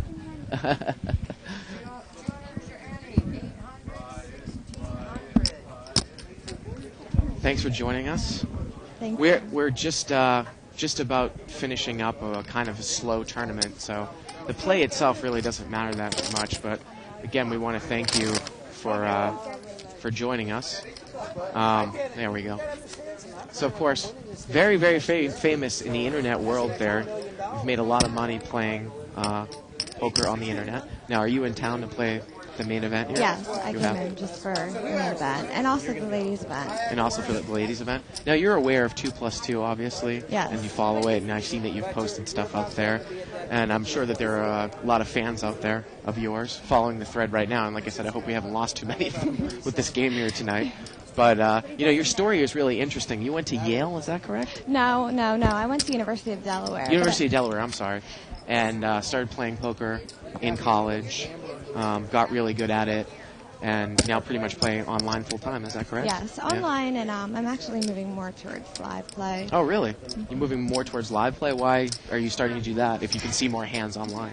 Because I think it's more of a challenge, just coming from that internet play to the live play. There's more for you to read off of, and you can pick up a lot more off of the internet play. And it's just internet play, you learn more, and then live play it develops a better strategy for you. So, you think you can obviously read the players better, and it cancels out the fact that you don't get to see as many hands. How well exactly have you done on the internet? It's kind of legend about how much money you've won and how much have you really beat these cash games for? You don't have to give me a specific figure. I guess you can tell me very good, unbelievable, just good, fair. Well, I'm learning more. I learn more every day. It's more of a competition for me than anything. So I don't really get into the whole specifics of how much I've made or anything like that, but I do well. You do well. So what are some of your favorite games? You like to mix it up? Actually, look at this. We're going to move all in here. It looks like 7-8 against Ace-5. Oh. Brian there. He's got 2 pairs. Ace-5 has a wheel, so he can catch a 4, and a 5 comes there on the river. And Brian is going to take it down with 7-8, and we continue to move on. So anyways, tell us, you mix up your play a little bit. You started off playing Hold'em. Hold'em and mainly sit and goes, actually. Yeah? Just very low limit, $5 sit and goes. I have to tell you that you probably would have tore this sit and go up because we started off 5-handed and it was some of the most weak passive play we've seen ever on the show. But, it's funny. These guys were just kind of waiting around here in levels 1 through 3, not playing any hands. And basically when you do that, you just force yourself to gamble it up later on, right? It would be actually nice to play one of these. I wonder how I do. Well, this was an invitational by Poker Blue, and I would have to say that you would have been a favorite on the table. Again, I mean, the chip stack in relation to, how long the levels were, they started off with a lot of chips, but they really didn't play any hands for the first 3 levels, and everyone was the same into level 4, and now they've just forced to gamble it up, and, I mean, they've just played so squeaky tight that... it's incredible. What do you think about the idea of having a cash game on TV here? I really like it. I like it because it's not necessarily just having a tournament on television or any live streaming. And plus, you can also see the feedback while you're going on, and you can kind of see pretty much it targets towards the internet players for them, and anything that kind of helps them, I think, is better, because some people don't have TVs in their room when they're playing internet hold'em. Now, obviously, this is one of the rare times where we're actually doing a tournament, but I think you've seen the show before. Yes, I have, yes. And it is a cash game, and it's always interesting to see when you're playing someone live, their hole cards, because when somebody mucks the hand, you don't really get to see them live, right? Yeah. But here you get to see them. Obviously, online, sometimes you can look them up in the muck. But now, how many people generally started in this? Was it? It was actually just 5 people. 5? Okay. Yeah, and like I said, it's just played extremely tight. We're down to heads up here. Nick against seat number 5 there, Brian. But the other thing too is we always like to see the 3 of us, Shirley, Dave, and I, sometimes players that are just known for tournaments come into this game and to see how they do. And it's been a surprising mix of results. We've seen Kathy Liebert, who was predominantly a tournament player, come on and do really well. We've also seen some tournament players come on and kind of crash and burn. John Pham came on one time. He was just super aggressive, didn't really make the adjustment. It was a small game for him. Amir came on one time, didn't really play that well. But, you got to think that, it's interesting to see if the tournament players can make the adjustment, right? I honestly think that tournament players overall, regardless if they are successful in tournaments, I think if they learn to make that adjustment and be able to play limit hold'em and cash games and side games, that overall they'd be well-rounded. And, I think, if anything, there are some amazing tournament players out there. Definitely. And obviously the big game, there was actually been a bit of discussion between Shirley and I and Dave over the last couple of days regarding tournament players, if they can make the adjustment to cash game. Obviously, we have a big game going over there in the side, 4,000, 8,000 Hold'em. Doyle Brunson and some of those guys are here. Phil Ivey, who play tournament as well and cash games well. It really takes an extra step to play both well, doesn't it? It does. It's a lot of discipline. It's changing your game completely. And, of course, there are some people who play a regular live-action game like a tournament, and they're big-time losers then. However, I really think that if they are well-disciplined and if they really give their true passion into it, they can be successful in both. Mm-hmm. Now, did you win? There's a shot of Doyle Brunson over there and Chip Reese, back of his head. Now, did you win a seat to the main event through an online satellite? No, I'm buying it. Okay. Did you try a couple times? We see that there was a bunch of people from Paradise Poker here having a party beforehand. Yeah, no, I actually did not. I did play a little bit on Paradise. However, I'm not very familiar with the interface there. And It takes me a little while to get adjusted to the softwares because I'm such a PokerStars, and also I play on Ultimate Bet now too. So those are my 2 sites that I really play on. So PokerStars and Ultimate Bet usually for you? Yeah. So these guys continue to just kind of middle around here. Looks like seat 5's got a king. Now, I don't understand this because, there is hardly any aggression in this heads-up play. Believe me, I've been watching it for 4 hours. I've been here for 5 minutes and I want to fall asleep. Yeah, exactly. What do you think about the staff that's been here for 4 hours? You guys and it's heads up too. I mean, we're talking about people mucking ace-9 in an unraised pot, that's solid. four-handed. Good play. Yeah, four-handed. It's just been it's been a very, very slow night of really, really weak passive play. And usually this type of strategy is not going to win in a tournament, right? Oh, well, wait. We got some. Oh, someone's going to move in here with King 8. And, of course, Seat 5 is going to muck. Oh, yeah. But again, Dave and I were talking about, I don't necessarily know if sometimes these guys aren't quite comprehending the fact that it's pretty much a high card showdown here, because we've seen them wait and think about making a call all in with Queen Jack and then quickly muck something like King 3 and not think about that. And you just wonder if they get it, the fact that, it's really high card wins here when it's really shorthanded. King Queen here again, and it gets folded again. They're playing extremely tight. So how long are you pretty much playing poker full-time for your income now? Now I do, yes. Yeah. How long has that been going on for? I'd say since October of last year. It was more or less the adjustment of saying, well, look, I can pay my bills, I can do this, let me just go ahead and, stop going to school, which was, my GPA was, of course, diminishing, so I had to do something about it. Because of the amount of poker you were playing online? It's funny, David and I were talking about, I graduated from Syracuse in 2001, and he went to Hamilton, graduated a few years before that, and we were saying if internet poker had been around when we were in college, I think it would have been a detriment to both of us as well. Yeah. Well, it is. And now it's kind of like I see it happened to me, and I see it happening with other people who, they ask a lot, well, you're telling me not to quit school, but you did. Yeah. Well, you need to stay with school. You need a backup plan, no matter how much money is coming into you. It's important to have that degree because you never know what can happen. So. Well, Brian's flop trips here. It was limped heads up here. 7-7 ace. And now Brian's going to bet. And Nick is going to fold. You're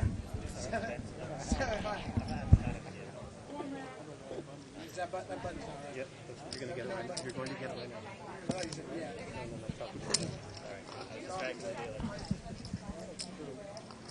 So here we go again.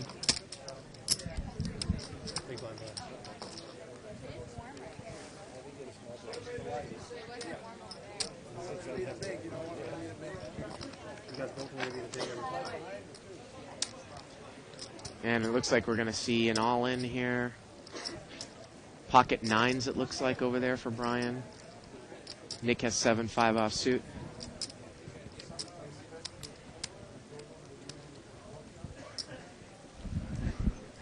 And Brian's going to move all in here. Oh, that's pretty aggressive. I mean, you got pocket nines heads up, Jennifer. I mean, give me a break.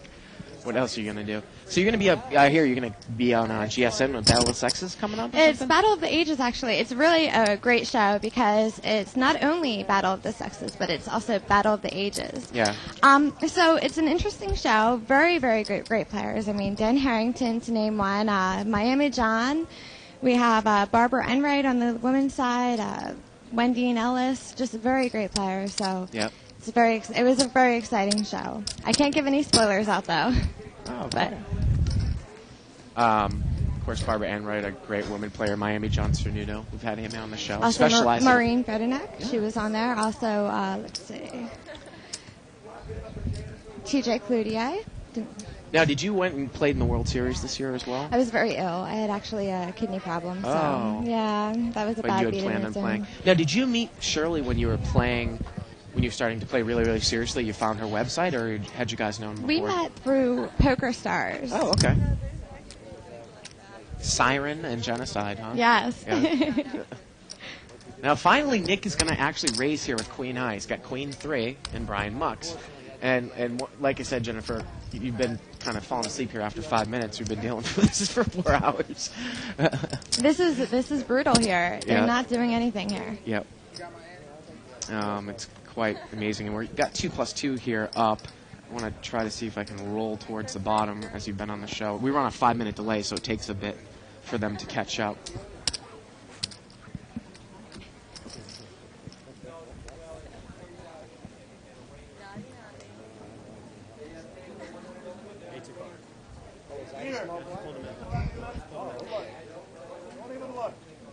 Jack 6 against King 5.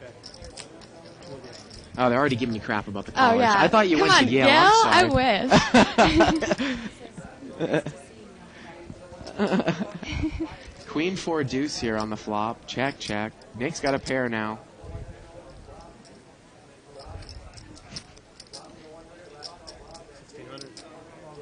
All in. Ask her thoughts on 2+2. I won't say anything negative. Well, especially after that comment. I mean, what do you? They expect you not to say something negative after they said that. I know. You know what? I really don't care. But obviously, 2+2 is a great little tool to go on there and talk strategy with some other people out there in the internet world too, right? Sometimes, yeah. I mean, I think you need to go through the forum and find the nice threads. Find the nice threads. Ooh, an ace. There's an ace. It's going to be muck. And a suited connector. And look at this. See, an all-in, Jennifer, this is where we go. An all-in, 8-9 suited must have gone all-in here. Because how can, I was going to say, I'd be really surprised if Brian called the all-in after he mucked king deuce. But he moved all-in with 8-9, and he's out-flopped the ace here. 9-4 king. The turn is a 5. He has a flush draw now, too. Nick's going to have to pick up an ace that's not a spade, and a 4 comes on the river, and Brian wins, and we continue on. I need some caffeine pills to stay awake to this. This is bad. You said it, not me, although I have been saying it. Well, I mean, the other thing, too, is, so you're playing full-time online, and I've actually gotten to...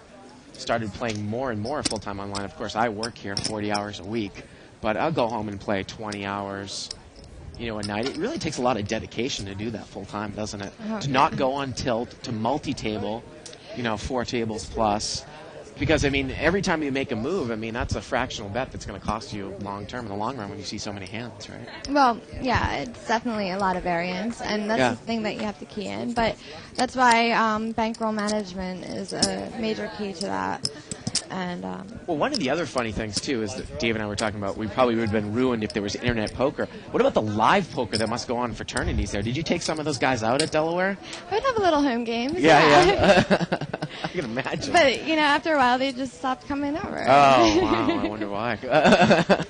It's okay, though. That's why I found internet poker. And they were all playing no limit, right? Like, Of they thought course. they were cute, Of playing course. like 1-2 no limit. Yeah, right? yeah, of course. They just thought it was funny that I had my own poker chip set, and I'd, kind of always invite them over, and they came in and they said, "Oh, what's this girl up to?" I said, "Oh, it's my dad's set. Don't worry about it." 300 ante.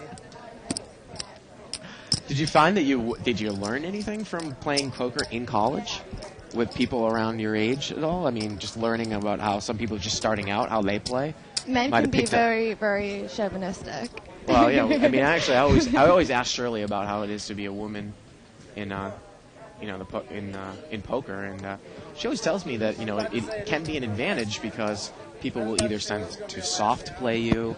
They don't want to make it. They might call you with inferior hands because they don't want a woman to bluff you out of a hand. So, obviously, if you're a good female poker player, you can use it to your advantage, right? Mm-hmm, exactly. But, I think the hardest thing is women playing against women. If you've ever seen just heads-up action with them, it's vicious. It is. They have their claws out, and it's very vicious. It's just pure competition for them. If you ever saw the GSN, and I think, actually, Shirley and I talked about this last night. If you ever saw the GSN episode of the first female Battle of the Sexes, boy, it didn't seem like Annie Duke and Karina Jett and Kathy Liebert really were getting along too well with each other, and they were on the same team. It's funny because it just the claws come out, and it's brutal. I mean, I played against a full women table on GSN myself, and it was brutal. They're harsh. Oh, wait a minute. Do we have a move here? Queen 6 there for Nick, and Brian has ace 8. Brian's on the short stack, and I believe Brian has made a raise. Yeah, what else? We're going to see you get mucked. That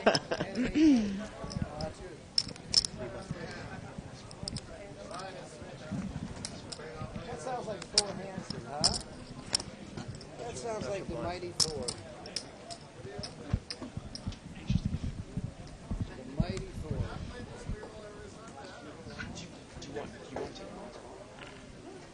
Well, I'm saying, do you want to do the ending? Two more friends. What's that? Oh, okay.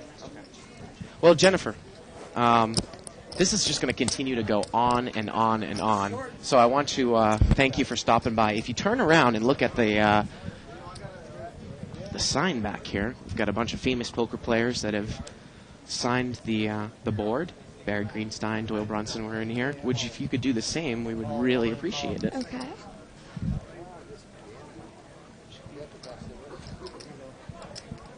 One time, let the 52% chance win. Jennifer Genocide. There you go. Awesome. And are you going to be playing in the ladies event too, the $100 one, to Both. try to get into the Might as WPT? well. Might as well, right? I'm here. Well, congratulations with all your success, and thank you very It was much very for nice coming meeting by. you. Right. All right. Oh, so you got to make sure that you have them covered. Oh, okay. Okay. Let's see how many chips you have. Those are yours on the side. Let's count those. And it looks like we had a hand there at the end, just as Jennifer was exiting out of there. King high against queen high, and it looks like Brian took it down there, Dave. Wow, I just joined in. I jumped back in right at the nick of time there. Right Look at at that. the nick of time, and Brian, took wins. it down. Amazing. Well, I got to say, it was a lot more exciting to have Genocide come in here for the last 5 minutes than the previous. Yeah, I got to say, I'm wondering, Bart, you bring in a good-looking blonde, and that was the longest interview you ever had. I've never seen you have a longer interview than that. I got to talk to the executive producer. You always get the saucy interviews. Yeah, you always get the saucy interviews. You know, I got Min Win, who didn't say a word, and No. you get Genocide. No. But hey, congratulations to Brian there. Well done. Yep. And I think Brian's actually going to come back here for a second. Well, now Brian just has to beat about 1,000 other people. He is Yep. our Poker Blue man. Congratulations. And if he beats 1,000 other people, he will get a $1 million bonus from PokerBlue.com. Yep. Well, there he is. So, Dave, I mean, really, really, honestly, I know we've had a lot of fun tonight, but let's sum this night up in terms of poker strategy. And this was a short-handed sit and go. What really was going on here tonight? Well, I mean, to me, it was obviously a pretty passive table. Yeah. And pretty tight table. And, nobody really wanted to make the first move and mix it up. Nobody wanted to be the first one knocked out. Yeah. And what it came down to was, a couple of races at the end. And fortunately for Brian, he was able to outlast his competition. Yeah. Why don't we get a quick interview with our winner? Yeah. Maybe you can parlay this into an extra $1 million. Yeah, absolutely. From PokerBlue.com, okay? Okay. So he's going to step in here.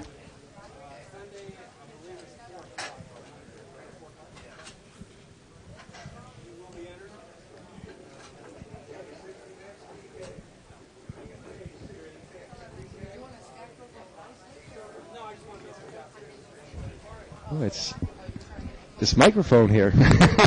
So, Brian, Yes. scoot over a little bit this Sure. way. Okay. And we got the camera up there. Congratulations Well, on your thank win you. tonight. Appreciate But, Brian, that. we got to say that, Dave and I have been watching a lot of live poker, and we've done a couple of these short table tournaments, and that seemed to be some of the tightest play that we've ever seen in terms of a tournament. It was just amazing, some of the laydowns that we were seeing. Did you ever consider, were you going to change it up a little bit and start stealing? How did you think that you were going to approach tonight after you saw some of the tight play after the first hour or so? Well, actually, I did see it was very tight in the beginning, and nobody really wanted to get it in, even though it seemed like this was more for fun than anything else. But if you think about it, there's $1 million on the line. Yeah. I mean, if you get lucky enough now and win this tournament coming up, I mean, that's a lot of money. Absolutely. So I kind of took it a little bit more serious than most of them did. Yeah. And I noticed they were playing tight, so I just figured I'd try to get in there with the best hand, and got lucky a few times, which was what you have to do to win these tournaments. Yeah, we're talking about Poker Blue, and Poker Blue, actually, you won a seat through a free roll where you only need to play live for 4 hours, $1 or $2, up to no limit, just for 4 hours. And how many people were in your free roll? I was the lucky one. I got there the first one. There Wow, was you only were in like, the one with 20 people in it? No, there was like 40-something. Oh, okay. But, you know, it was like, from what I heard, there was like over 100 of them in the last tournament. So I had the easiest way to go to get where I did. Yeah. And it was really great because I've only been playing No Limit Hold'em for like 2 years now, and I've probably maybe played about 15 times.